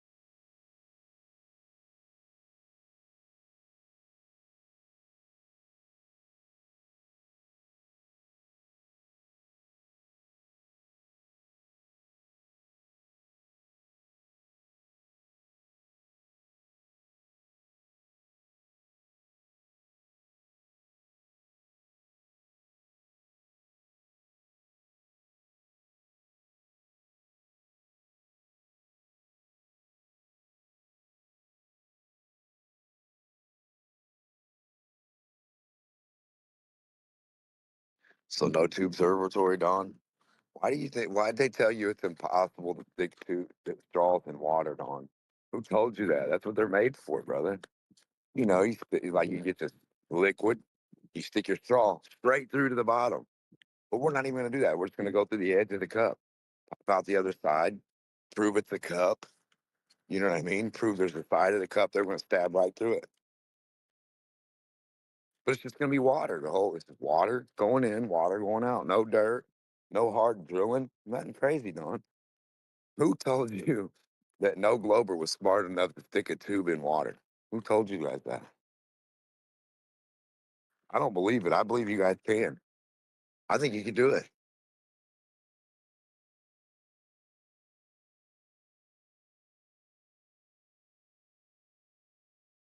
I think globers and flat earthers can stick tubes in water.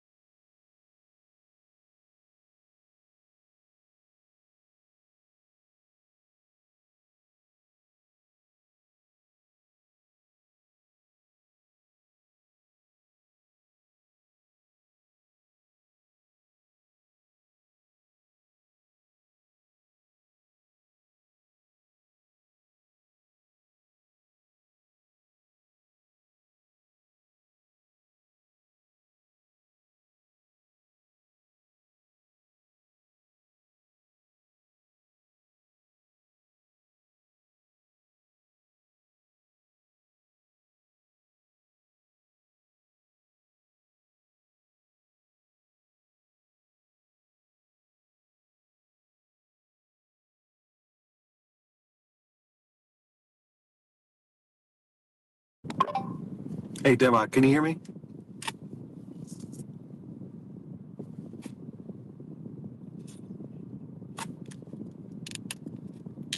Hello?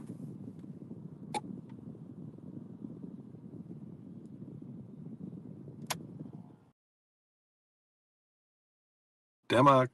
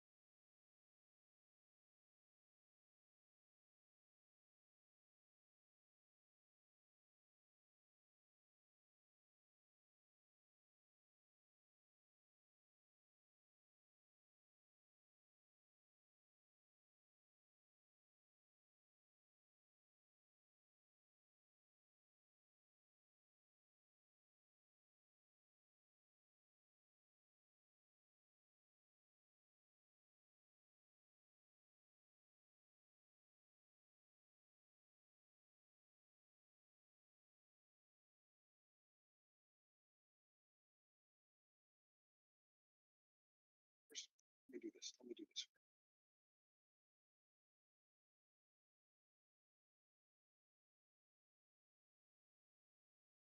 All right, so love to know like what the issue is. I don't understand. Like, we can't just make simple arguments about science or things like that. Why does it have to be all this meta bullshit? If you want to attack people, do it in a different server.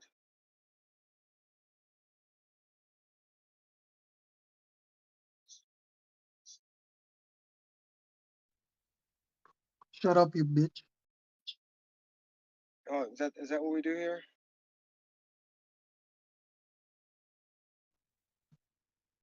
So all we're gonna do is just call each other names. Like, what's the point? Why are you in there complaining, bro? Shut the fuck up. What's your problem? Like, what's your problem, bro? Why not just make an argument? I'm making one. You're a huge bitch. Prove me wrong. How am I a bitch? So just go through your chat logs, bro. How about you start with making an actual argument? Why do we have to attack each other? I just made an argument, bro. That's not an argument. That's attacking someone. Can it be both? Insult. That's an insult. You know the difference? It's not an insult. You choose to be insulted.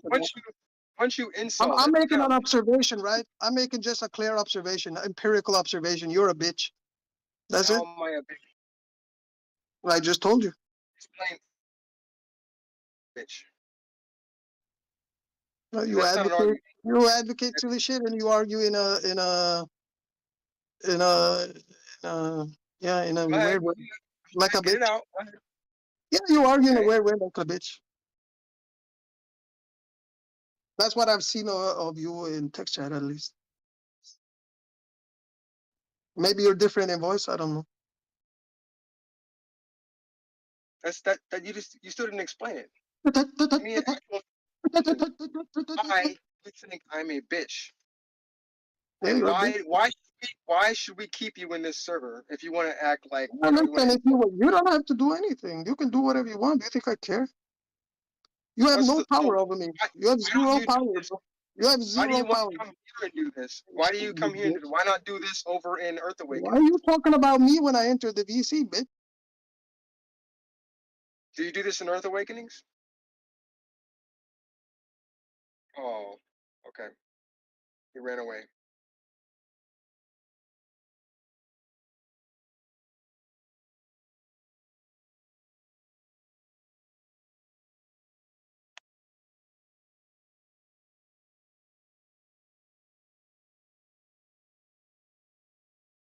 He ran away. Now who's the bitch?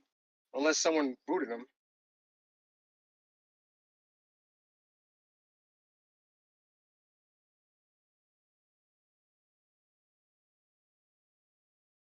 Like, make an argument, hey, the earth is flat because the sun is close and local because make an argument. Don't just come in here and call people bitches and assholes and all this other shit. Ben started it.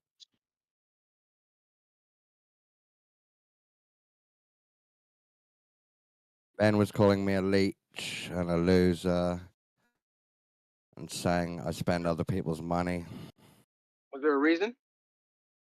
Yeah, because I got a new bike for myself. He said, oh, you mean other people got you a bike, you leech? And then he was bragging about having a laptop. It was terrible. So all Quad did was joke back at him.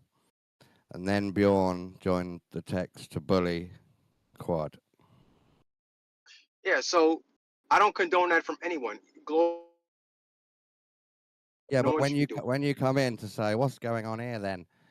You always ask the victim, never the bully that you already know is a known bullier. Is that really what I do? Yeah, it's like you come up and say, what's going on here then? But you don't know anything about who's the troublemaker and who isn't. Well, it's so you're always blaming the wrong person. The moment I came in, he called me a bitch. So what should I think then? Because you targeted him in chat when he was just defending himself. No, he's got a history of doing that. And now Ben's the one who started it all. Ben has muted him, which has caused an emotional reaction. And Ben isn't even in the VC, not even having a discussion, not even a flat earther. Oh.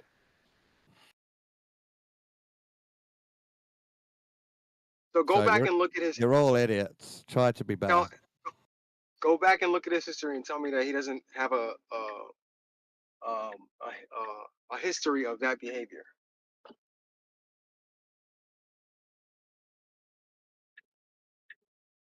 Like I said, I don't condone that from anyone, globe or flat, but I call it how I see it. Yeah, and I'm just telling you what I saw, which is different. And I'm then asserting that what I saw is more real than what you didn't see. Well, I have a history with Quad personally, of him attacking me personally. So, like I said, I call it how I see it. Yeah, but you've got to be more socially responsible and understand that he's always under pressure from idiots. No, he's not. He is. He's always on the defense. If you act right, you won't get. If you act right, you won't get treated like that. People ganged up on him and said he was young with a stupid voice. Right. If you know why? Because the way he fucking acts No, I already told you why. It's because he defended me against Ben being a bully. He has a history of acting like an asshole. So he fucking deserves everything he gets. Yeah, but every other time you've missed the real story as well. Not just this time. Every time, definitely. Always acts the same way. So he deserves everything he gets. Ben, I'm so proud. If you're coming here and you're cordial, Ben's trying to double down. And if you're cordial and you're polite, you'll be treated cordially and politely. That's the difference.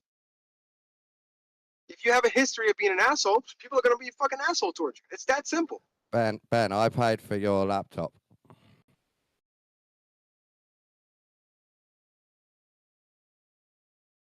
I just reminding you how you got your laptop. I don't know the history between you and Ben.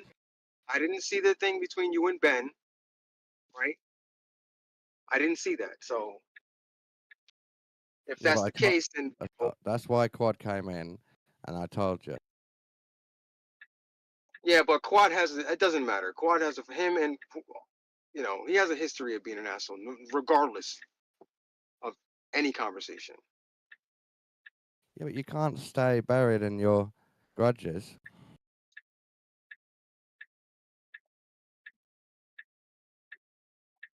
If he turns around and say, "Hey man, I apologize. I'm being kind of an asshole," then okay, I got it. But then he won't do that. He continues to be an asshole. What about Ben? Shall we get him to apologize? Sure. But I guarantee that Quad won't accept it and will continue being an asshole like he is. See, look, Ben said, apologize for what? Question mark.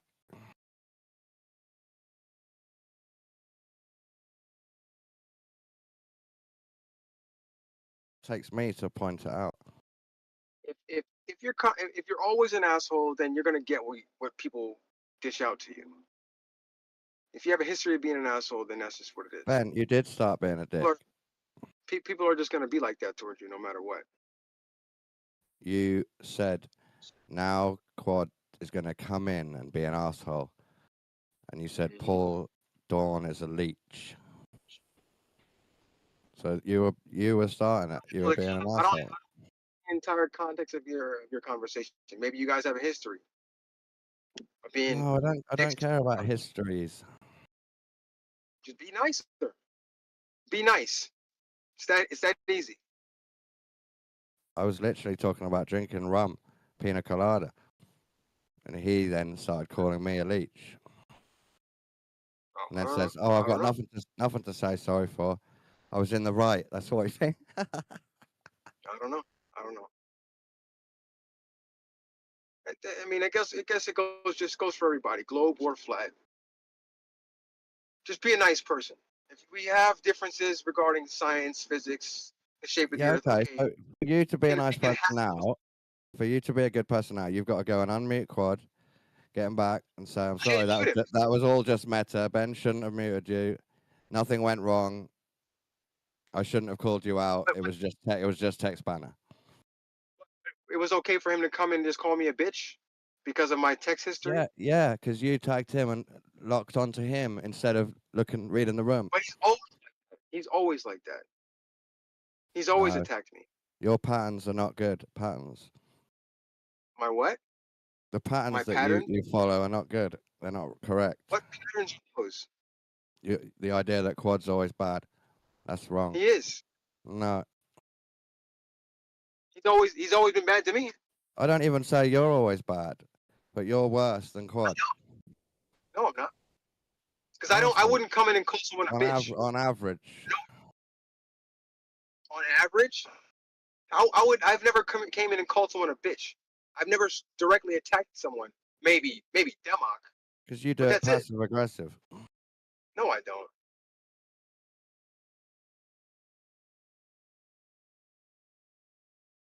I've never been like that. And anybody will tell you that.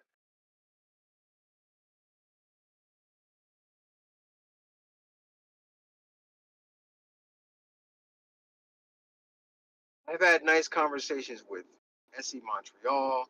I've had nice conversations with fucking No Tanks. Now you're trying to justify. There's a handful. Go ahead.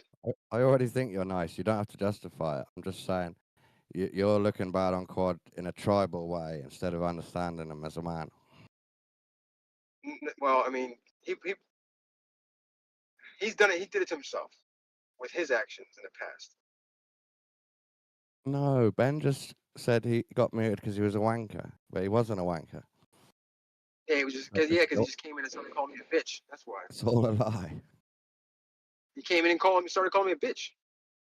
I'm a bitch. No, the thing that got him muted was he said you've got no power over me, which is a statement we make when you try to have power over us. I didn't, but I wasn't about to mute him though, so that wasn't me. Yeah, because I made a joke in the text that you were the fascist police and that we should grass Ben and Bjorn up to you. Instead of telling him what we did wrong, instead of saying, yeah, we were in the wrong, sorry, people, we should then, as you come up, we should say, write this in your notepad.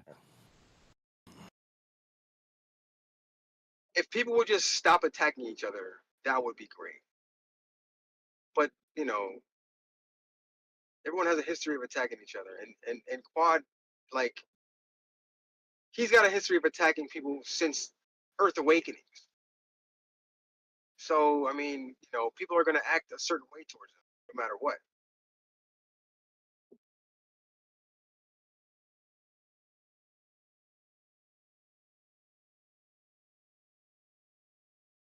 I think sometimes people that attack back can be nicer and smarter people than the polite bullshitters. I was trying to be nice. Say, hey, what's the problem? And he's like, you're a bitch. You're a bitch. I guess you did give him the chance to say, Ben started and we're just bantering.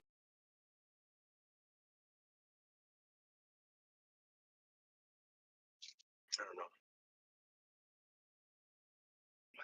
I guess he's not going to give any respect to the authority of moderation because he doesn't trust that you're good people. Yeah, I guess it's all this globe thing. I must be a Satanist because I believe the Earth is a globe, and I'm in the military.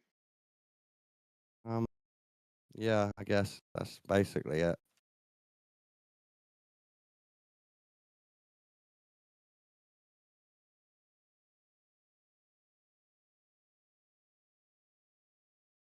I got a question. Do you think a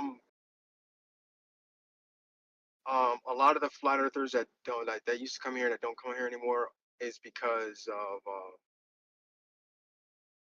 Demok? That could be one variable.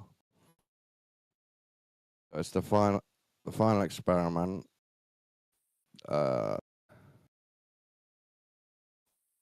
The fact that there's no other flat earthers here puts others off. So the fact that it doesn't catch on, and Denmark. I mean, it does. It kind of goes up and down. Like yesterday was a bunch of people in here. I think FTFV was in here last night. All right. I guess But some are put off by Denmark, but not all. But I think, like I think Toro was here, and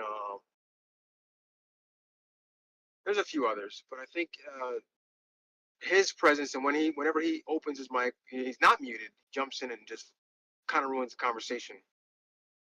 Like and he only stays here. He doesn't go to EA.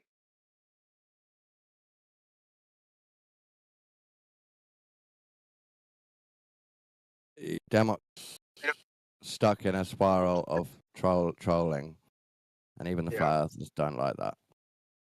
And I was telling Essie, I'm like, dude, it's okay to tell Denmark he's full of shit. Just because he's a flat earther doesn't mean you have to agree with everything he says. And I'm not saying that he agrees with everything. So I probably shouldn't have said that, but it's okay to tell him he's full of shit because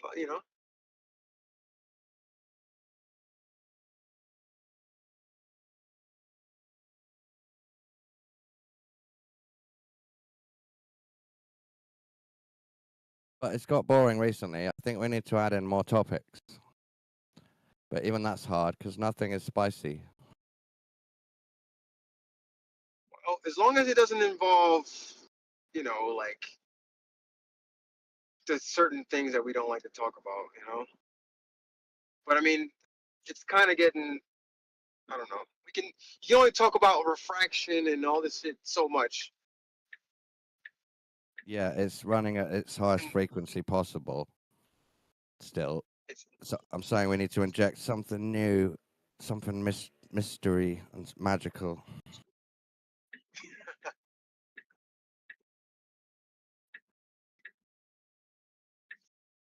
Yeah, I was gonna try and get Stingray here to do a presentation. What's he specialize in again? I can't remember. So Stingray does the he's like a blender fucking guru. And what's his new stuff? Like Has he got new stuff? He's on he's pretty well known on TikTok now.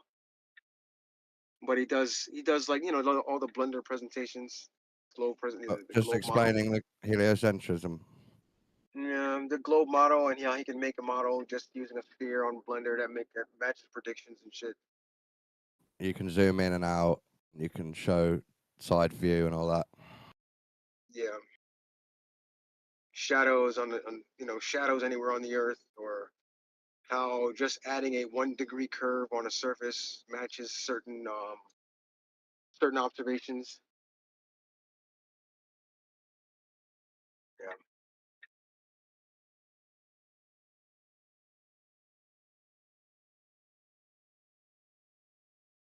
I think some flat earthers do like 3D models. I think some flat earthers can't think in 3 dimensions.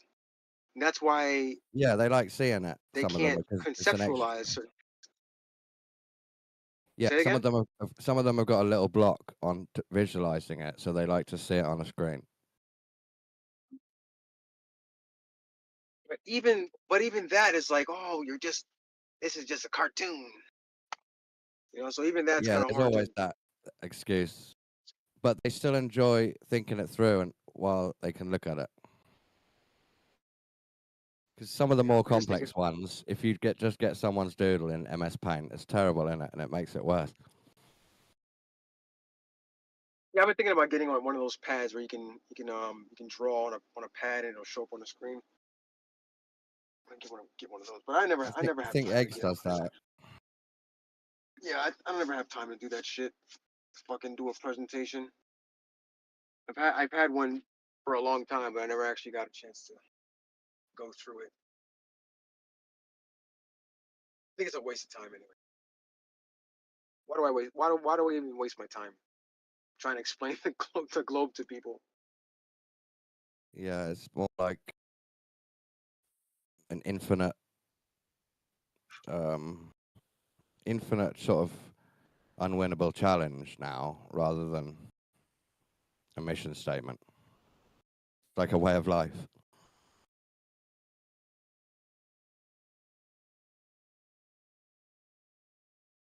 We have, since we've been in it. We've been in it years. Yeah, let's say 5 or more years. A few of us guys have been in it. Like Ben included. We've talked some people down, and there's newcomers come in, but generally we've talked a few of people around over the years as a group. And that's all we could hope for, I think. Yeah, I think it was 2018, beginning of 2018 or 2019 is when I found this community. Sean was doing his live streams, and then he stopped, and then Ranty was doing his live streams, and then Brandon took over and did his live streams. The best thing about it is that we find our voice, which just means being able to talk what you think. I think that's a practice skill, and it's enjoyable. Right. Right.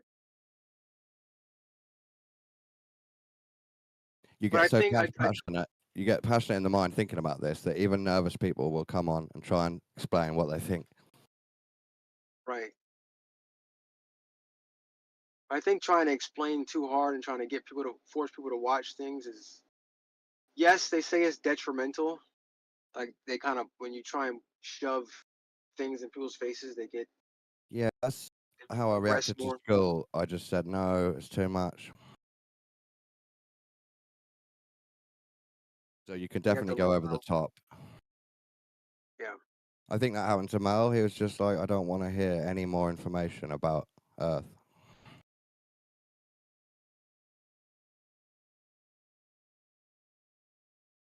You gotta kind of like hear them out. You know, okay, well, here's my idea of that. Let me show you this. They've built And up not a like, trigger pattern of language. So anytime they hear the word curve or level, flat, straight, sphere, they're going to get triggered for the rest of their lives. yeah, it should be more like, oh, okay, I see where you're coming from. Well, let me show you my opinion or my ideas. Just check this out. You know, instead of saying, no, you're fucking wrong. This is the way it is, and this is how it should, how it's always been. Yeah, I struggle with that, given the right pretext before I try to explain something. Right.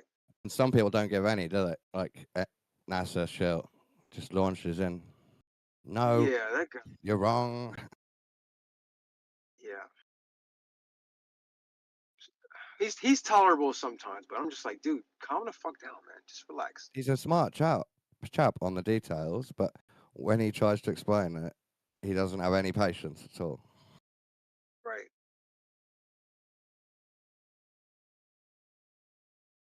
Right. I will be back. I'm going in the house real quick. I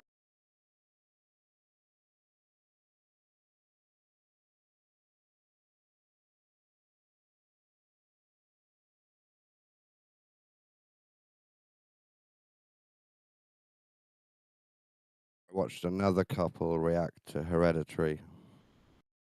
They were shocked and stunned, and it was great.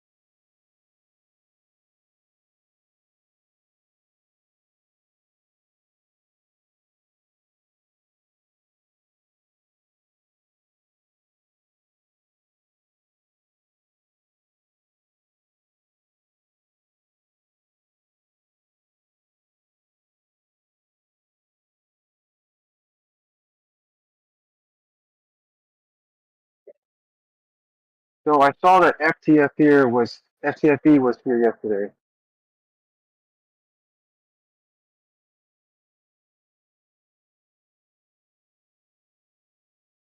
What was that all about? Who was he talking to?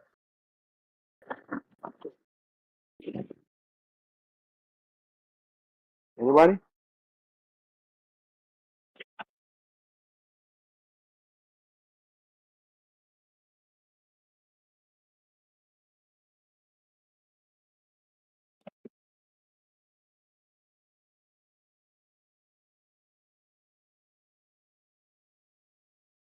Anybody?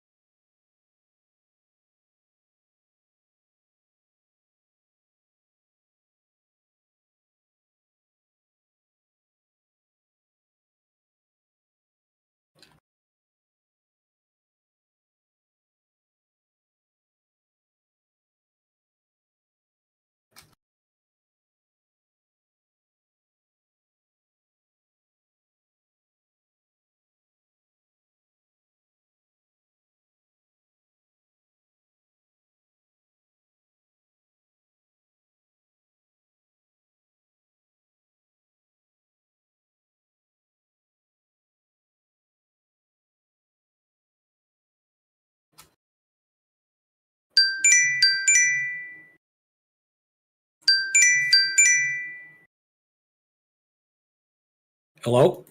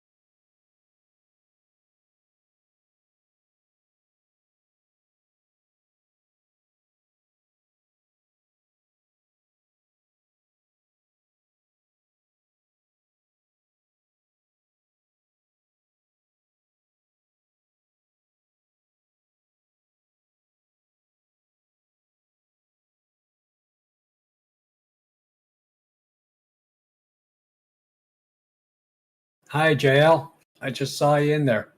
Hey, what's up? Yeah. You know who Zynak is? I do not. Okay. He's a guy who has all kinds of he has this philosophy or discipline or doctrine. I'm not sure. He has a term for it that he's working on. And it holds that I think it holds that the only way to have knowledge is through direct experience. I mean, that's what it kind of implies. Like you can't say the Earth is a sphere because you don't have direct experience with being a sphere. And just having all of that evidence, means that probably the best you could say is it's likely, or the evidence makes it seem likely that the Earth is a sphere. But he treats it with much more import. Like if that's just fallibilism, right? If it's like, well, I'm pretty sure I'm not a Boltzmann brain, but can I completely know that I'm not? Not really. I guess it's possible. Then, that's not like much of that's not a very impactful philosophy to have. So it's unclear to me if he has a deeper. He's got a lot of writing about it, but I can't really decipher it. I can't tell if it's for real or not. If there's an actual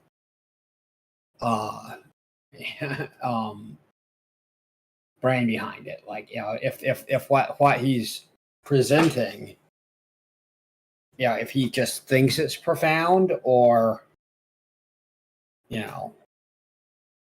So, and I'm just, I went over to his server, which is Rondelsim.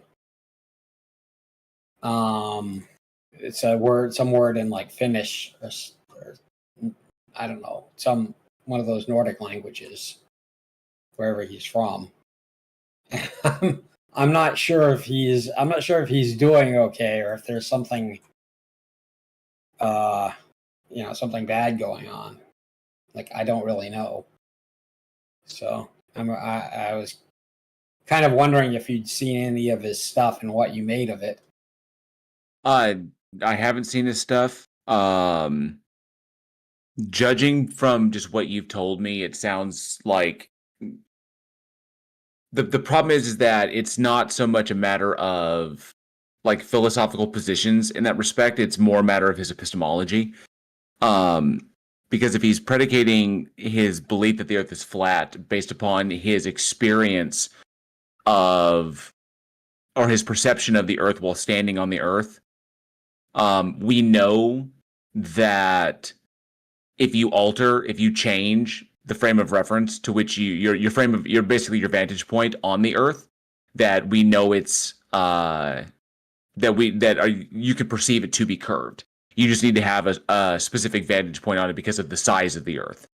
Right. So, like for example, if you have an unobstructed view of the horizon, I believe it's like so many. It's like 270 degrees or something like that. But like if you have to turn your head in order to view it. So if you had like a 360 degree panoramic view of an unobstructed view of the horizon, okay, and you were to record from one point all the way around and create like a 360 degree image, okay, and then if you were to then put that out into one solid image, so you're looking at it straight, and then you were to condense it, the curve becomes apparent. Because it actually is. It's just the problem is that if you compress it, then you can exactly. But we also know that if you go up high enough at a certain elevation, that you can look and see the curve of the Earth because your vantage point is allowing you to see. It is allowing you to basically see that condensed version further away. The problem is that we're so close to the Earth. So So this is a problem of epistemology, and not so much like a philosophical position that he holds to, because now, well, technically it technically could be, because it sounds kind of like he subscribes to metaphysical idealism, in the sense that the only thing that is really real is the mental, is effectively the experience. And so he discounts anything. He discounts like the possibility that things are real external of our experience, because there's no way for us to determine that, which is kind of like if you take like Descartes' cogito and you take it to its extreme, that it's, or what we call radical skepticism. The problem is that we have methodologies that allow us to increase the likelihood or the probabilistic certitude that there are entities that are external of us and will persist on after we die. So, or after our individual experience ends. Not to mention, it's also hubristic to kind of think that, to think of oneself in that center deal. It's almost like that solipsistic notion that reality only exists because I experience it, and then once I die or my experience ends, reality ceases to exist. It's like it's very cart before the horse. But nonetheless, there are people that hold to that. There are solipsists that are out there. I just think so. I have a question about that. Mm-hmm. How do you live your life differently as an extreme solipsist than everybody? See, that's the thing, and there's a lot of tongue-in-cheek ways to kind of address that. And a friend of mine, Andrew O, over on the politics server, would be like, okay, so if you are truly a solipsist, okay, and everything's just a projection of your mind, then to an extent, how you perceive things will alter your direct physical experience. Because if you legitimately are perceiving things this, well, then let me take the baseball bat of hard solipsism and smack you in the head with it. Okay? So the reality of it is that it's a metaphysical. That's why not a lot of people hold to metaphysical idealism. They don't like legitimately hold to it, because like there's a thing called Moorean facts. Have you ever heard of what Moorean facts are? I don't think so. So Moorean facts are essentially the collection of propositions that are simply true by virtue of just like common sense. Like, reality is separate from your perception, because you perceive a reality that's going on, but that reality exists independent of your experience. You don't have to be alive and perceiving it to do it. So like, for example, if you light a candle in a room, like you go into a room, no windows, one door, and you light a candle in that room, and then you leave the room, lock the door behind you, you come back 1 hour later, judging by if you know like the rate at which a candle burns, you can predict at what point the candle will continue to burn. And you can predict at what level it will be at when you re-enter the room a certain amount of time later. So this tells us that we don't need to perceive things in order for there to be a continuation of reality going on around us. There doesn't have to be an active conscious observer. Okay? So, or the likelihood that that's what it is, because otherwise you'd be begging the question of an immaterial observer that is maintaining everything, but you can't demonstrate that, so that's just fallacious reasoning. So parsimoniously, we can conclude that to a probabilistic degree. Now, they don't act this way, because if they were to if they truly believe that, then they would have no problem crossing a highway on foot. Right. But they don't, right? Or they wear a seatbelt when they're driving their car, because for the obvious reasons, right? So, or if someone swings a baseball bat at their head, they will try and duck. Yeah. So that's what I always. I mean, I never. I met somebody who said they were. It wasn't that. It was some other form. It was essentially that, but he had a different formulation, and I Googled it, and it's a real thing. So he wasn't just making up a term, right? But I don't remember what it was. But I was like, so how do you live your life through? And he was like, oh well, I don't. I was like, well then, who cares? Yeah, there's a thin distinction between beliefs that you legitimately hold, like you hold them to be true, and things that you consider to be true, even though you don't actually hold them to be beliefs, but you hold them to be like likelihoods, because if you held them to be actual beliefs, if you actually held them to be true, like a metaphysical idealist, like a dyed in the wool one, if you were legitimately a metaphysical idealist, then stepping off of a skyscraper, okay, wouldn't matter, because the experience is dictated by you. You are the grounding for the experience. So you can effectively determine, even though you could perceive that you were falling if you expect to fall, but if you don't expect to fall, that's where it gets into the logical like silliness, where it becomes like it becomes absurd, right? So in that respect, it's good. Like this is why when you go to analytical philosophy, there's two like families of philosophy. There's analytical philosophy, and then there's continental philosophy. Continental philosophy came first, and continental philosophy, in my opinion, that's where you get like Hegelian shit and stuff like that. Goes all the way back to like pre-Socratic stuff.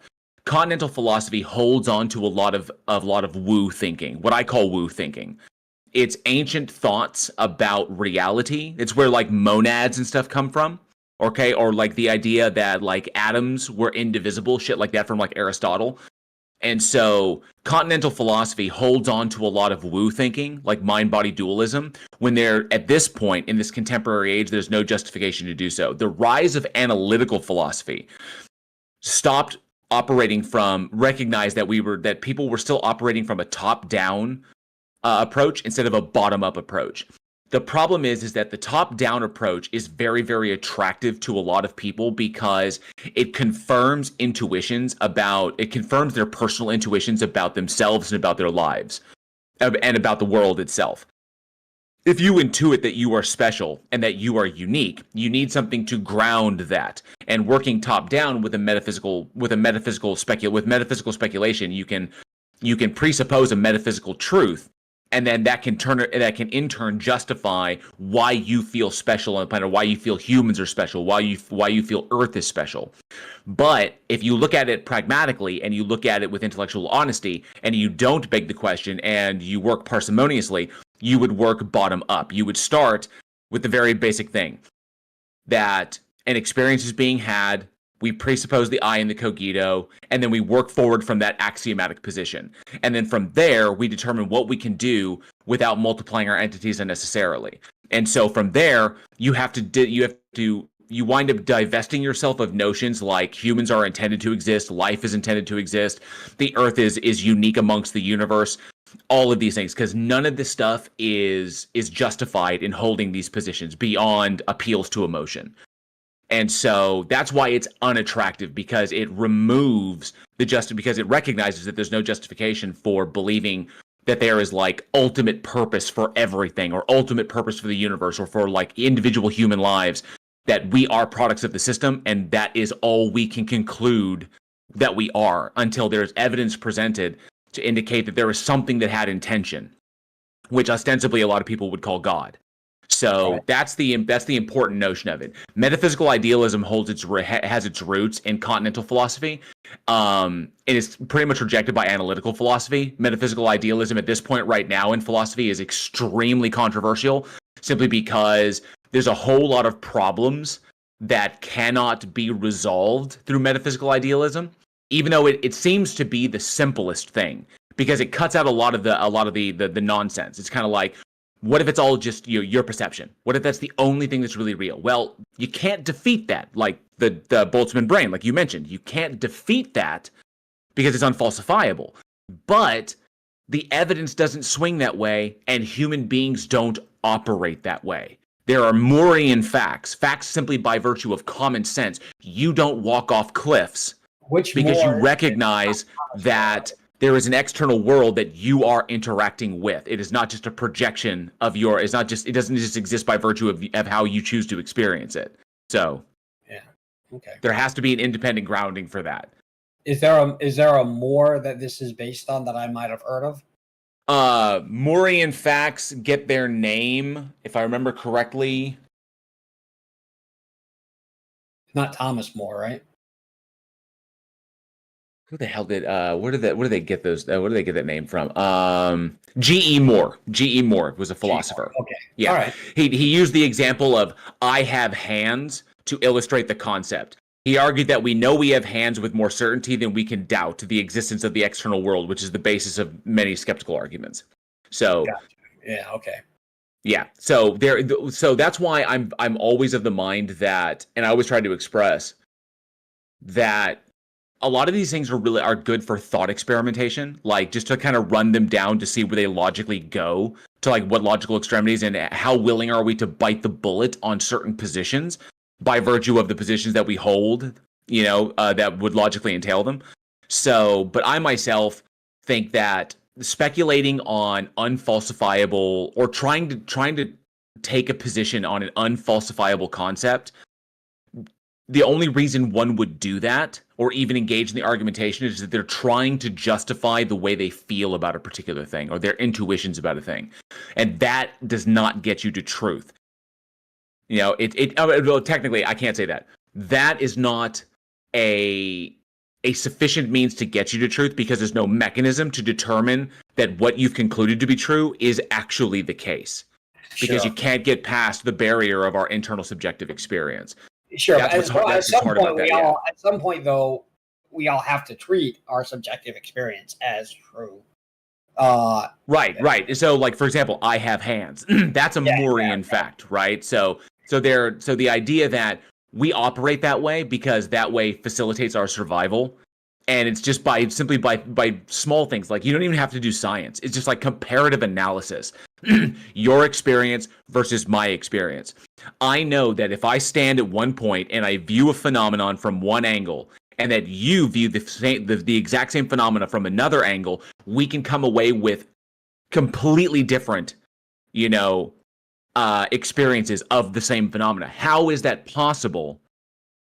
In that respect, there has to be a symmetry breaker. And so the idea is that the most parsimonious is that the phenomena occurs independent of us, and that we are interacting with something that is independent of our minds, and we are coming away with an observation that is predicated upon our frame of reference. So that doesn't multiply entities necessarily. That doesn't make any metaphysical assumptions. It's basically saying there's an experience. I have a limited frame of reference, as do you. And then if we both view the same phenomena from two different frames of reference, we can come away with two different experiences, completely different conclusions about it. Well, how is that possible if we're all looking at the same thing? There's either a problem with the methodology, or we are independent agents, which would explain why we see two different things. So especially if we're applying the same methodology, this is what one of the biggest problems with the Bible is that you have one source. You have a lot of different versions, different translations, whatever, but it's ostensibly you have one source, the Bible, and then you have multiple people approaching the Bible utilizing the same methodology to try and derive truth. And yet we have over 50,000 denominations of Protestantism. We have 6 families of Christianity, multiple interpretations across the board. We have the hermeneutical problem and the exegetical problem. Why do these things exist? Is the problem in the methodology, or is the problem in the source material? So the problem's or is the problem with the people? It's got to be one of the three. I think I would say with the people. And okay, well, the problem is that so the issue is, though, you have people who spend their lives doing this and dedicate their lives to this and to philosophy and to theology, to doing these things, and they still come away with different outcomes. Sure. So if you have 10 scholarly individuals who have dedicated their lives to this, and they all interpret the exact same source utilizing the exact same methodology, then how are they coming away with different conclusions? Okay, so I have hands is probably one of the most concrete observations I can make, right? Right after I'm thinking, like, I have a body is one of the things you can know the most. If you know anything, that first it might be that you're thinking, and then it would be that I've got hands.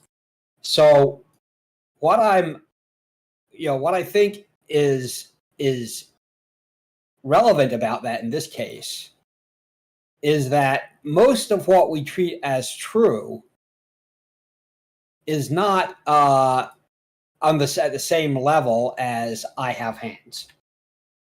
Like that was a green light that I went through, and the cop pulled me over. Is not at the same level of certainty. It's just how I. Well, it's not to the same level like common sense certainty. You arrive at them by two different things. There are truths that can be derived that require a great deal more work than simply the basic observation that you have hands. So like the truth of orbital mechanics. That's obviously not a Moorian fact. Okay, because you just standing there looking at the cosmos from the Earth, just like looking up in the sky. You can't derive orbital mechanics just by standing there, like looking up with your caveman eyeballs. It's just not going to happen. Sure. You do need to go further than that in order to make these observations. So So my let me think how I say this. So my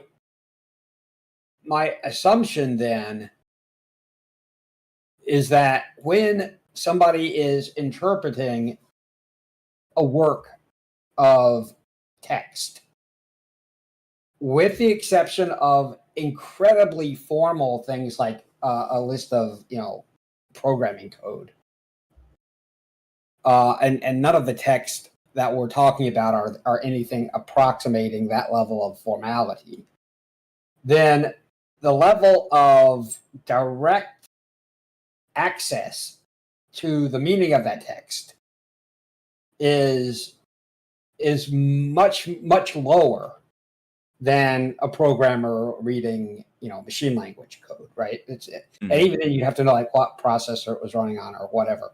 So the further we get from that, and most of what we have in our lives is quite far removed from the formality of like machine code, is in that area there is all sorts of space for our different biases to come into play. And the more certain we are of our correctness for whatever reason, whether it be because I've spent years studying this or because I think very highly of myself. No matter regardless of what the reason is, the more sure I become, the more baked in those preconditions become. Like those not preconditions, presumptions maybe, presuppositions, presuppositions become. And so I in this space you have people interpreting the Bible and the Apocrypha, and they are freaking absolutely certain that the earth is flat and that it freaking says so, with great clarity in the Bible. And these are people who, whatever you may think of them, have done a lot of study into the ancient Greek or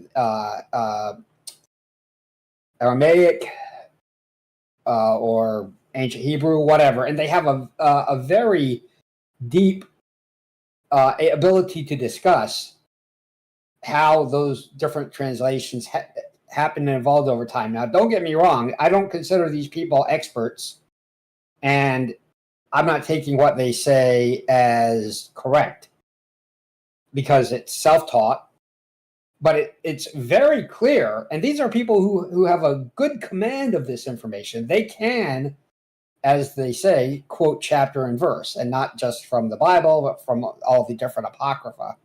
So these are people who have studied it. They're convinced of their own correctness because of the amount of study that they have put in.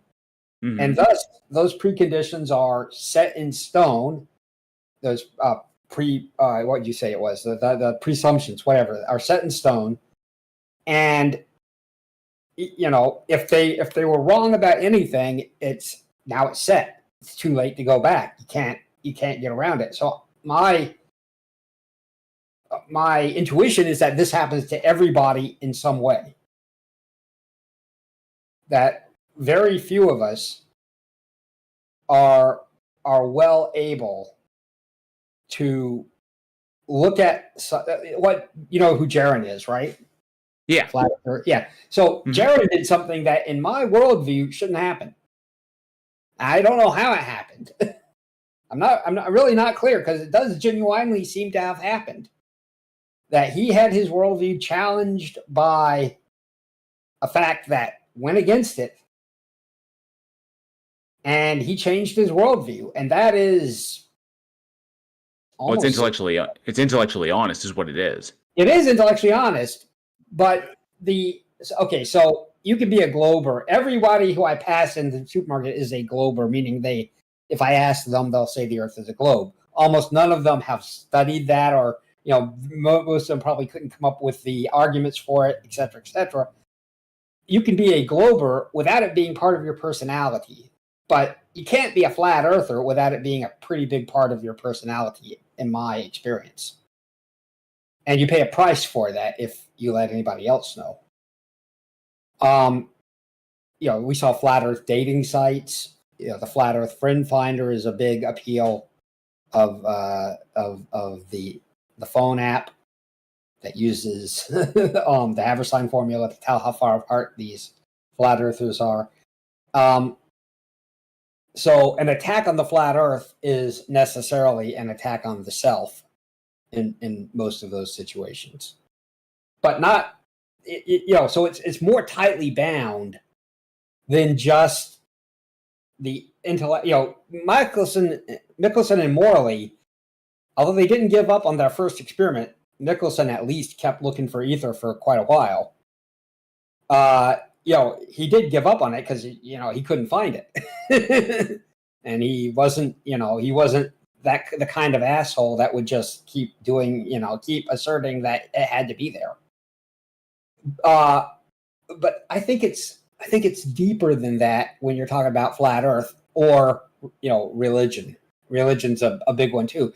If being religious is an enormous part of your personality, then I don't know how you have a detached opinion about that. Like, however Jaron managed it, he did something that I think is like super difficult. Worthy of respect. It is. It's worthy of respect to do that. Oh, and I 100%, 100% respect it, because it's like I said, in my model. So I'm not claiming that my mental model is correct. Obviously, it's not. There's a condition here where we see it's not correct. But fuck if I know how he managed to to come away with changing something that had to be big and painful, and Well, that's literally the difference between top down and bottom up thinking. So, like, for example, like, I operate from bottom up thinking. I don't engage in metaphysical speculation, and any metaphysical positions I hold to are as a result of the evidence. So I don't presuppose a metaphysical position in order to start my reasoning, because if my metaphysical position is wrong, then all of my reasoning is going to be incorrect as well. So you have to start bottom up. And there are certain things, certain intuitions that you might have that you need to that you will wind up divesting yourself from, because there's just no point in holding them because they're not supported by the evidence. And that's what Jaron did. So Jaron was always about, and that's why I kind of respect him for it, is because he started initially. He was starting. It seemed like he was starting top down, but he actually wasn't. He was starting bottom up. He just didn't have enough evidence at the bottom in order to justify a particular conclusion. And then when he got that evidence himself, bam, there it was.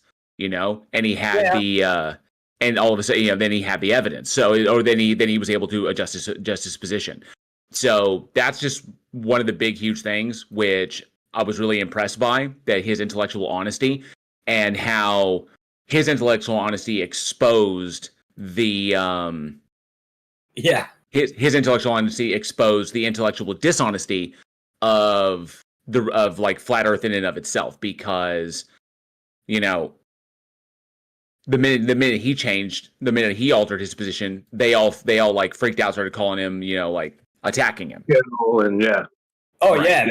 yeah, they totally did. Yes. He wasn't a religious one though, right? Like he wasn't as religious as some of the other ones we see. He was more, secular in his flat earth thinking. Yeah, it wasn't. But I don't think so. First off, I think he was as religious as anybody else, because it's my experience that these beliefs are effectively religion. Flat Earth, is for a lot of people is an excuse to be religious.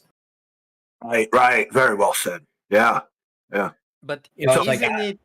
Yeah. Isn't it also a belief for you guys to say that Jaren did a great strive and change his mind, while you didn't actually know the truth about him? Seeing a person online doesn't mean this is the real person. I agree that we don't know for a fact what happened, but I'll tell you what makes me think, what makes me more skeptical that it's a game for him. So, first off, there's not a lot of money to be made in being an ex-flat earther. I don't think it's a viable business model. So, secondly, I'd seen him with MC Toon previously, and he was pretty respectful, and MC Toon was reasonably respectful to him. Like, they got on okay. His experiment in Behind the Curve was a legit experiment, as I understand. I haven't studied it deeply. So let's do bottom-up thinking and just talk about those two. Those are non-evidence for the subject whether he was a flat earther or not. Because he may be the nicest guy in the world, but he can still sell you an oil salesman. He can be any YouTuber, okay? Let's leave Jaren alone. Any YouTuber can show you what type of acting that he wants for any type of reason. It doesn't have to be for money, but anyone can put a role on himself for his appearance. It doesn't mean it is the actual role. It doesn't mean it is the actual person. It doesn't mean even he hated Toon for real or Toon hated him for real. As long as it served his bias, he did what he did. We will never know who was truly inside it or who was just a grifter, as we say.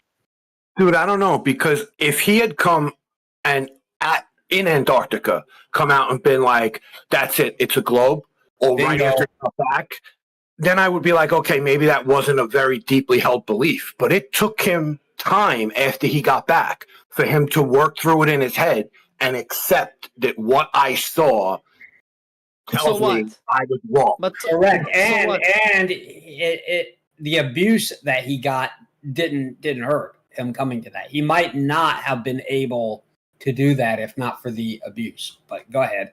I was waiting to say that. Yeah, the fact that again, on the other side, I can bring you endless examples of how he did wrong and misled people on purpose, or how he had the changes to the opportunities to sober up and he ignored that. I don't think he is truly showing, and also he may have just understand that the plan is dying and he needs to shift to being a debunker.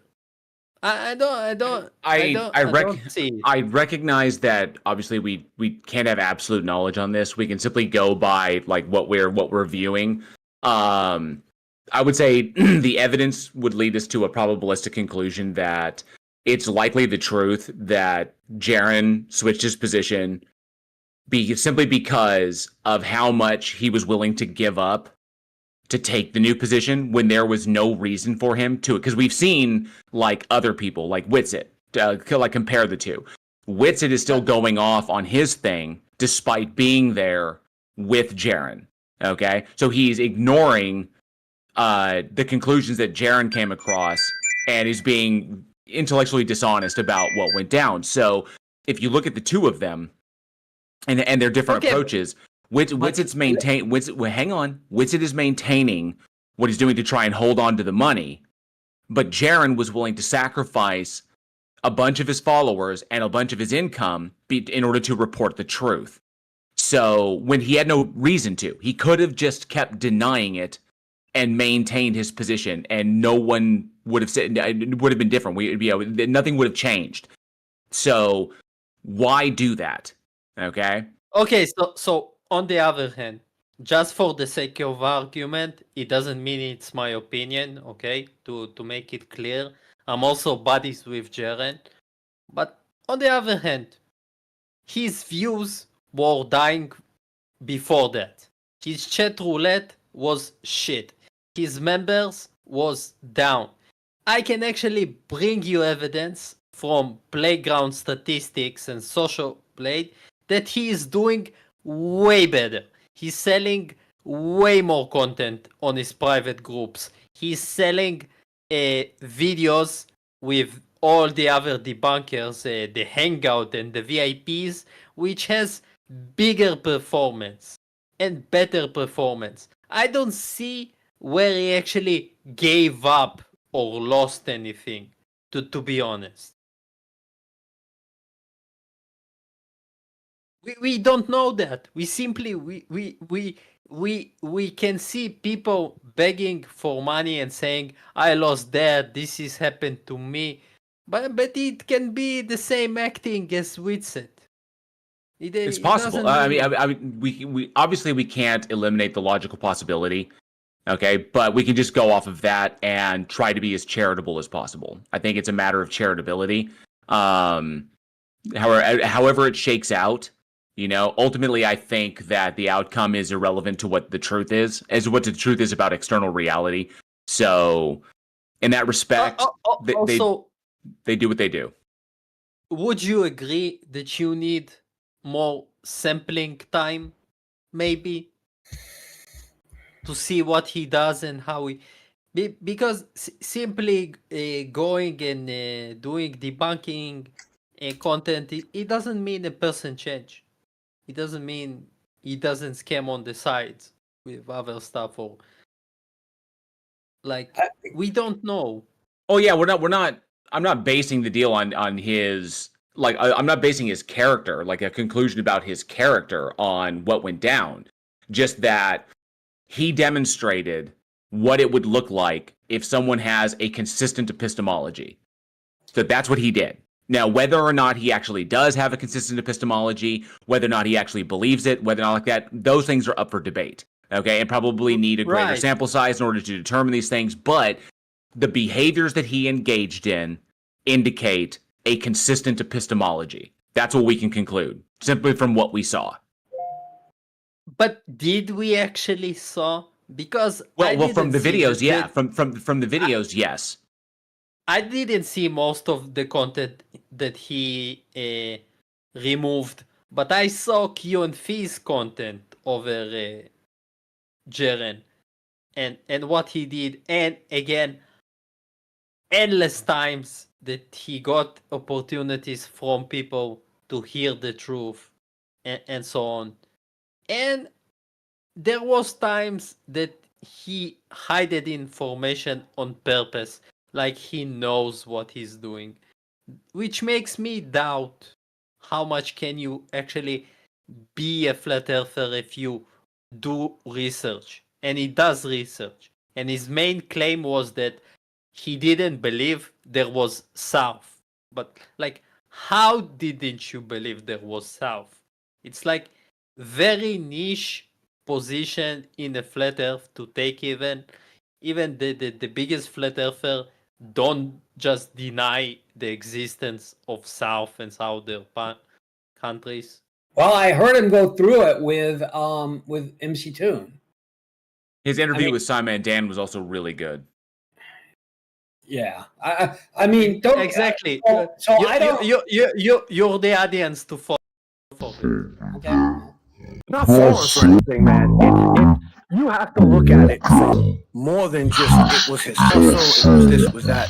There is a lot of cult-like things and social things involved in Flat Earth. So to go through what he had to go through to change his position is definitely worthy of respect. And whether or not he believed Flat Earth the whole time while he was doing his thing and he, hid information or whatever, that's what they do. But he pulled himself out of there, and that is probably a really hard thing to do. I'm sure there were a lot of sleepless nights and a lot of, difficult looking inside to the side. Like, you got to give the guy credit, man. From court to court, very different. Like I said, he demonstrated what was demonstrated via all the footage that I watched from TFE. Everything that he was, everything that I saw, that is a demonstration of holding a consistent epistemology. Now, I'm not drawing conclusions about his character. I'm not drawing conclusions about, his ultimate motives. I don't know him personally. I've never met him, unlike some other flat earthers that I've met, like, Nathan Thompson, other individuals. So, all I can go off is what I've seen and what I see him physically do. So, So let's switch the subject. Man, it would be a good conversation between you two. I would love to see. No, again, I would love to see JL have an interview conversation with Jeremy. I think that would be a fascinating discussion. Not with you. I'm not interested. see, if I had a conversation, that I think would be an interesting thing, because whereas Simon and MC Tune are going to go off the science and the models that they're going to discuss and stuff like that. I would try to dive into the subject as to what Jaren's personal philosophy of truth is, and his epistemic standards are. So and was he aware of the break that he had a break in his epistemology, and did he fix that break, or was he unaware of that? I'd like to explore stuff like that, just to see how aware he was of the logical entailments of his position, because I find the more and more I do my content, and the more people that I interact with, the more people that I directly debate, stuff like that, they are simply, they've never thought about, or they refuse to acknowledge the logical entailments of the positions that they hold, and that's a big, huge thing. Do you think, in the case of a grifter, it is very hard to lie and tell you what you want to hear in order for him to look good? Well, yeah, with someone who's grifting, who's deliberately doing it, you can expose that big time by simply asking the right questions. And typically those go down to they tend to be simpler philosophical questions. And so you can say that you can expose one of two things. One, that they are grifting because they know that they have a break in their epistemology. They're ignoring that break and they're doing it so that they can continue to grift. Or two, they're profoundly ignorant. They're not aware of the break in their epistemology, and they're doing it for because it makes money or for whatever silly personal reason they have. But I see a lot of the scientific guys, and I try not to go all Philbro on it, but all you have to do is ask basic questions about logical consistency, epistemology, philosophy of truth, epistemic, epistemology, stuff like that. If you can get into that, then you find that a lot of a lot of their positions will crumble, because they've never given them much thought beyond the basic claim, and not what is logically entailed by making the claim. The implications thereof. Yeah, that's why I think a conversation with you delving into the psychology of getting into flat Earth versus the psychology of coming out of it, I think it would be fascinating. So maybe we gotta, if anybody knows Jared, we gotta try to set that up. I'm just saying, definitely be wild. I would definitely, be interested in hearing that. Barrel wire is Jared doesn't want that. You don't. No, I think he would. I think he would. I think if he's intellectually honest, if he's legitimately being intellectually honest, like if that's legitimate, then he would be all for it because he would be able to go back and look at the mistakes that he was making and then explain his methodology as to how he corrected those mistakes. That would be fantastic because that would explain to other people like you who are asking, how did you get from point A to point B? And that allows him, in an intellectually honest manner, to describe exactly the process he went through, the mental process he went through, which is, I think, would be good. Be a great tool. So go prove it. Talk to me. I have to have him on my channel. No. You can find him exactly as anyone has found him. I wanted to ask him similar type of questions, and I got a big no. And if you think that Simon Dan or anyone asks something he doesn't know in advance, I would call it naive. And I'm sorry. How big is your channel? Well, hang on a second. How big is your channel? So my channel is not big, and it's fine. I offered, let's do it on your channel or whatever. Okay, you're saying just because of the channel. It's not because of the channel. Is it because simply he doesn't want to talk about it? But don't believe me. Again, do critical thinking. Do your bottom to top. If you really care, just ask him. Maybe I'm saying nonsense. Maybe I'm a flat earther. I don't know. I don't think he would have debated Witsit if he wasn't, If he wasn't what? If he hadn't really changed his position. Like, I don't think anybody wants to go with because no matter what, if you go in there against Witsit, the flat earthers and the people that are on the fence and in that thing are gonna say Witsit owned you, Witsit destroyed you, Witsit this, Witsit that, and you got to deal with Witsit, who is fucking piece of shit, right? So no, you don't. Okay, this is only happened because Jaren and Witsit started together the summits, okay, and they gave their VIP clients a promise for 15 summits while they did like 6. And it was part of his promise to do this last one because Witsit has been begging. He doesn't want to do that. He doesn't want to protect the globe model versus other flat earthers. He did that after a major begging and a legal thing that they have towards the people that already paid. So they didn't even, like Witsa didn't even actually made so much money on this thing. He showed me the numbers. They had to do it because they legally it was his last, and you will see it. But Witset will do it again. So I believe. I mean, it doesn't. I believe that they did the debate to make money. I don't. That doesn't surprise me at all. Witset, the only one that made money. Jaren didn't get anything from this, but legally, he did it to be his last thing to separate him from their joint ventures. So Witset is in charge from now, but Witset didn't give him money, and he did it because he believed it. I truly believe that in this case he tried to represent his side and say the truth, and it was honest, But like from Wizard, it was fake, and because he had to, he didn't want to.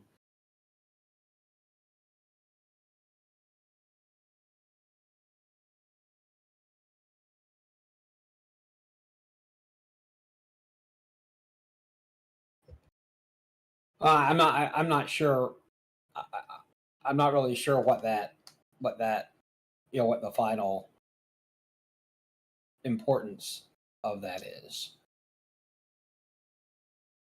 What do you mean? You have a contract with the VIP members that get special content from Witsen and Jaren, and they promise them in advance amount of summits to do. So this event was going to have to happen no matter if there was TFE or whatever.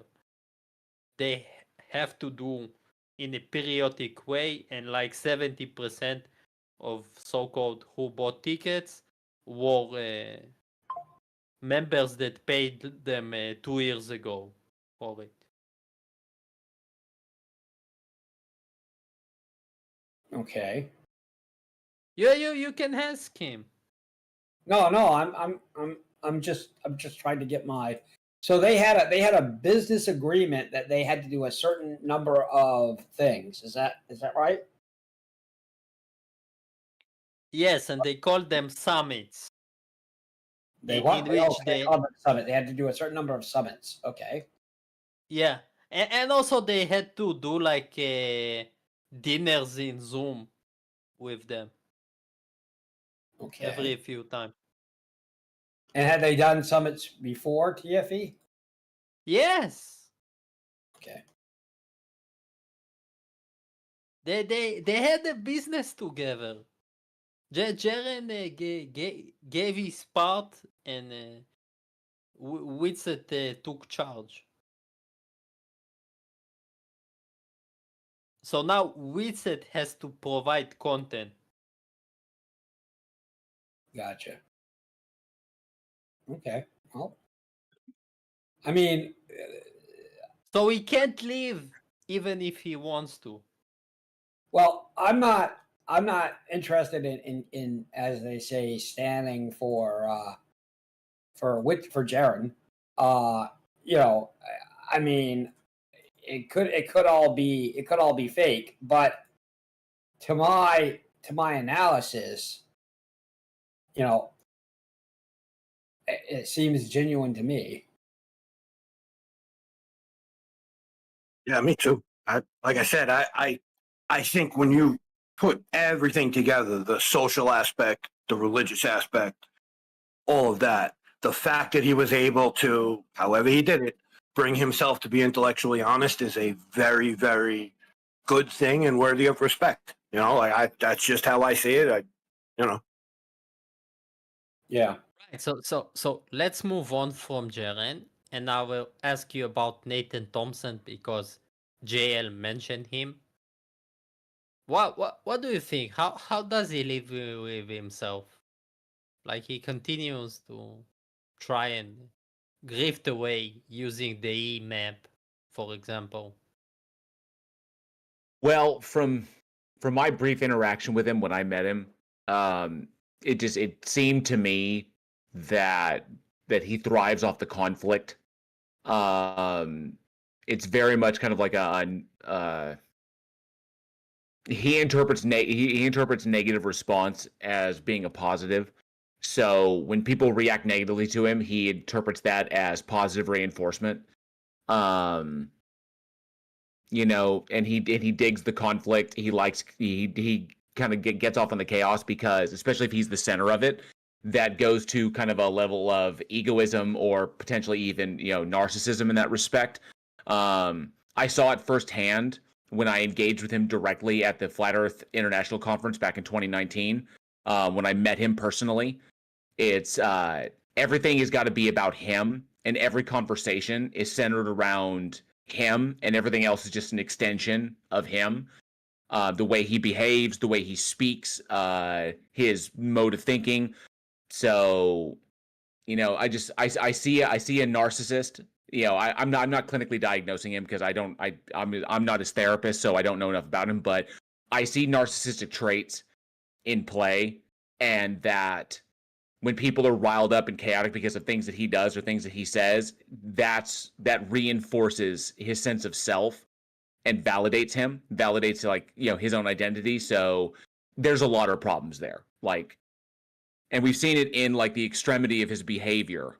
Because he'll do extreme things. When he doesn't get the response he wants, he'll go to extremes to try and get that response, because that's what he interprets as being in control and having the power.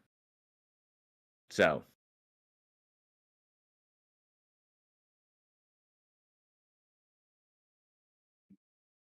I don't think I've ever even seen him. I can't recall if I've seen him, Nathan Thompson. I know Oakley was a maniac, but I don't think anybody got a good recommendation to look him up?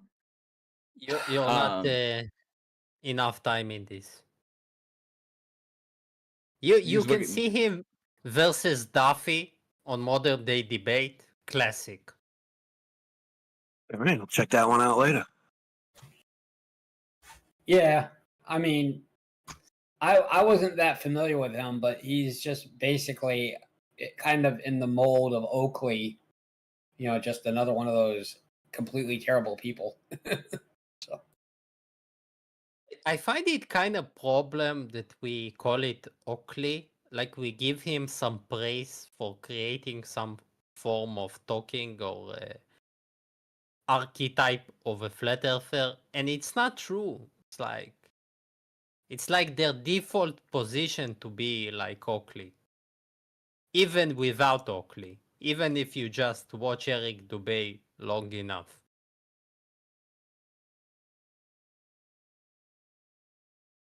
Yeah. And I imagine he gets off on hearing his own name in different places, so I don't want to give him credit. Probably.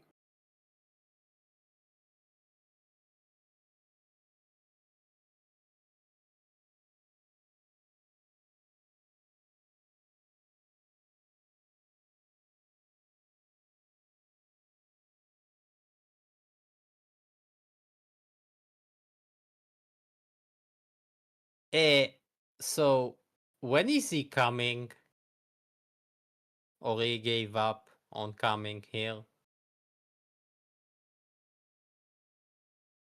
I don't think. I mean, I'm not sure. As far as I think we know, the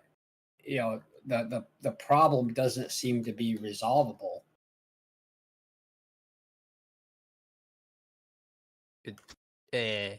You can promise Toon will not join the conversation. What is his problem, Omni? What is he? He says he can't use the link to join, and I would say that is 100% bullshit. Except Chen at CBR had the same problem, and we weren't able to figure out why. So I mean, that doesn't work. That doesn't track like at all. Well, I mean, I agree. All I can He tell you. doesn't want to be somewhere without his auto mute or whatever it is. Like he needs to be able to. He's the kind of guy. He needs his control. He needs to be able to own the conversation in his mind. I think that's his problem. Yeah, I agree that fear or fear of having of not having the control would make sense. But I like I said, I tried. It seems like he tried. I guess he didn't try very hard. And for sure, he doesn't like me. I mean, we've interacted before, and I might be one of his least favorite guys. Now, probably there's a lot of people vying for that honor, and I'm, I would be hard pressed to claim that that I achieved it, without a great deal of evidence supporting my position. But I will say that my methodology in dealing with him was modestly unique. So when I joined his server, I turned him way down, so I could see the light flashing, but I couldn't hear him. But when anybody else talked, which is very rare on his show, I would respond to that person. And then Nathan Oakley would flash a whole bunch, and I'd just not listen to him. But I would wait. I wasn't over talking him. I just, was like, oh, well, whatever, like, I'm not really interested in talking to Nathan. And apparently he was shrieking insults at me. But, I didn't care. And what one of the mods who also didn't like me said was, it's like he likened that conversation to, when a girl doesn't like you, but you don't get the hint. Which, I was quite pleased with as a summation.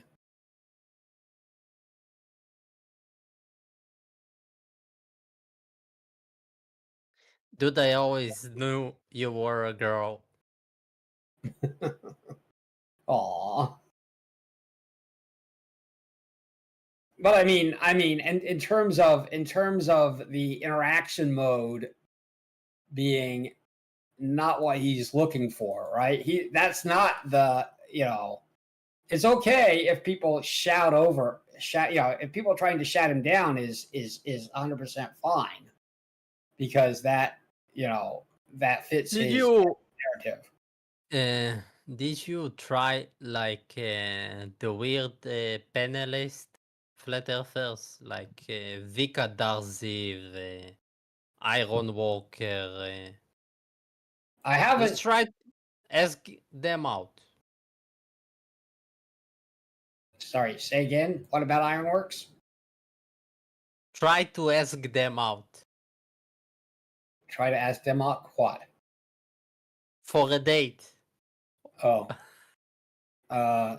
No, for coming to the server and doing event. Oh, I haven't.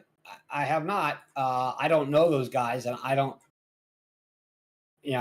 My impression is that me asking them, like, it would need to be somebody who has some credibility with them. Why? Why? Just tell them you can come and talk flat earth here. That's it. All you need to do. We will kill them ourselves. Okay. All right. Well, I can try.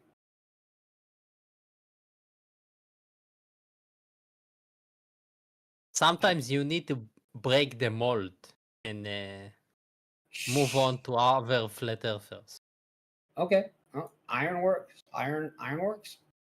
I know who the guy is vaguely. Ironwork 9,000 something. Yeah. But there is like more. There is like the whole Vika panel. You have Tron, Jean, Aloha from Florida that loves to debate on TikTok. I don't remember the names. You just go, you open a random panel, and their names is always displayed, and you can easily find them. Okay. All right. Well, yeah, let me see.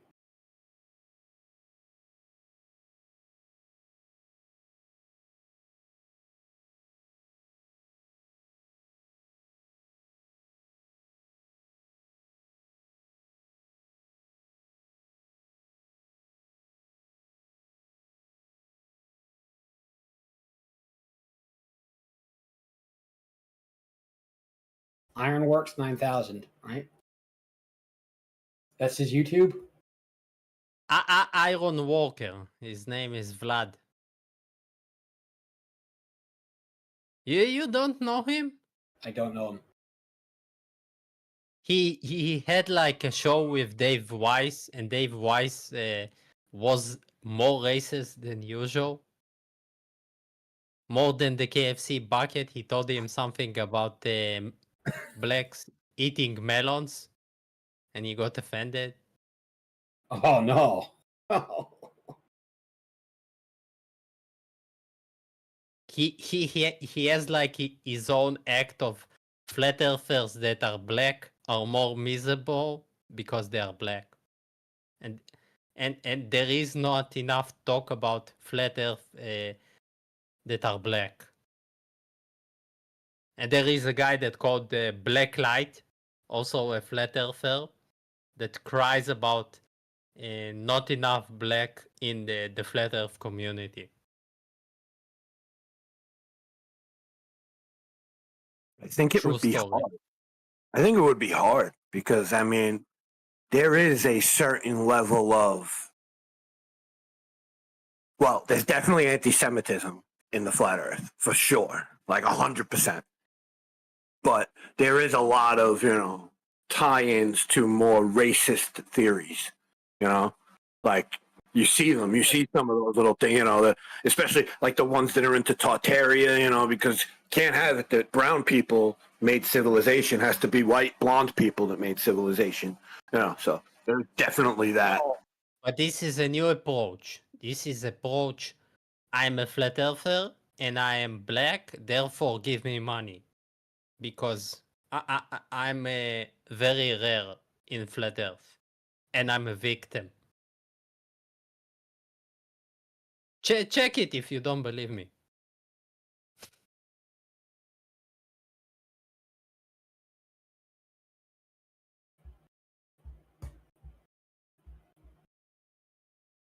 It's like they're all looking for their edge of victim and the specific community that would want to give them money for it. And never do they actually stream about flat earth. They just mention flat earth as a tool. Okay.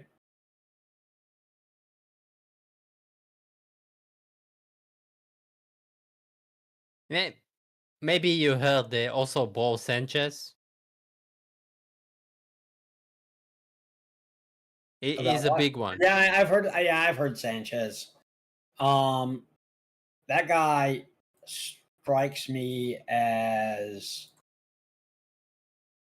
very intellectually questionable.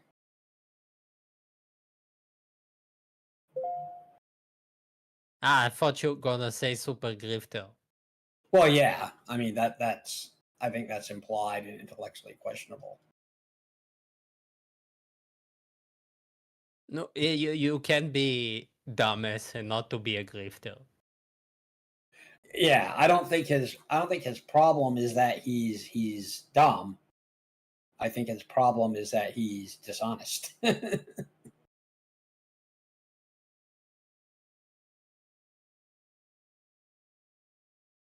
Can you name one honest flat earther? Well, I think Jaron was intellectually honest. No, well, it doesn't count. No, because the honest ones recognize it's a globe. So yeah, it was a shit test. So, let me think about this. So, Renty, but he's not a flat earther anymore. I think there's some truth to what JL said, that if you're honest enough, eventually you lose the ability to to flirf. To say random things and think you're smart. Yeah, but I will say that who do I think might possibly count as honest? Let me think about that. Honest flat earther. I think we can go. I think so. Okay, so Jeremy from Earth Awakens. Oh God, are you serious? No. How? I think he's honest about being a flat earther. Okay.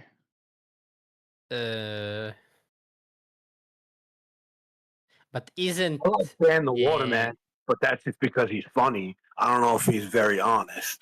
You know, Well, like he's his So- nasty great stuff. But once you go close near a truth, near any of them, if they counter block you, it means they are dishonest. Like What are you talking about? let's say Dan wants to see evidence about space, and you provide him space evidence, and then he starts to freak out. It makes him dishonest. Yeah, but Dan freaks out about all kinds of things. I mean, I don't think that's necessarily, you know. The point was just about honesty. Yeah, Bob. What about you? Can you think of any honest flat earthers?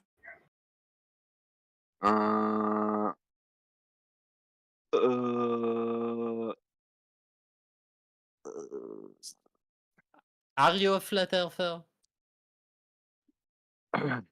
No. Or I'm confusing you with somebody? You're not a flat earther. Let's see.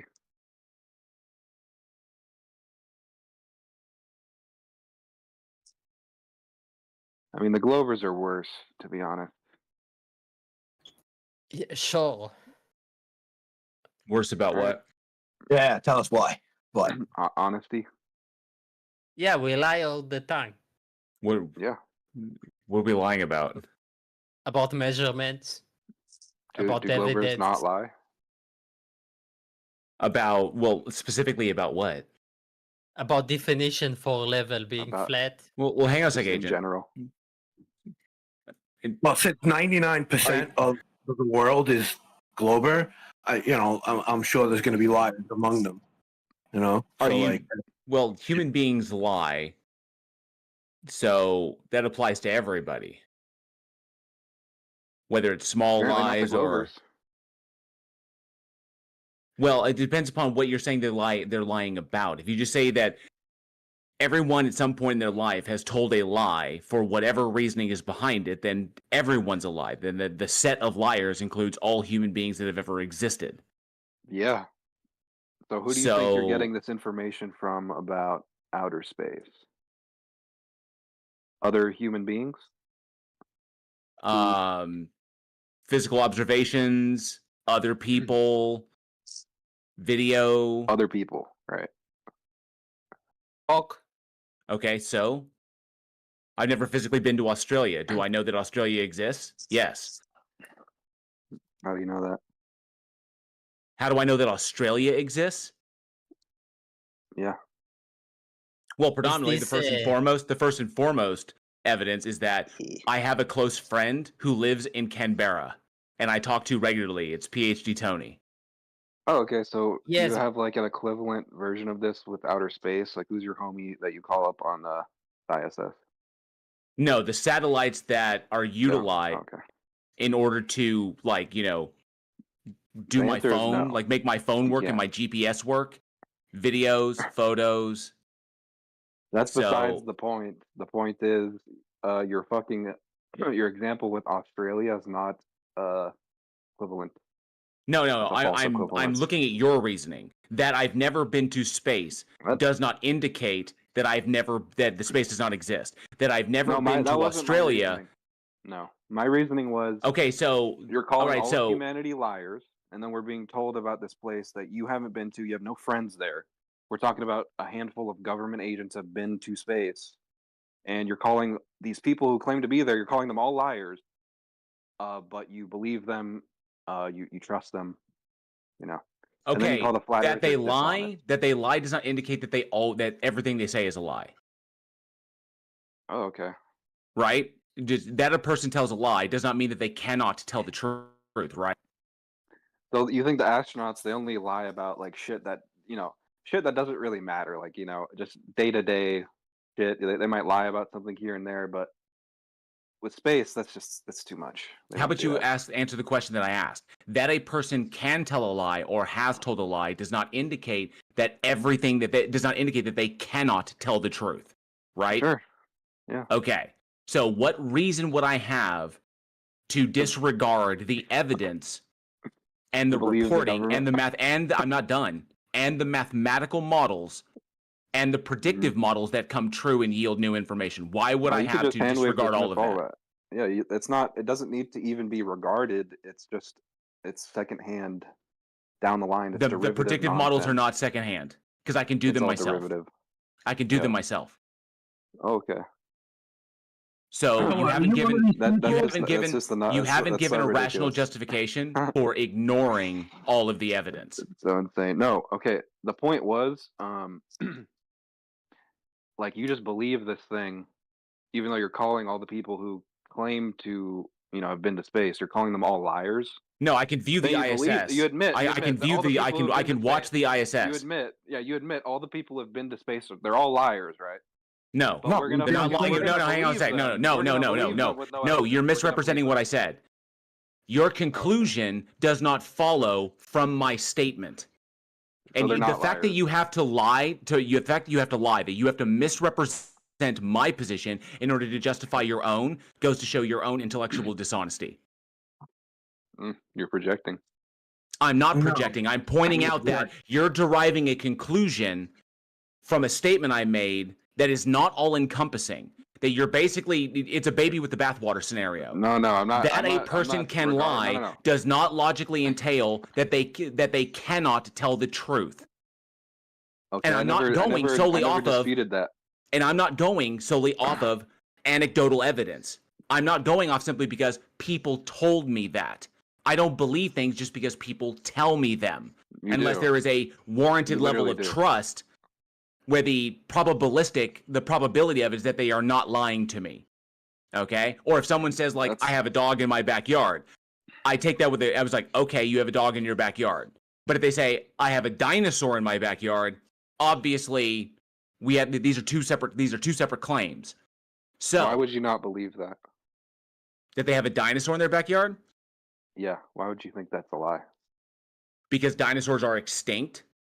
So what if they had a fossil in their backyard? They said, hey, I have a dinosaur. That wouldn't be a dinosaur. That would be a fossil. Yeah, that would be a fossil. Well, they could just say, the remains of a fucking dinosaur. That wouldn't be a dinosaur. That would be remain. That would be remain. It would be a dead dinosaur. That's not a dinosaur. That's a corpse. That's remains. Is it a dinosaur corpse?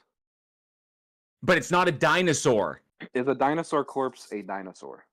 No. You think that there's hundreds of people? It is a corpse. It is a corpse of a dinosaur. So if I It's like saying that there's hundreds of people in the graveyard in the nighttime. A dead human body, is that a human? No, that's a corpse of a human being. A fossil is not a corpse.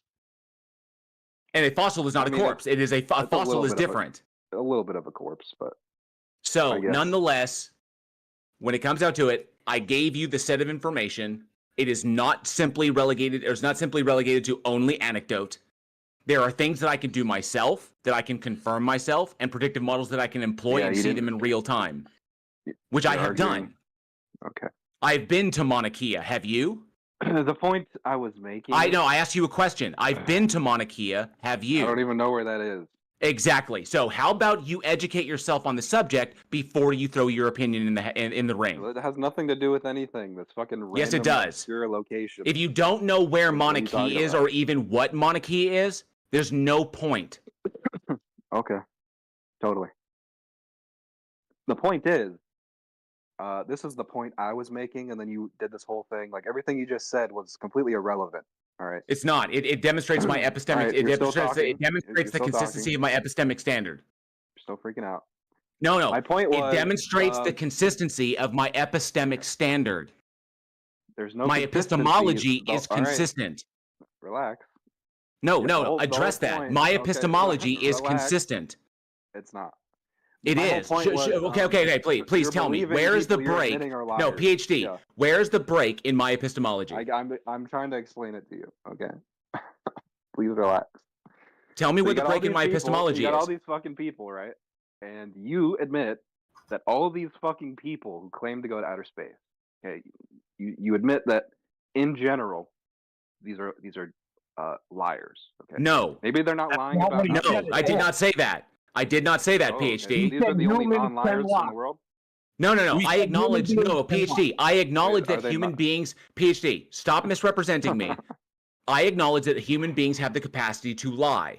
That a person has told a lie, or that a person has lied about a thing, or has the capacity to lie, does not mean that they cannot tell the truth about didn't other disagree with things. that. I So never disagreed with therefore, if you were to categorize in the set of liars, and all human beings fell into that, that doesn't entail that everything they state is a lie. That doesn't logically follow. Yeah, I never said that. So this is more Yes, you did. That's what words you're that- yeah, implying this is more here. shit we didn't need to hear.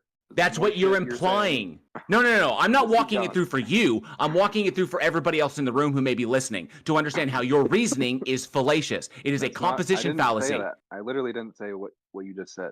No, it's the This whole thing you're implication of what arguing? you said. It's not an implication. I'm literally gonna It spell it is. out So for why do you keep bringing it up? I'm gonna. Well, I haven't been able to make my statement. I mean, Because you keep talking. misrepresenting my position and I have to correct you. No, you didn't let me complete it. You didn't even make me. You didn't. Because even your let me make the opening fucking statement was a misrepresentation. So I point. had So to correct So you. you don't agree that all humans are liars. You don't agree with that. No, I agree that all human beings have the capacity to lie. And are they liars? They can be. Okay, so who's the guy who didn't tell a lie ever? I don't know, but it doesn't mean the person doesn't exist. Can you find one? I don't know, but that doesn't entail that that person I never know one. existed. I know one. My kid has never lied. He's 6 months. Well, there you go. There's one. Yeah. We got a He's kid. 6 months years old. He can't speak, so he can't lie. True. The point is, people are all fucking liars. Okay. Now you're taking people's word for shit. When No, it's not entailed that all people are liars. It's not entailed that all people are liars and all people are lying. Your reasoning is you are starting from a false premise. You're not going to get a sled and some dogs. You're not doing shit. You're just believing NASA, and you admit all these. What do you mean people I'm are not lying. doing shit? You're not. You can't get PhD, I've done facts. much of that. The only thing I haven't done is I haven't physically gone in a rocket and gone up to space. Yeah, you haven't done shit. I have done many What, things. You got in an airplane? You traveled across the earth? Wow. Yes. Have you been on a boat before? Yes. Wait. Wow, you're so experienced. How did many? you Okay, jump? no. How many mountains above 12,000 feet have you climbed? I don't know. Okay, this one. I can't call it. Maybe one. Yeah, you haven't left your house, bro. Come on. How We all did know. you Blob, jump? you're arguing now that you don't even know your mother's name because she can lie to you, Blob. You're a fucking idiot. Blob, What does that have to do with them? guys, Blob is essentially trolling here. Not, He's not about to make a Cogent argument? Yeah. Yeah, I already did. No, you didn't. I've already explained how said, your no, not reasoning everyone is lies on fallacious. everything as a response. Yeah, I've you already know. explained how your Blob. reasoning is fallacious because you're starting from a false premise. Can I ask you, Blob, does everyone lie? Yeah. Okay, do you know your mother's first name? Yeah. How do you know that? I can read her birth certificate. How do you know that Okay, wasn't can falsely that be reported? fake? How do you know that that wasn't false? false? No, PhD. How do you know that wasn't falsely reported? Well, every single person. And how do you know that she didn't change her name and just lied to you that she didn't Well, change if her she name? did, then she changed her name. So I was at a loss. Okay, then you don't know her name then. It's the What do break you in mean your I don't know epistemology, her name? dude. What do you mean I don't know it? If everyone calls, Because everyone if calls she her the same changed her name last week and didn't tell you, then you have wrong name for her. So you don't know her name, right? Okay. Well, she changed her name 5 minutes ago, and I didn't get the news yet. This is your point. Yeah. So you don't know your mother's that's a name. really big lie there. That's really a good point. No, you said No, that it's you know actually your not. mother's first name. It's actually just one person reporting to many other people that their name is different than the one that was given to them at birth. So someone. Okay. See, here's the retard thinking. I'm not saying everything everyone ever says is a lie. Okay. No, you did say that. You did. No, That's no, I that's said- what's I said- implied by your. That's what's No, implied it's by your. not at all That's implied. what you're Wait, implying wait, by wait, your it's first not even premise. 1% No, implied. PhD. By the way you are wording it, that is what you No. are implying by your No, it's first not. You premise. should just call him Blob. He's not actually purporting to be a PhD. I am. But yeah, that was can, just make can I fun. say something real quickly? But he is right in a way. Saying that everybody lies is a vague term that doesn't actually mean necessarily something specific. Because he can say everybody lies. Sometimes it will have a meaning. Everybody lies in a certain situation, it would have a meaning. But everybody lies is like, yeah, everybody lies. Yeah, but they tried to say no, that doesn't happen. They tried to argue with me about that. No, saying that the evidence indicates they're not lying about this proposition. Dude, your boy brought up, oh, how do you know your mom isn't lying to you about her name? That was his fucking response to me saying, yeah, everyone's a liar. Yeah, he was showing. He was everyone lies. Yes, PhD. He was Blob. He was showing the break in your epistemology. No, he wasn't. Yes, That he literally was. had Okay, nothing to do Blob. with my fucking Blob. point. Hey, It had Blob, tell nothing me to do. what. Tell me what do you think epistemology is? Exactly. Observing Yeah, stuff. get the fuck out of here. What do you mean? Is observing stuff not? No, that's not epistemology. What the shit? No, Hey. you're talking to a guy with a fairly heavy philosophy background, Blob. I mean, if you're gonna troll him, me. you're gonna have to do a little bit better than that. Tell me, Blob. What philosophy of truth do you adhere to in your worldview? I don't have a specific doctrine. Yes, you do. You just I understand that you might not know how to articulate it or which one you adhere to, but everyone adheres to a philosophy of truth. He doesn't have a consistent philosophy of truth. It's possible. It's possible that his flaw, but that would go to show the break in his epistemology. My question is, what of the 5 fields of truth, which one do you hold to? Which theory do you hold to, Blob? Well, I don't know the Do you know them? Nigga. Do you know them, or do I need to break them down for you? Well, I'll just Probably reject gonna say all of that's them. the How true about that? theory of truth. I'll just reject all of them. How about this? Can you tell me what the law of identity states? Something is what it something can't it can't be. Jesus I know Christ. this one. Listen, I don't know. No, you don't. Okay, how about this? I don't- What about the law of excluded middle? Law of non-contradiction? Can't be 2 things at once, 2 different things at the same time, or whatever. Yes, if A, therefore not A. Right. Okay, so law of identity, law of excluded middle, and law of non-contradiction. So at least you have an idea as to like the basic law, the basic laws of logic are. This is what you don't understand. Okay, this is the thing. You could take somebody like a jazz musician. Right now, they've played an instrument their entire life. Okay, very skilled. Now they may not know any music theory at all, and they could go to some fucking practice session. The guy's like, "Yo, play a D9 sus chord or whatever," and the guy's gonna be like, "I don't know what the fuck that is," but all the shit he can just play it easily. And the thing is, like once this guy gets shown what that is, he'll be like, "Oh, I know what that is. I do that all the time, but I don't know the fucking terms."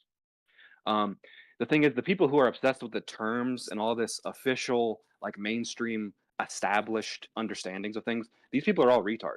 Like I already figured out all this stuff on my own. Saying A, No, is you A is didn't. not something No, I you needed to didn't. read from a book. No, A- actually, A no. is Here's A- the buddy. problem, Blob. No, A Blob. is Here's the A. problem It's with not what you something I said. needed to read in a fucking No, book. here's the problem with what Here's you said. Reading these retard. Here's the problem with what you think they're here's so the smart. problem They're with not. what you They're just fucking said. Retards. No, here's the problem with what you just said. But number one, you just basically threw all of education out the window because Yeah, I'm throwing it out essentially the window. I'm good. So you basically just threw all of education out the window because Definitely throwing all of education out the window for sure. I mean, the transference of so I'm sorry, I have to turn him down so I can finish this. So you're throwing basically all of education out the window. The transference of understanding from one generation to the next, you're just throwing that out as though it has no fucking meaning. But that doesn't hold water. Number 2, if you don't understand the position that you're operating from, then you will not know when that position is broken or when you are operating incorrectly from that position or you are deriving something incorrect from it because the position that you think you hold is not consistent. So if like for example, if you hold to correspondence theory but you don't hold to if you hold to correspondence theory but you don't hold to coherence theory, okay, you throw that out the window. Well, then there's no way to double check. There's no mechanism by which you can check your logical consistency with the prevalence of other truth claims or other truth propositions. So that's why these things are important to understand, so that you don't wind up with breaks in your epistemology like you have established that you do. I have no breaks. So I have none. Yes, it is important to understand these things, especially when you choose to engage in the topics of them. That way, you know what you're talking about and you don't say stupid things. If you don't have it, how can it be Hey. broken? Exactly. If I just don't subscribe to any of it, then there's You no don't have to contradiction. There's no So- fucking contradictions in my. So wait. No. Okay. So the problem with that is you do hold things to be true all the time, every day. For example, I hope you have a concept of object permanence. Yeah. Or do you believe that when you can't see, when somebody puts, when she covers her face, your mother no longer exists, or her face no longer exists, right? You don't. Maybe it's to a certain extent. We don't know. Like maybe. God. Maybe you have like a field around you where reality is like materialized, and if you get to like a certain distance, then maybe it stops loading. Like it's like. Yeah, but you don't behave that way. You tried on me. You tried. This guy, I now I understand. I get what people say about him when he's not around. Yeah, it's kind of pointless. So Hey, people think I'm smart. No, they don't. I can tell you that right now. They do not. Trust your mom. That's only your mom. Yeah. Too. Yeah. Are you your mom? Are you your mommy's smart little boy? He won a lot of participation trophies growing up. If he ever left his house, I'm sure. But dude, Hey, I was a pro athlete. You don't know based on the internet, you deciding what's proof based on dumb shit and dumb people on the internet is not going to work. That's what you're doing. You fucking believe NASA. You I fucking believe in. He relegates the knowledge of the existence of the knowledge of the existence of a governmental agency to just a belief. Like you believe it exists. We know that NASA exists. It is a governmental agency that operates. Okay, so no. Here's the problem. Here's the problem, Blob. The things that they claim, we can confirm individually if you're willing to do the work. You can't. You're just saying. Yes, I can. Yes, we can. No, Like I said, I have been to Mauna Kea. You have not. What's your evidence for the Earth being flat? It's all been disproven, and the fact that you're still on here, Okay, you're bringing up. I got it, Omni. I got it. Omni, I'm just gonna turn him down. Because all right, we're gonna he's full of shit. Hang on. Your proof is a YouTube video from 2025, and you're acting like, oh, there's so much fucking evidence. Hang on a second. I am completely thrilled with you trolling JL, but we still have to do it one at a time. So make your case, JL. Turn him back up. I'm not engaging with a troll. There's no point. Oh, if you don't want to talk to him, well, then it's intellectually bankrupt, and it's just a waste of my fucking time. Especially someone that's going to take NASA as a joke. I mean, dude, you know what? You can still do it too. But when I was a kid, right, we went down to Kennedy Space Center. I stood there and I watched the fucking space shuttle take off. Right? Where did it go? Where did it go? You're fucking hilarious, dude. No, where did it go? We felt the heat, everything, bro. Where did that space shuttle go? Hey, good point. Where did it go? Did it just magically disappear when it hit? It went up. It went up, buddy. Yeah, it went into space. And it didn't come back down. Okay, you better believe it. Yeah, no, it came back down. Yeah, if they land, you could see they filmed them landing on big long runways. Come on, man! Like all of it landed. None of it's floating around in space. Brooklyn, I want to say something quickly. This guy is smart because he managed to trigger you over simple, silly things, which you can clearly see. He's just trolling. He doesn't even believe his own statements. This is what you guys always those do. statements are too simple. even to like Well, for You're anyone. trying to discredit So- truth by saying I'm trolling. This is what you guys always do. No, I'm Hold on. trying Truth? to. What truth? Okay. I'm He's actually trying trying to for these defend you, guys Bob. No, not he's to trying to treat discredit you me. seriously. Yeah, but what truth are you saying that? Like what truth? All of it. Also, No, the but truth that I hide in my basement, right? Blob, do you think that the Earth is flat? Huh? He does. He actually does. No, I don't. But No. Oh, you I don't. didn't hear it from I don't think him. he does. I don't think he does. I think he's a shit stirrer. Yeah. Do you think that the Earth has a shape, Blob? Probably. Do you think the Earth is a What, blob? what kind of? Yeah, could it be a blob? We don't know the shape. We don't know the shape of the Earth. It's a blob. No one knows the shape of the Earth, buddy. That's the truth. It's Earth-shaped, buddy. What is a blob? But it has to have a shape, and it has to Blob be is an a mutant, object, alright. right? Because it has a surface, right? Okay. No, I'm asking you. No. No, you said Earth it has. doesn't It's have like a to have material a shape. object. If you're a real flat earther, you don't care about thickness of the place that you live Yeah. upon. You just blindly believe that That's you true. live on a flat plane. Hey, why don't you guys ever do this? When you're talking to a flat earther, just say mountains aren't flat. Literally, just say mountains are not flat, and just keep repeating it. Yeah, we have And Bev doing that. No, you don't. I listened. You we guys have don't do Bev. that. We have Bev No, you for don't. that. Bev Also, Bev I always think say you that. didn't hear my style of reasoning with a flat earther, but okay. Look, it's been that easy to debunk flat Earth this whole time. Just say mountains 10 times. It Just say is. mountains. Yeah. You Hills guys don't and do that. valleys. Yeah, just keep saying it.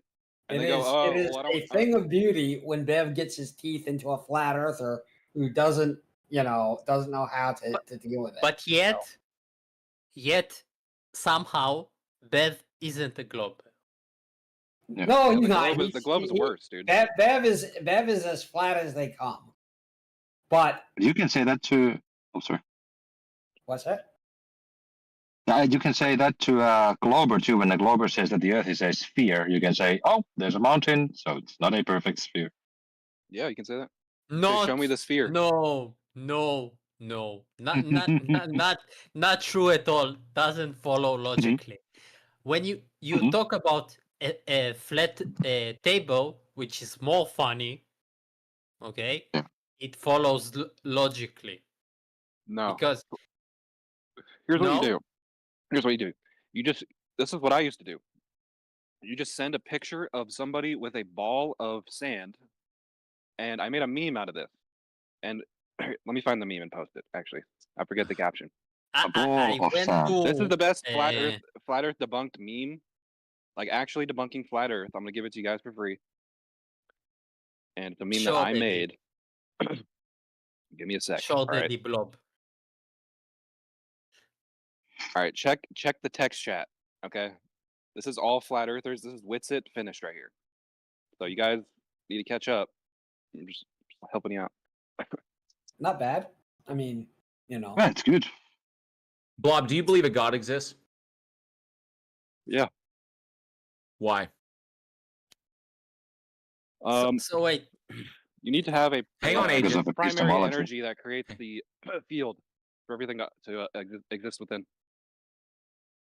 Say it Primordial again. energy. There's primordial energy that fundamentally establishes this reality that everything is able to exist within, and this fundamental primordial spatial energy has intention. So, Oh, God. atheists, you guys lose. What is primordial energy?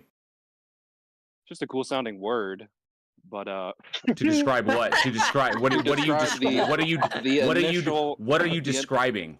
Yeah, the initial like energy that created the universe. You have access Whatever. to this? Is it kinetic energy? Well, No, hang on, Magic. Magic. So yeah, You have access to this? to what? To this primordial energy? You can confirm that it exists? Yeah. Well, I'm inside of it, so yeah. Well, energy is the capacity to do work. So it's particles interacting with one another, and there's being results from that. That's what energy is. So, what are you talking about? Like primordial energy to do work? What do you mean? Yes, physics. That is what energy is. The capacity to do work. remember how Increase in. Hang on, Omni. Like, Hang on, Omni. Increase in entropy is a decrease in available work.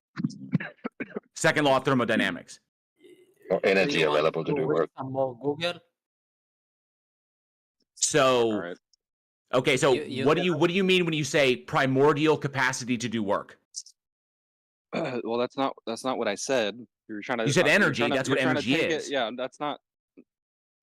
Look, I don't. Can you define energy, Blob? In the way that you use it. No, come on. He's not gonna be. No. So, Blob, do you have access to this energy? You've confirmed that it exists? Hang on, you've confirmed that it exists, Blob, right? Yeah. Through what experiment did you confirm that this primordial energy exists? Well, you don't Can I need help to him? confirm Agent, it hang on a sec, through dude. experiment. You don't need to confirm it through experiment. It's just Okay, so how do you know that it existed? By what mechanism did you eliminate your bias? it has to, because it has to exist. No. You're just saying that. That's a claim, but you need to demonstrate that it does because it's logically possible that it doesn't, because there's no logical contradiction in it not existing. What about things existing? Right. If you take existence to be a brute fact, then then the universe has always existed in one state or another. Okay. A thing So either that's how I know exists it. or it doesn't exist. It's parsimonious. That's how I know it. Okay, so you're saying that because something exists, therefore therefore this must exist. Therefore it Because exists, X exists, therefore Y exists. That's not logically No, because it exists. He's it wondering exists. why you're talking about parsley. I mean, so Blob. We don't fuck with vegetables, dog. You're saying if X then Y, but there's no logical consistency, but there's no evidentiary backing for the existence of Y. You're just defining it that way. No, I'm saying like, hey, look at that tree over there. I'm like, yeah, there's a tree right there. That's it. That's all I'm saying. Okay, so that doesn't get you to your primordial energy claim. How is it different from like course it normal energy? does. How is primordial energy different from regular energy? Because it's the foundation. Wouldn't that just be energy? Isn't it indistinguishable from energy, the capacity to do work? Well, no, it's distinguishable because it's distinguishable. So how do you distinguish the difference between the two? it just by is. what mechanism? What do you mean how? By what mechanism? Exist. How, My you're senses. What do you claiming mean? they're different, but how did you determine that? What do you mean claiming they're different? Is it okay? Is this an analytical truth or a synthetic truth? What does that mean? Analytical truths are true by definition. They're just defined in a way that they're just defined to be true. Okay? Synthetic truths are true because they have been demonstrated to be the case. So if you're for just defining it into existence, that's not evidence of its existence. What was the first one? An analytical truth? omnivore is awesome. You defined it in a way that basically, if I say God exists because it's defined as existing. Okay, so therefore God exists. All right, that would technically be an analytical truth. It's true by definition. God is defined as existing, therefore God exists. It's an analytical truth, but it's not a synthetic truth, which would be a truth, a proposition Well, it that can be is. demonstrated to be the case. No, it is because you wouldn't be able to make that statement without it. something without a grain. What do you mean I wouldn't be able to make the statement? I can make statements about conceptual objects without those objects being, because they're just conceptions. Not if the object that you're calling it, which it's not an object. Yeah, it's not an object. We're talking about. It is still an object. It's an talking object about- separate from myself. We're talking in philosophical terms. So anything that is I external of reject myself, all of your philosophical. anything that is external of myself is an object. Whether that object is an entity or an inanimate object or whatever, it's still an object separate from myself. I am an object. That other thing is an object. Two separate objects. Okay, but if the requirement for you making that statement is a creator, It's then you not. making It's only the statement conceptualization is necessary. Demonstrating. All right, whatever. You only have to make the conceptualization. I can conceive of something that doesn't exist in reality, and I can still talk about it. The conceptualization is just like abstracta. It's not You see, concrete. You got too many terms in your head. You can't think. Abstracta is you a don't- mental. Abstracta you means can't think mental. clearly. You It's got too many- phenomenological, you not got too many terms numenological. floating around. Okay, when Yeah, I talk stop with about all the- stop with all abstracta, the I'm talking terms, about things. When I talk about abstracta, I'm talking about things in your head. When I'm talking about that's phenomenological. When I'm talking about numenological, that's things in external reality. So a thing It's doesn't just have to the exist in Philip- external reality numenologically in order to be phenomenologically. In order to be phenomenological, meaning that I can conceptualize things that don't exist. Do you realize in this stage you're basically talking to yourself because he doesn't understand any word you say? Yeah, I already told you. Yeah. So, nonetheless, I just figured out that omnivore. how, by what mechanism did you determine this? Did you distinguish between primordial energy and just regular old energy, regular old capacity to do work? By what mechanism did you establish that?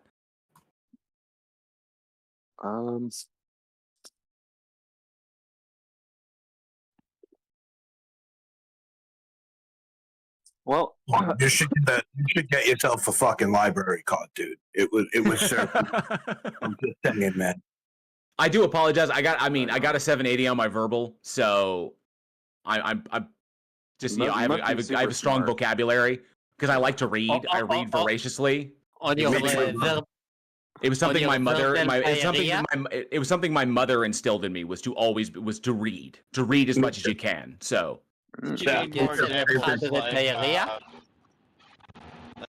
The examples as you're using the word unicorn for the abstract concept type of deal.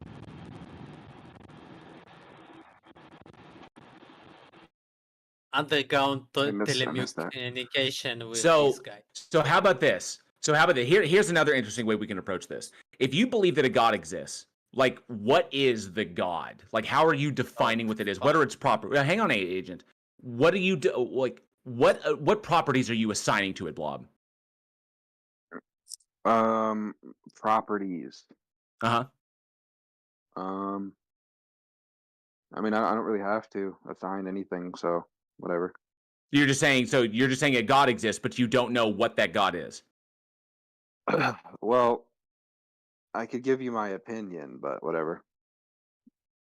Well, I mean, it's a belief that you say that you hold. So I'm kind of curious as to why you hold it and what exactly it is that you are holding. So if you hold that a god exists, so here's the problem where we're going to. I'll just kind of shortcut this. The problem here is that it's going to go in one of two directions. Either the god, by how you define it, is either going to be unfalsifiable, demonstrable, or logically inconsistent or logically contradictory. You got one of three options. Okay, now of all what about logically required? Is that an option? That would be demonstrable. You'd be demonstrating its existence. But okay, so there's a difference between it's either logically inconsistent or logically contradictory, therefore it doesn't exist. It's unfalsifiable, meaning that it cannot be determined to be true or false, or you can demonstrate the truth of the thing. You can define it as being logically required via deductive argumentation, but deductive argumentation alone is not evidence of its existence. Just because it's valid doesn't make it sound. So that would fall into the unfalsifiable category because you haven't demonstrated that it exists. You can simply define it as being logically necessary, but that doesn't mean that such a concept exists and is. So it's an unfalsifiable category. So you got one of three categories. The God you believe in is either unfalsifiable by nature, therefore belief in its existence is irrational and unjustified because the truth or falsity cannot be determined. It is logically contradictory, therefore it doesn't exist, therefore belief is irrational and therefore unjustified. Or you can demonstrate that it exists independent of mind and context without begging the question, which would indicate, at least in an indirect sense, that it does exist, and therefore belief in its existence would be to a degree rationally justified. So, which one is it? It's the last one. So you can demonstrate that it exists independent of mind and context without begging the question. Yeah. And when I say independent of mind and context, I mean as a concrete entity, not contingent upon your mental abstracta, upon your mind. So I can't look at I can't look at the creation to know that there's a creator. No, because that assumes that it is created, which implies the existence of a creator in order to conclude that there's a creator. So that would be begging. No, Blob. You just called it creation. Therefore, what if that's the only option? It's not the only option. I could just say it's nature. Yeah, but you can't just say that. Sure, I can. I can label it nature. That it is existence. Existence is a brute fact. I mean, okay. What is it? So there you go. It's not a true. It's like it's not the only option. So and plus mine is parsimonious because I'm not multiplying my entities unnecessarily. So and plus when you look at something, you say I look at creation and I conclude that there's a creator. Well, that's because in your first premise, you are assuming the existence of the creator in order to call it creation, which means you are assuming the truth of your conclusion in your premises. You're literally inverting the most basic string of No, logic. I'm not. Yes, you are. We're talking no, I'm about not. Some fucking. I'm working bottom up. There's no justification to conclude it. There's no justification to conclude that it was created by anything. You're begging the question. Yes, there is. Literally. No, there isn't. Yes, there is. No, it isn't. Oh, wait. I can guarantee you this. The only justification you have would be an argument from personal. The only justification you would have would be an argument from personal incredulity. No, you just keep saying that. You just keep asserting the same. Okay, shit. then give me the evidence that it exists without begging the question. Yeah, literally everything. That's begging the question. Okay, so see when you see a tree, you think that tree was created, or do you think that tree grew from a seed? I think it grew from a seed, or was created. I mean, okay, so then what does looking at a tree make you think of creation? Well, you don't get seeds. You don't get seeds in nature from rocks doing nothing. So good job. No, you get it from other. You get it from other elements doing what they do. That's already alive. Yeah. No, it's not alive. You get it from other elements doing other stuff. See. Here's the issue. Now we're back to abiogenesis. Now we're diving into abiogenesis. So we have. Now we're diving into abiogenesis, which literally Blob. Agency. You're saying these elements are just arranging themselves and creating life. No, they react naturally. No, Blob. No, stop. They are reacting with each other naturally. They do it naturally. Are they sentient? No, they just interact with one another like magnetism. Wait, how do you know? Like magnets. Magnets are natural. How do you know they're not sentient? Are you arguing for panpsychism now? You're saying they're reacting. You're saying no. Elements are just yes. Reactive elements. Elements react with one another. Okay, so are they sentient? No. Okay, how do you know that? Do you think? A number of ways: experimental testing, comparative analysis, predictive modeling. How does that prove they're not sentient? Because the qualifications for what would indicate sentience, these objects don't meet them. Okay, like what? The material is sentient. Yeah. Do you think? So the thing that you're arguing for is called Blob. The thing that you're arguing for is called panpsychism. The problem is that's top-down thinking. You have to start with a metaphysical presupposition and then work down from there in order to justify the claim that this thing is true. But it cannot be experimentally confirmed, and it requires you to beg the question of the truth of your metaphysical position. Okay, that's working top down, not bottom up. So I ask once again, can you demonstrate the existence of the God independent of mind and context without begging the question? Yeah, I mean, there's there's many stories of people who they will pray to God. Okay, we're talking about people who are complete career criminals, scumbags, psychopaths. Pray to God one time, instantly change. We're talking about there's one specific story of a guy who was a knife-wielding psychopath, and he stabbed all these people, was in prison. He prayed one time in prison after he said he lost count of how many people he stabbed.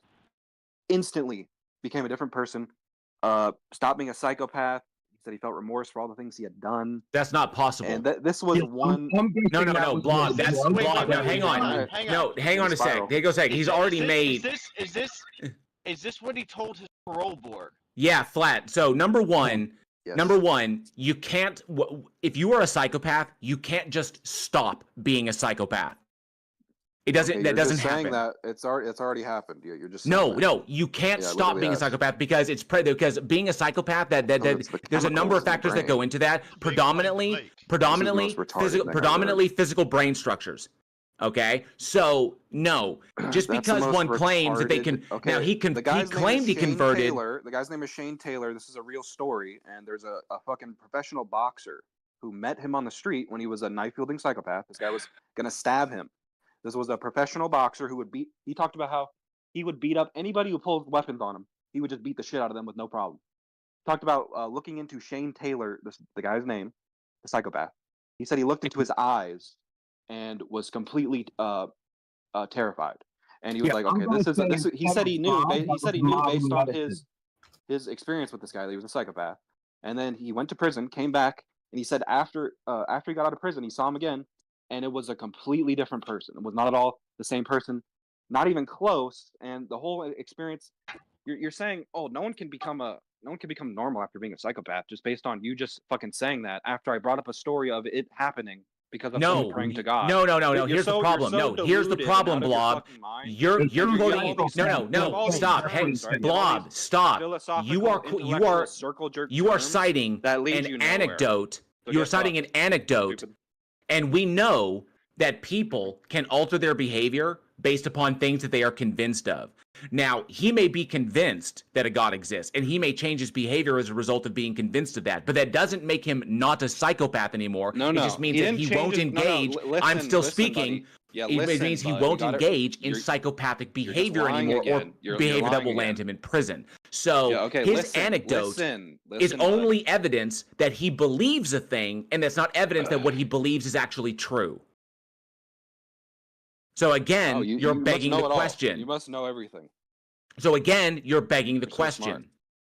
Dude, he's a psychologist, man. Of course he knows that a psychopath can't change. I'm not a psychologist, and I know that. When you say a psychopath, so wait a minute. that is a very particular kind of problem, and they don't change. They turn into serial killers and end up in prison. That's what happens, man. Psychopathy and sociopathy, we know from the evidence, are predicated like those conditions, those mental disorders, okay? The antisocial personality disorder, and with the certain presentations that go into like homicidal ideation and other kinds of things like that, lack of impulse control and shit like that. The problem with these things is that they don't just go away. Just like schizophrenia, bipolar disorder, other emotional disorders. I'm still speaking. These things don't just vanish because they are as much brain states and physical structures of the brain as they are chemical disorders. If your brain produces chemicals incorrectly, you will have mental dysfunction. So psychopathy doesn't vanish. It doesn't go away. Once you are a diagnosed psychopath, once you have been formally diagnosed as a psychopath, you will always be a psychopath. Oh, okay. Yeah, Mr. fucking knows everything here. My background, my literal PhD, Blob, my literal fucking background is in forensic psychology. Yeah, no one cares. With aberrant psychology, forensic pathology, and law enforcement. Okay, I understand this particular field. And you're wrong about fucking everything. Imagine that. I'm not about this. I'm sorry. Listen, yeah, you are. No, I'm not. I'm saying no, I'm not, because I'm going to go back to the. I got to turn you down because you're just nonsense right now. So the problem that you're doing is that you are concluding a thing based upon an anecdote from somebody who likely, probably, possibly has been convinced of its truth, but that is not evidence that the thing that they believe in is actually the case. So therefore, JL, you can't conclude you don't give a shit. Shut up. And so you need to not beg the question to arrive at your conclusion. Moderation? So this is unacceptable. So I will pose the question again. Can you demonstrate that your God exists independent of binding context without begging the question? Right now. Yeah, take the ski mask off, buddy. You're gonna eat some ass. So you're saying that you can't do it? Big ol' ass ready for eating. Yeah. What's up, Warren? Warren was just denying. He was denying the fact that there was a psychopath, a knifing guy. He knifed all these people. He's a psychopath. He prayed to Jesus Christ one time. and stopped being a psychopath immediately. That's not how No, it works. His whole that's fucking not life, how and it he's saying, works. "Oh, it Because can't one, happen." He's saying it can't. It can't I'm happen. not rejecting the claim. I'm not rejecting his claim.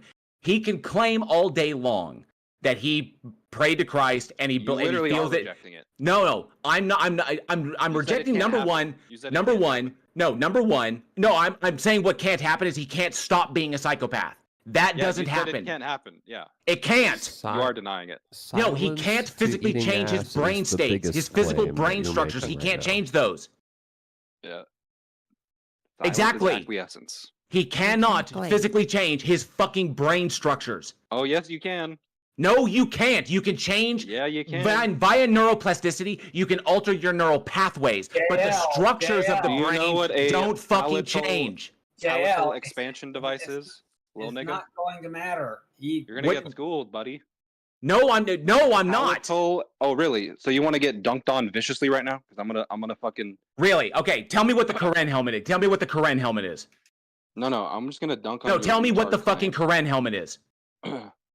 I'm gonna dunk. Exactly. On your You don't fucking know, which is a major advancement made in neurophysiology. So don't even try to play me, son. Nice. When you don't know trivia, basic Clear. shit. So nonetheless, you still beg the question to get to your conclusion. Can you do it without begging the be on question? your knees eating my ass. So I don't know what the deal is with you, but as soon as you get to that next level, you're just gonna be eating mad ass.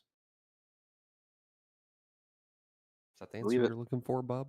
Like I thought, he can't do it without begging the question. JL, take a look He at knows what his I just reasoning is post- hey, fallacious, and there's hey, no retard. point.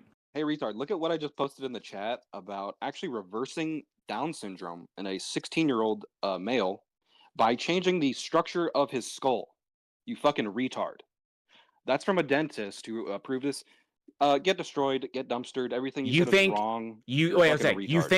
think that altering someone's physiology, the physiology of their You said skull. they can't do it. No, I didn't. I said you think Yeah, you that did. no. Do you know what causes Down syndrome? Skeletal deformity. I just No, fucking showed it. Retard. no, it doesn't. It's chromosomal. Oh, so how do they reverse it by expanding? They don't reverse it. They reduce its effects. I literally just showed it. Oh, so No, is that he didn't reversing reverse is that it. reversing it, retard? Is He didn't reducing reverse its it. effects reversing. No, you can reduce the presentation, but it doesn't stop the this is just code. chromosomal. It doesn't stop them from having Down syndrome. That's a So you can chromosomal. only reverse it a little bit. You just can't. You have to you can't change their reverse it, but you can chromosomes. reverse it kind No, of. you have to change their Sounds like this chromosomes. Down syndrome topic's hitting a little too close to home. Am I right, Warren? They still have Down syndrome. Getting a little triggered. They still have Down syndrome. It's because you're misrepresenting this. Syndrome, Hey, well- not syndrome. You sound like a queer.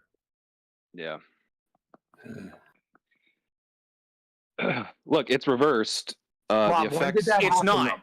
It's When not. did that I'm happen? telling you Wait, right now. I'm telling you hold right on. now. I'm just going ahead and look this up right now. I'm going to go look this up right now. No, When did that Down happen? syndrome. No, hang on a sec. No, Down syndrome cannot be reversed. It is a genetic you condition read it caused on by the Google. presence.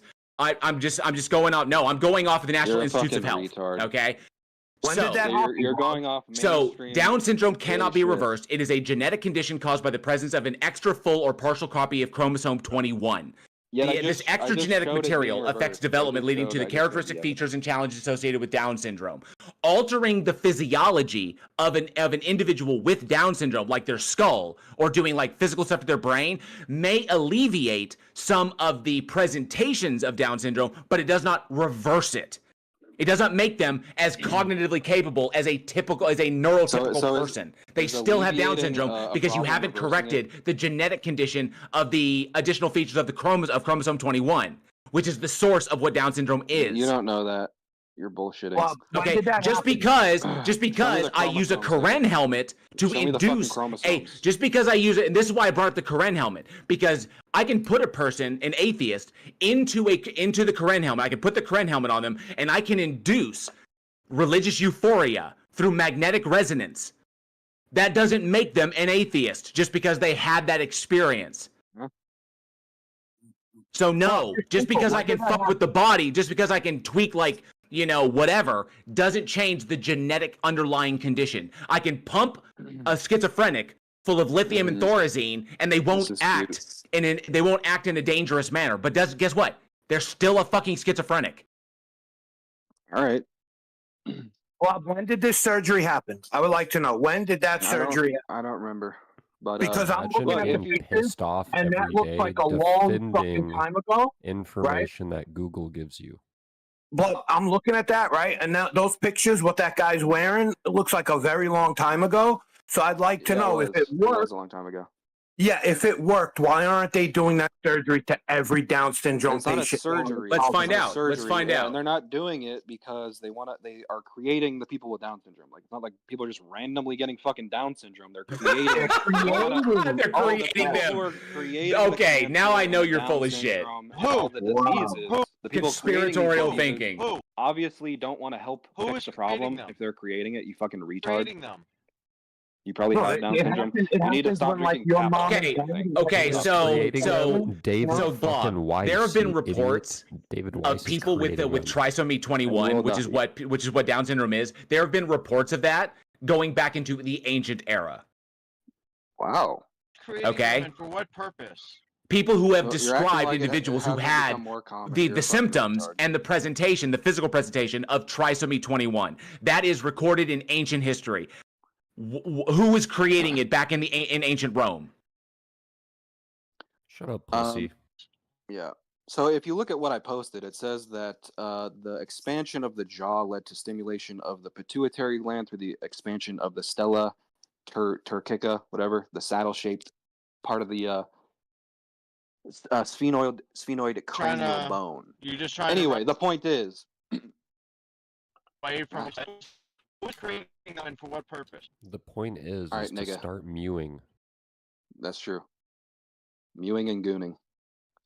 And for what purpose? No, the Save point your is, life. right, with the increased release of growth hormone and the stimulation of the pituitary, this will obviously affect the whole entire system, the physiology of all of the cells, which would then affect the way that genetic information interacts with those cells.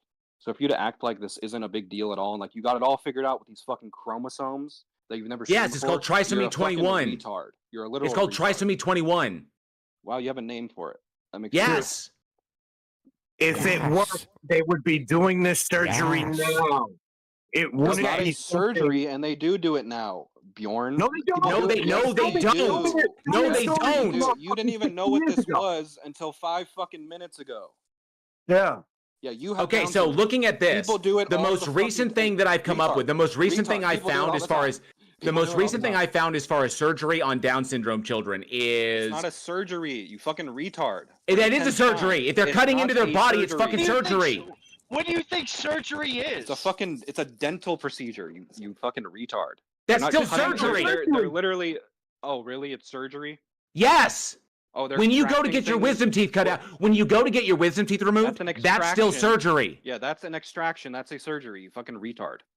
If you're inserting something or you're making a Okay, physical so change if to I the put interior of the If I body, put Invisalign in my teeth, is that a surgery? You fucking retard. what are they doing to their skull? In order to access their No, it's skull, not. The answer is no, it's not. You fucking retard. if they make a physical change need to the to stay bone, jail. You if they really make need to a stop, surgical, if they You make really a need change to the stop. bone, that is You don't have surgery. shit figured out, dude. You don't have anything figured out. Okay, so you're schooled on nothing this. figured You are cooked. That's why you're freaking out. So, nonetheless, You're the one who just looking back at spiraled this, I'm just gonna turn you instead down of because you're full of Invisalign. shit. Okay. The last report posting a was Texas Children's reporting on surgery allowing patient with Down syndrome to dance again, and so patient with Down syndrome faced significant challenges, is now thriving because they were able to correct some of the she had hip dysplasia as a result of the genetic issues that commonly occur with How the fuck is that relevant? Down syndrome, Jail. and they were able to correct that, and now she can walk on her own. How So the fuck is there are that things that can relevant? be corrected. Okay, like I said, the symptoms can be alleviated, but it doesn't stop them from having What, like Down the syndrome. symptoms of being a retard. It doesn't work that way. So I just posted the Wikipedia link on the guy Price, Weston Price. Yes, very famous person nowadays. He's not all that famous, but Well, in certain circles, he's like I'm sure very well known. I'm sure he's very well known in certain circles. The purpose of creating people with Down syndrome? What purpose is that? The purpose. Look, it's a depopulation agenda. So what creates the Down syndrome, and this is the actual answer, and Jail's gonna spurg out, but this is the actual what the cause of it is. Deficiencies. Cause, the purpose. I'm not interested in Listen, the cause. bud. I want the Yeah, purpose. no, the cause of No, it is gonna enlighten you. in the You're gonna realize I what the want fuck's the going on. purpose. Yeah, you're gonna realize when I tell you.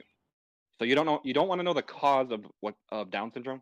I know the purpose. I want to know the purpose. Okay, if I tell you the cause, you will understand the purpose. So can you relax? So I can fucking answer you?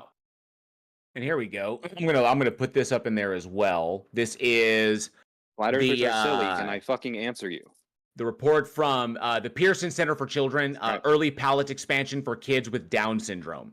And what this is it describes people with Down syndrome, trisomy 21, are prone to have a narrow arch in their palate. This can cause a variety of issues. It is therefore ideal to address early.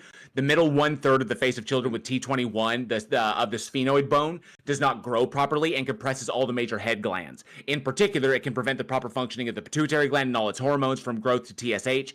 The goal is to widen the top palate. It is not just about teeth, but about the fact that the middle third of the face does not grow in proportion to the rest of the face in children with T21. Right. So the potential benefits of palate expansion: expand the lower face to give a more even appearance, make more room for the teeth, relieve pressure on the nasal and ear passages, improve clarity of speech, promote growth in the middle third of the face, help to resolve sleep apnea, lessen occurrence of ear and sinus infections, increase space for sinuses to drain, improving nasal congestion, and facilitate proper function of the thyroid.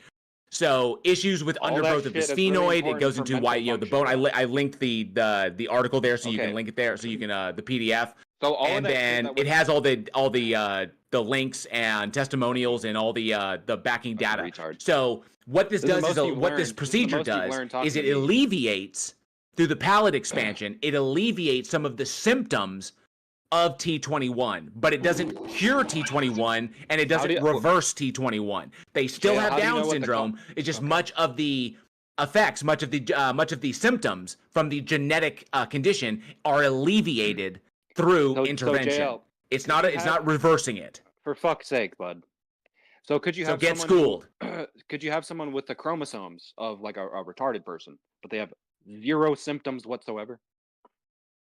What do you think? Of being cognitively deficient? Look, dude, the whole point is if we alleviate all the fucking symptoms, then this they didn't alleviate all the symptoms. Listen, why do you interrupt every time? Because they didn't alleviate all the symptoms. They alleviated some of them. Okay, I'm just making a point. If we alleviated all of the symptoms, how do you know that this association, this correlation you made based on chromosomes is even relevant at all? Because we can test the chromosomes to see that it still exists. Okay, but we're alleviating the actual symptoms, and then you're still pointing to a fucking chromosome. Right, because that's the source. Because that's the source of the disorder. Hey, we're fixing your Down syndrome, but you're still retarded because you have a chromosome. But we fixed it. Because it's a chromosome. Because it's a chromosome thing. You'd have to go into like you're not retarded. We can't alter chromosomes like that. Yeah, you're not retarded anymore, but you're still retarded. You still have You still have the underlying genetic condition. Yes. So you're not retarded, but okay. What was no? What you're basically saying is that a person who's genetically short, who has a short mother and a short father, and so they come out and they are short as well, and then they go and they have leg extensions. Okay, they now have leg extensions and they actually go through the procedure and now they're taller than their parents and now they can say, I'm no longer short. Well, yeah, they're no longer short because they don't present as short anymore. But guess what? You didn't alter their genes. If they have kids, their kids will inherit those genes. Yeah, you don't know those genes are the cause. That's the point. Yes, we do. We understand genetics, predictive modeling. Okay, there's people with extra chromosomes that do not have Down syndrome. Right, because trisomy 21 is not the only chromosomal malady. Yeah, you don't know shit. You don't know what you're talking about. Yes, I do. You're getting dunked on left and right. Okay, now you're just full of shit. Now you're just talking nonsense. So I can turn you down permanently. You're saying people are retarded and they're not. He's a fucking moron. It's pointless to talk to him. Now I know why Tony, like PhD Tony, was like, yeah, he's fucking worthless. You're the expert in philosophy, Mister. You're retarded but not retarded at the same time. Genius. All right, so or not. Genius. You called? Yes. Let's get someone in here who actually knows what the fuck they're talking about. Maybe a theist with an above baby blood. Serious question. With an above double-digit IQ. Well, you're gonna tell me the purpose for creating someone with Down syndrome? Yeah, depopulation. Do fucking people with Down syndrome have kids? I don't understand. Do people with Down syndrome have kids? Probably. Oh, okay, there you go. Yeah, that's the point. That's the whole thing that even caused. They don't know. They didn't create Down syndrome like on purpose. They're not fucking people up like intentionally. Like they fuck people up intentionally with all these poisons, right? But how these poisons then manifest in the body, they don't necessarily know how it's gonna work. They're just poisoning everyone, and then all this weird shit happens, and they call it like someone starts acting really weird because they have metal in their brain. They're like, oh, this person has autism because you do 90 different fucking things. Oh, you did this one thing. We're gonna call that autism. There's all these things that they just call. They just call the anyway. Okay, so What what they're caused? doing- So what they're who doing was is causing? poisoning So everyone. no. So who was causing? This guy just wants to So interrupt. who was causing Down syndrome in ancient? So who was causing Down syndrome in ancient Rome? Mute this retard. Who was causing Down syndrome in ancient Rome? Julius Caesar, you fucking retard. How? What do you mean how? How was he doing it? I don't know. How in ancient Rome? How in ancient Rome? How in ancient Rome were they altering genetics? No, this is a good question. How does the ruler of the world poison the population? How do you think he would go about that? No, how would he change the chromosomes, given that they have to come from the parents? Well, bud, we know that there's things called genotoxins that damage genetic information. We know that poisons damage genetic information, including chromosomes. They knew about that in ancient Rome. Yeah, poisoning people creates all these problems, all these weird. Yeah, they genetic, knew about that in ancient Rome. Genetic. They knew about that in ancient Rome. No, they didn't. They didn't have to know about. So, okay. Chromosome. Okay. How about this? Hey, okay, how about this? What in the okay? So what about so given that there are reports of I need to look through a microscope to understand. Given that there are reports of trisomy 21 in Native American populations. For fuck's sake. Given that there are reports of trisomy 21 in Native American populations, in ancient Native American populations, who was causing Down syndrome amongst the Cherokee? Oh, who do you think? Who do you think? This is before they encountered the Europe. This is before they encountered Europeans. Oh, so how'd they have records of it? Because they passed them down. They have ancient records. Oh, smoke no, signals, they you wrote them down, dumbass. Oh, cave paintings of retarded. No, they wrote them down. They have written records, dude. Oh, the scribe that was smoking tobacco was writing about the. So, Blob, there are reports of it in ancient Americans cultures. had people that could write the language. You don't think Yes. Native Americans had written languages? So there, and okay, and there were, but not just the Native Americans. There were reports in ancient China. There were reports in ancient Aboriginals. So Oh my God, it's almost all the like the ancients cultures, are more there's reports in how about in the Mesoamerican cultures? Reports of trisomy 21 of Down syndrome in ancient Aztec cultures. Who in the Aztecs? Who in the Aztecs? What the fuck are you talking about? Right Who in the Aztecs was causing trisomy 21? Dude, what the fuck are you talking about? There You're are telling me there's reports Aztecs. How the fuck do you know that? because it's in their history. Where is it in their history? Can you show me Reports that? of individuals that had the symptoms of what we identify as trisomy 21. They Well, describe them. wait. They didn't identify Infants the- with they didn't identify infants the born chromosomes. with Hey, disabilities. retard. They didn't identify the chromosomes. You're just talking about No, they didn't. No, they didn't. They Okay, so described the symptoms. So there's a They guy who's described. fucked up. They described the symptoms, and those symptoms are identical to what we identify today. Yeah. Okay. So, And okay, your so point is who what? was causing Down syndrome then? In ancient Mesoamerica, who was causing Down syndrome? Well, you're not gonna like the answer, but let's just say it was the chief at the time. Maybe there was some other chief. They were warring or whatever. They poisoned some water. The guy drank some With poison what? water. With what? There is no poison. There is no poison that causes chromosomal changes. Oh, really? Yes, that Really, requires nigga? radiation. That requires radiation. Is radiation? Is that poison? It requires radiation and a source of radiation. In ancient Mesoamerica, the only source of radiation would have been like minerals that were sun? deep in the earth or the fucking sun. But guess what? That doesn't cause chromosomal changes. That causes genetic changes, which causes cancer. Wow, you really have a lot. You have a lot figured out. Yes, Maybe- I do. Because I do this for a fucking you're living. You're so smart. Maybe they fired up. Wait, the so you're a- large collider. True. So you're a You psychologist? think it's My actual background is in forensic psychology with a specialization in forensic pathology and law enforcement. What is that like investigative? Kind of investigating? Forensic psychology is forensic psychology is a field that works towards understanding the hows and the whys of aberrant behavior. Profiling, dude.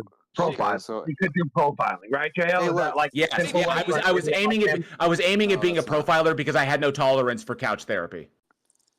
No, you're more into like identifying the actual cause of these people acting crazy, not yes, but from both a psychological and a neurophysical standpoint, yes, because my Okay. field in forensic psychology led me to forensic pathology, which led me into neuroscience, and of course, psychology itself All leads right. into philosophy and philosophy and sociology as well. So yes, I'm Well, you well could leave read the on these philosophy, things. But look, so The philosophy is important as well. no, it's the least. Yes, it is, because Look, philosophy is where you understand the laws of logic. It's where you understand philosophy of not- truth. it's It's not where you understand epistemology, It's ontology. fine, whatever. We got This it. is all important.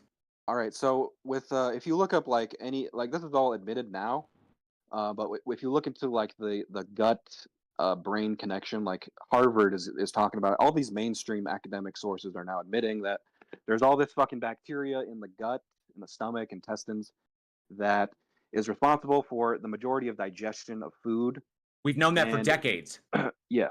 For Although fucking it's so long. As a matter of No, fact, we've no, known this for is- decades that the production of most of that bacteria occurs in the appendix. Well, sure. I mean, that's okay. That's a side thing. But this is not. We're aware of it. We've been aware of it. It's not some new discovery. Okay, look. The point is, bacteria Like are you were blamed. trying to say that It's people were relatively getting, new. That You people No, it's not. this We've Yes, known it it for is. decades. Yes. Oh, really? Who knew it? Who? God. Because I can tell you the person who figured out all of this stuff first before everyone, and he figured this shit out in like the 70s.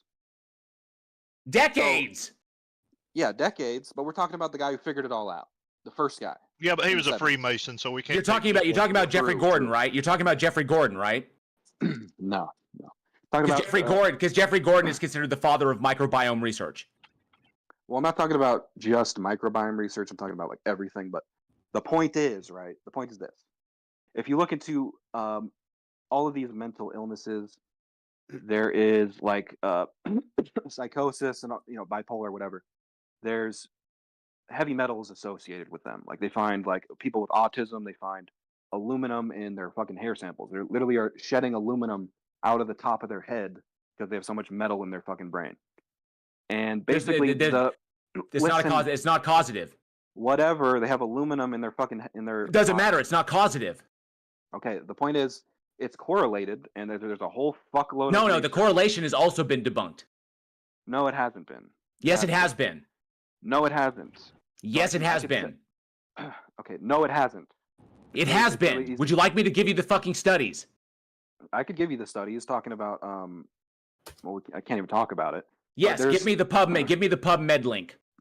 All right. Or the NIH link. Yeah, I got you.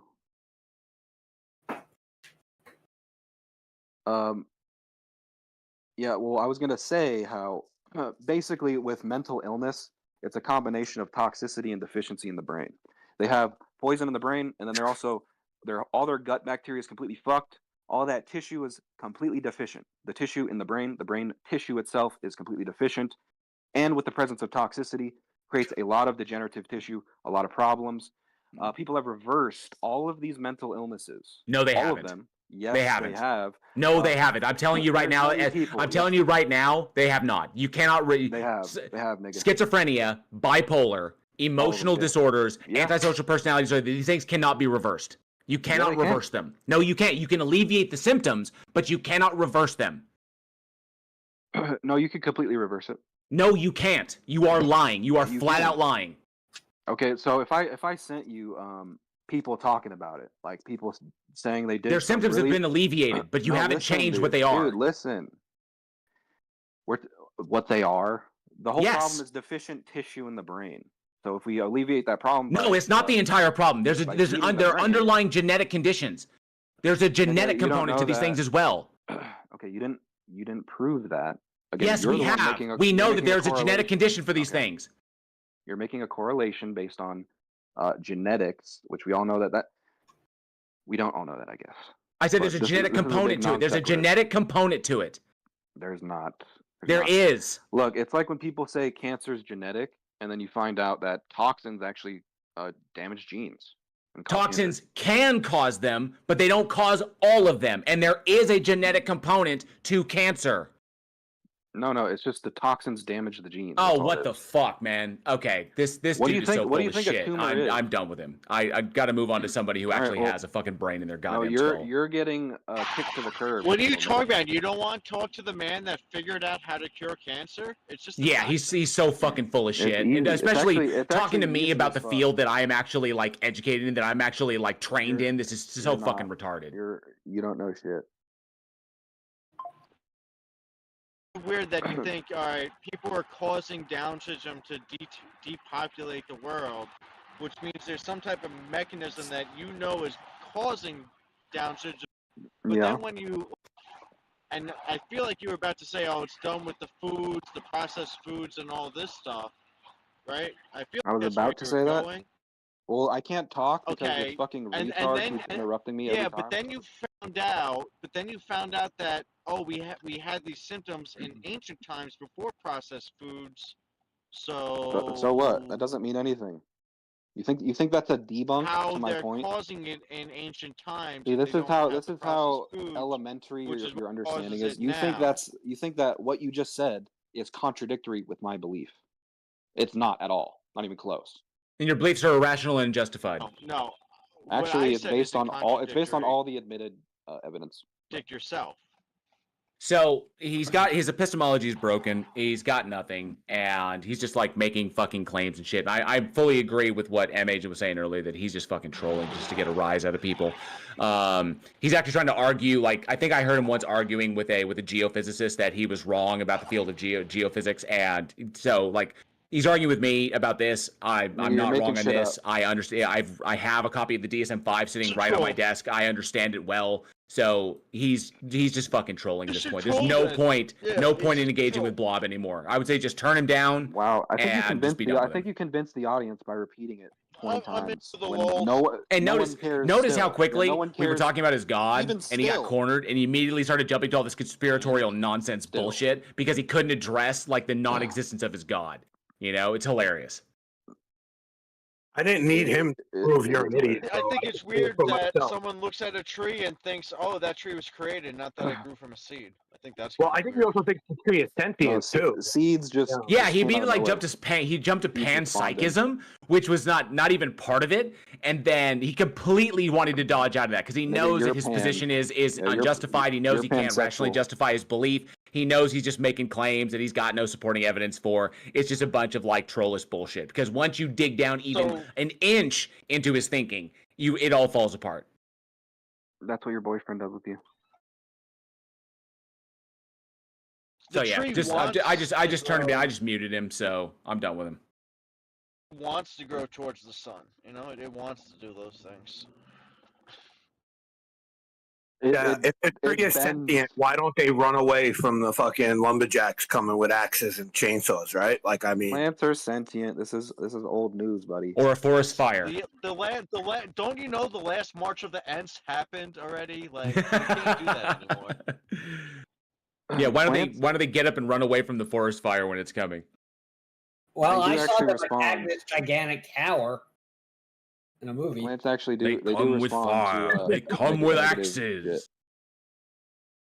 Plants respond to negative emotions. There was like a wizard in there, and breaking, biting, gnawing, hacking, burning. Yeah, that. Destroyers and usurpers, curse them.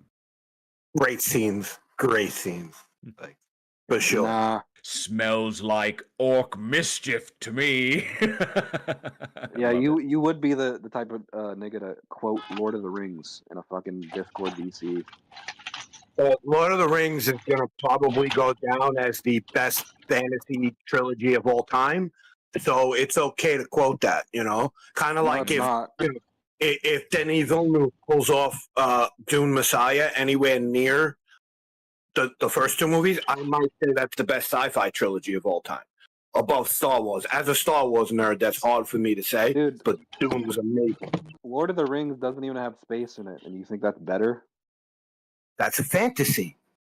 There's No, no any, outer What space. are you How is talking it about? better? You're a Well, first of Glober. all, How is Lord that of the better? Rings does have space to it because when Gandalf fell through the mountain, through the sea, through the like, and saw That's all the true. stars. Yeah, Nigga, he's magical. That's not. He's magic. Well, was it too hard for you to understand? Like, was there too much in-depth stuff going on there? Was that the problem? Like, 'cause I'm sure you never saw Dune, right? Like, you definitely couldn't watch that. Well, That- like the orcs are coming. Yeah, it's really hard to figure out. Blob's given into the Discordia of Melkor. There's no point in talking to him. What's like your favorite Ironic. movie? Yeah. Bob, what's your favorite movie? Like, Bluey, Despicable Bigfoot Me, goes to hell. Cars. I fuck with Cars. I Bigfoot goes figured. to hell. What is it? Bigfoot goes to hell. What is that? Terrible horror? I don't know the genre. It's kind of, I don't know. Low budget guy filming Yeah. with iPhone. I mean, a little bit higher budget than that, but yeah. All right. Maybe I'll look it up. I might actually watch that. I'll watch dumb horror movies. I like dumb horror movies. All right, you'll be surprised. You'll be pleasantly surprised at that one. As a Glober, you will be surprised. Oh, is there flat Earth in it? Because then I'm not going to watch it. Because No, there's fucking space in it. They're in space. Yeah. Oh, okay. Because It's basically Bigfoot battles Satan and Baphomet, who seek cosmic chaos. A lone Sasquatch capable of stopping them, he embarks on an ultimate unholy adventure through time and space. Oh, this had to be made by a Jesus freak. Had to be. If they're putting Baphomet in there, it's got to be a conspiracy. What do you mean? There's space in it. What do you mean? They wouldn't do Yeah. that. Okay, but yeah, no, but they would put in the conspiracy about Baphomet because that's some real nonsense. It's not a conspiracy. What do you mean? No, it is a conspiracy. Baphomet is all their shit about Baphomet and this whole cult or whatever comes from a fucking hoax in the 19th century. All of it. Satanists? You don't think there's Satanists out there? No, I don't think that the whole Baphomet conspiracy exists because it comes from a hoax in the 19th century.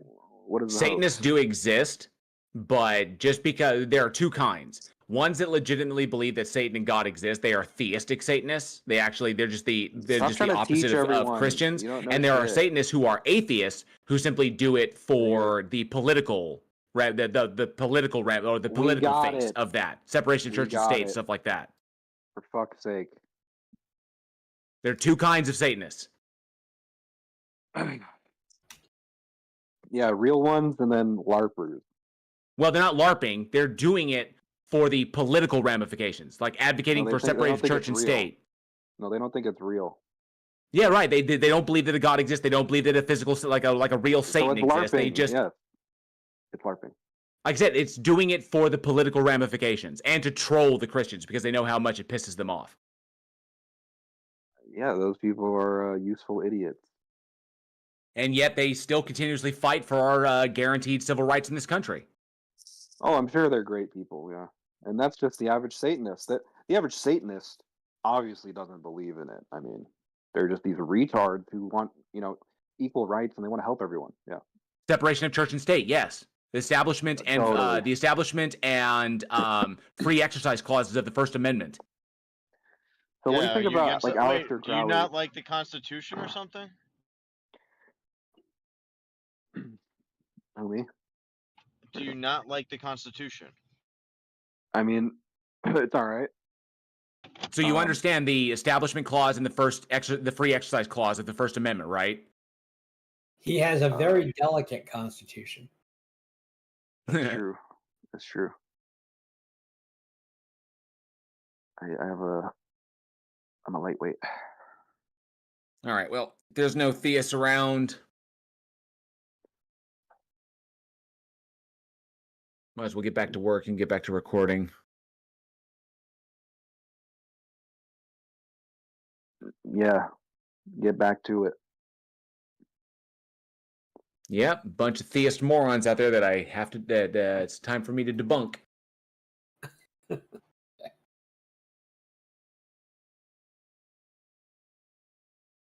Yeah, Bob, just so you know, in the future, you know what the answer you give JL when he says, like, can you prove God and all that? You just say, no, I can't. It's called faith, and that's my choice. And it's a personal thing. It's not hard to say that.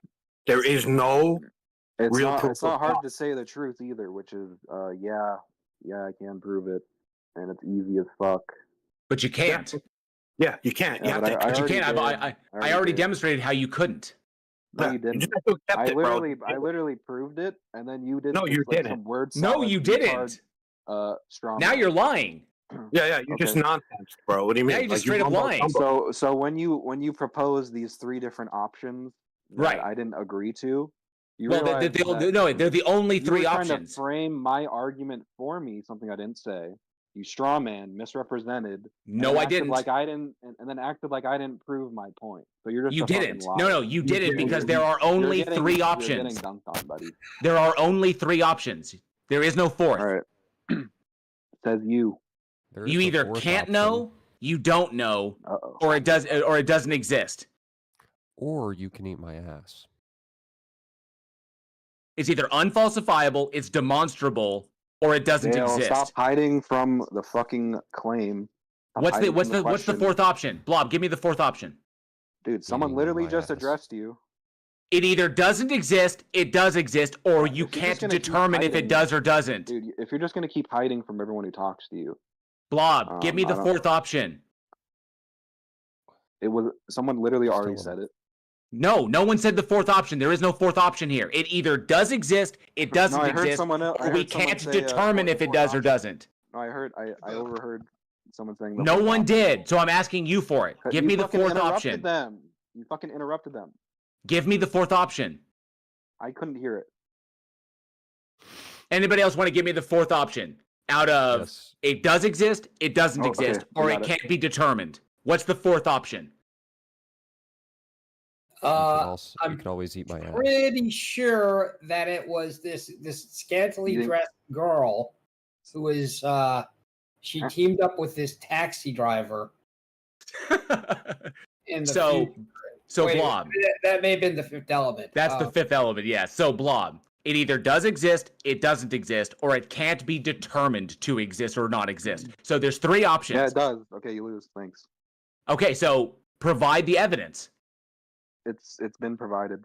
You didn't. You begged the question. That's not evidence. Look, it's been provided. We don't need to keep entertaining you and your Down syndrome. You're trapped. Info is Exactly. hidden You're trapped and within you're the full of cape. shit. You just gotta go find it.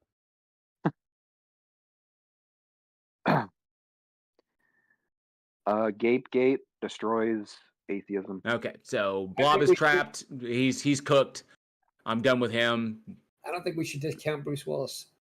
JL, you've been gaped.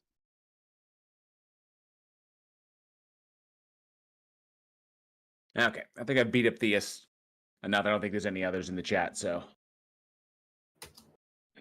No one can beat up the Blob, dude. Nobody. I just watched you get beat up. Like, it was pretty sad. No, you I didn't. felt kind of bad for you. You can't even perceive the fight because you're so fucking weak. You're so low level. You don't even know what's happening. I did. I watched you sound like a nonsense idiot because you said some guy played once, and oh my god, he became not a psychopath anymore, which Hey, might be the dumbest. What do you think of fucking Shane thing I've Gillis? ever heard in my life. Bjorn, Like, what do you think of really? Shane Gillis? Shane Gillis? Yeah. I like Shane Gillis. He's funny. What about Sam Hyde? Who? All right. What about Joe Rogan? I think Joe Rogan's an asshole for putting science-denying morons on his show all the time and platforming people like Graham fucking Hancock. Okay, that's way I like on him the when he other calls UFC side. fights. That's about it. Well, I'm with you on that, Bjorn. So take it easy, guys. That's like Later, JL. you're just trying to be wrong saying that. Hey, yo, JL, make sure you go toss some salad later. All right, peace. He probably will. I think he's a gay guy.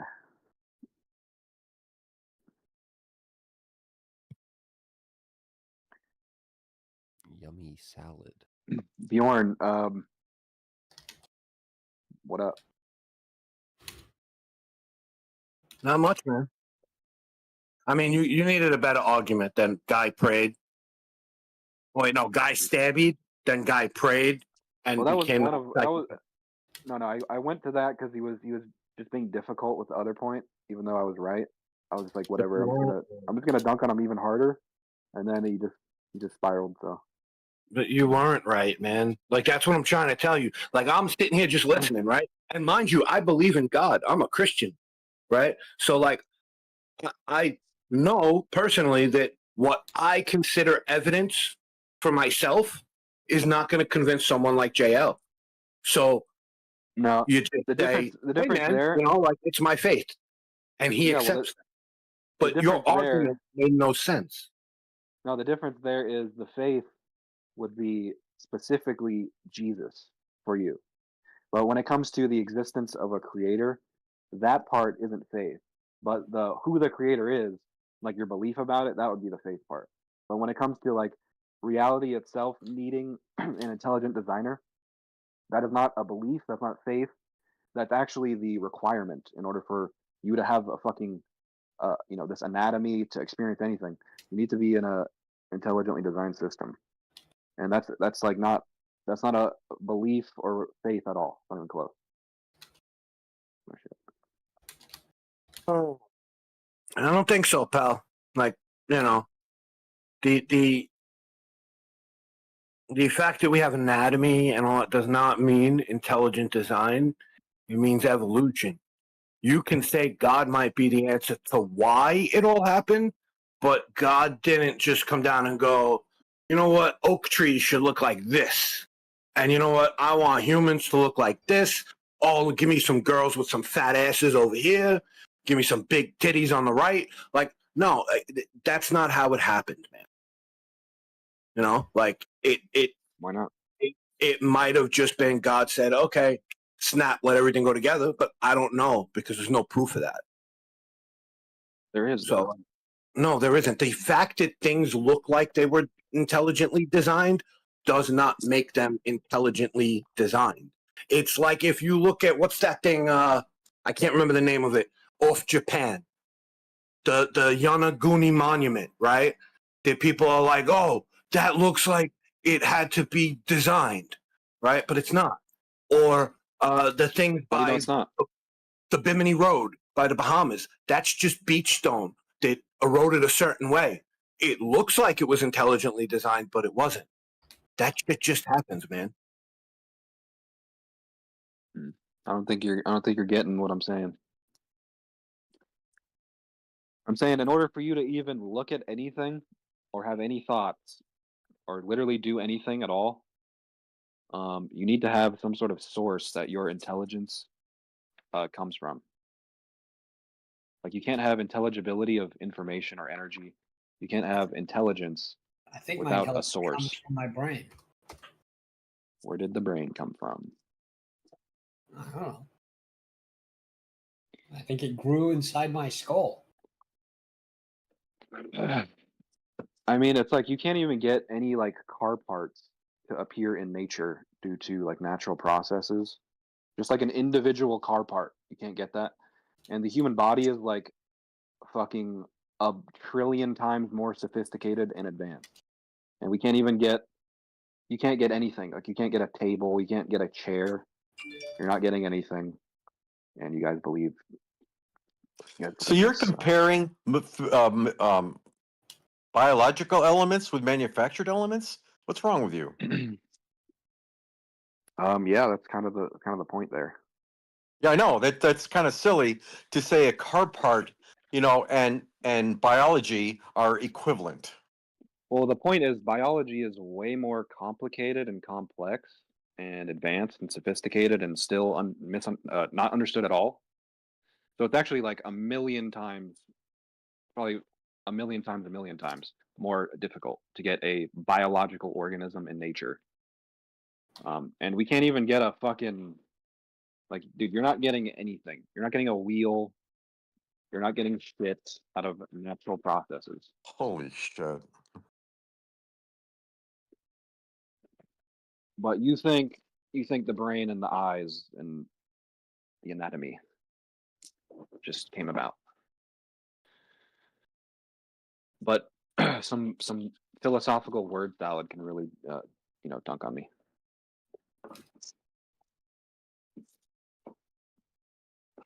All right.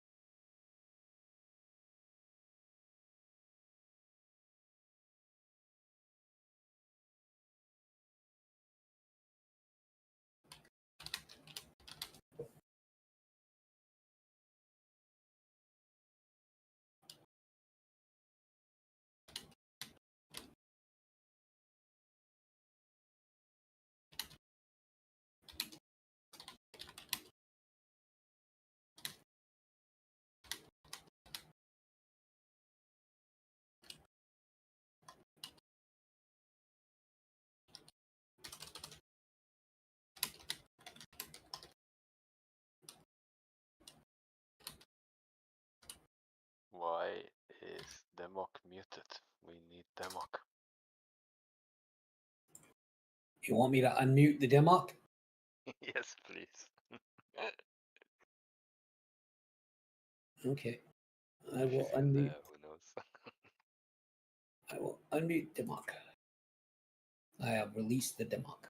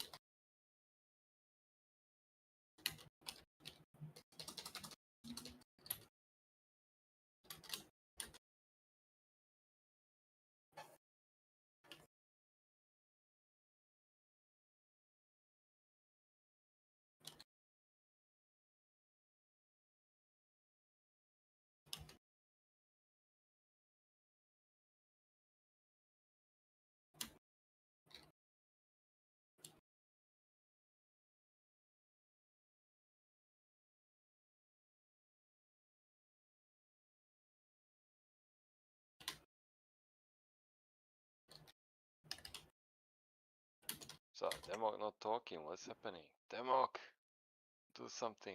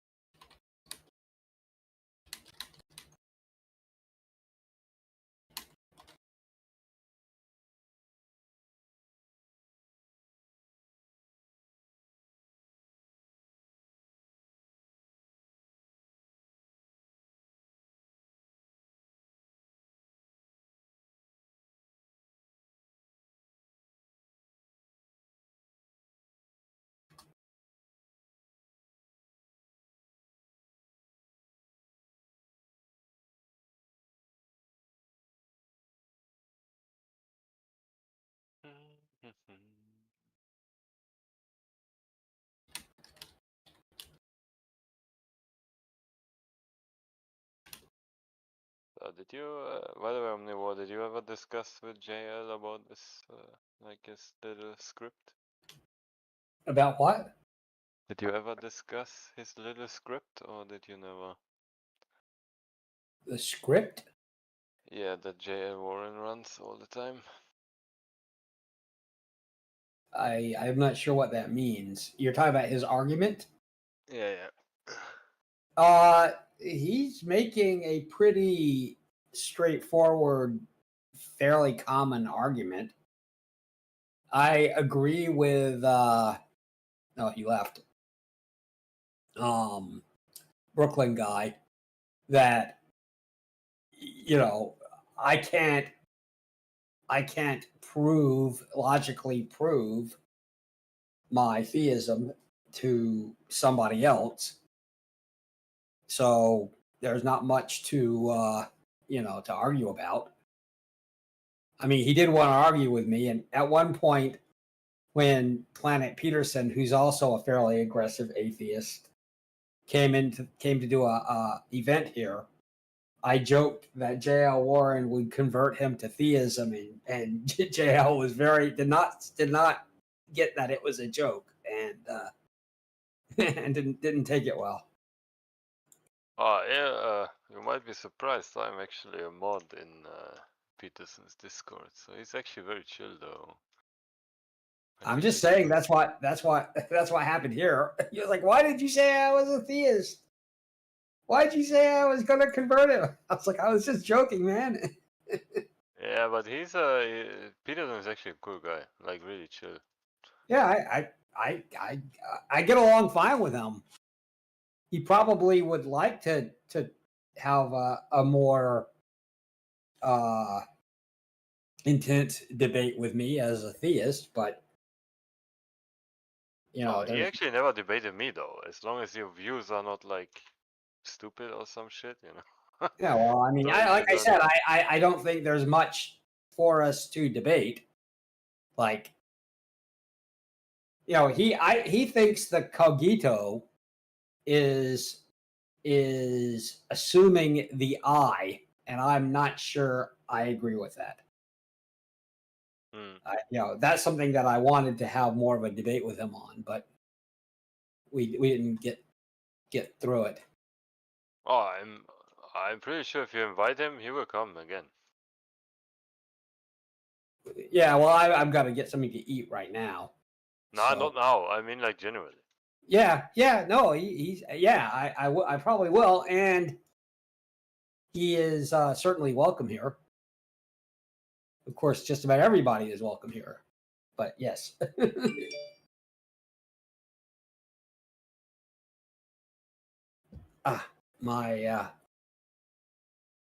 My lunch, late lunch, is ready. I will have to stop now. I will be back later. Enjoy your food, my friend.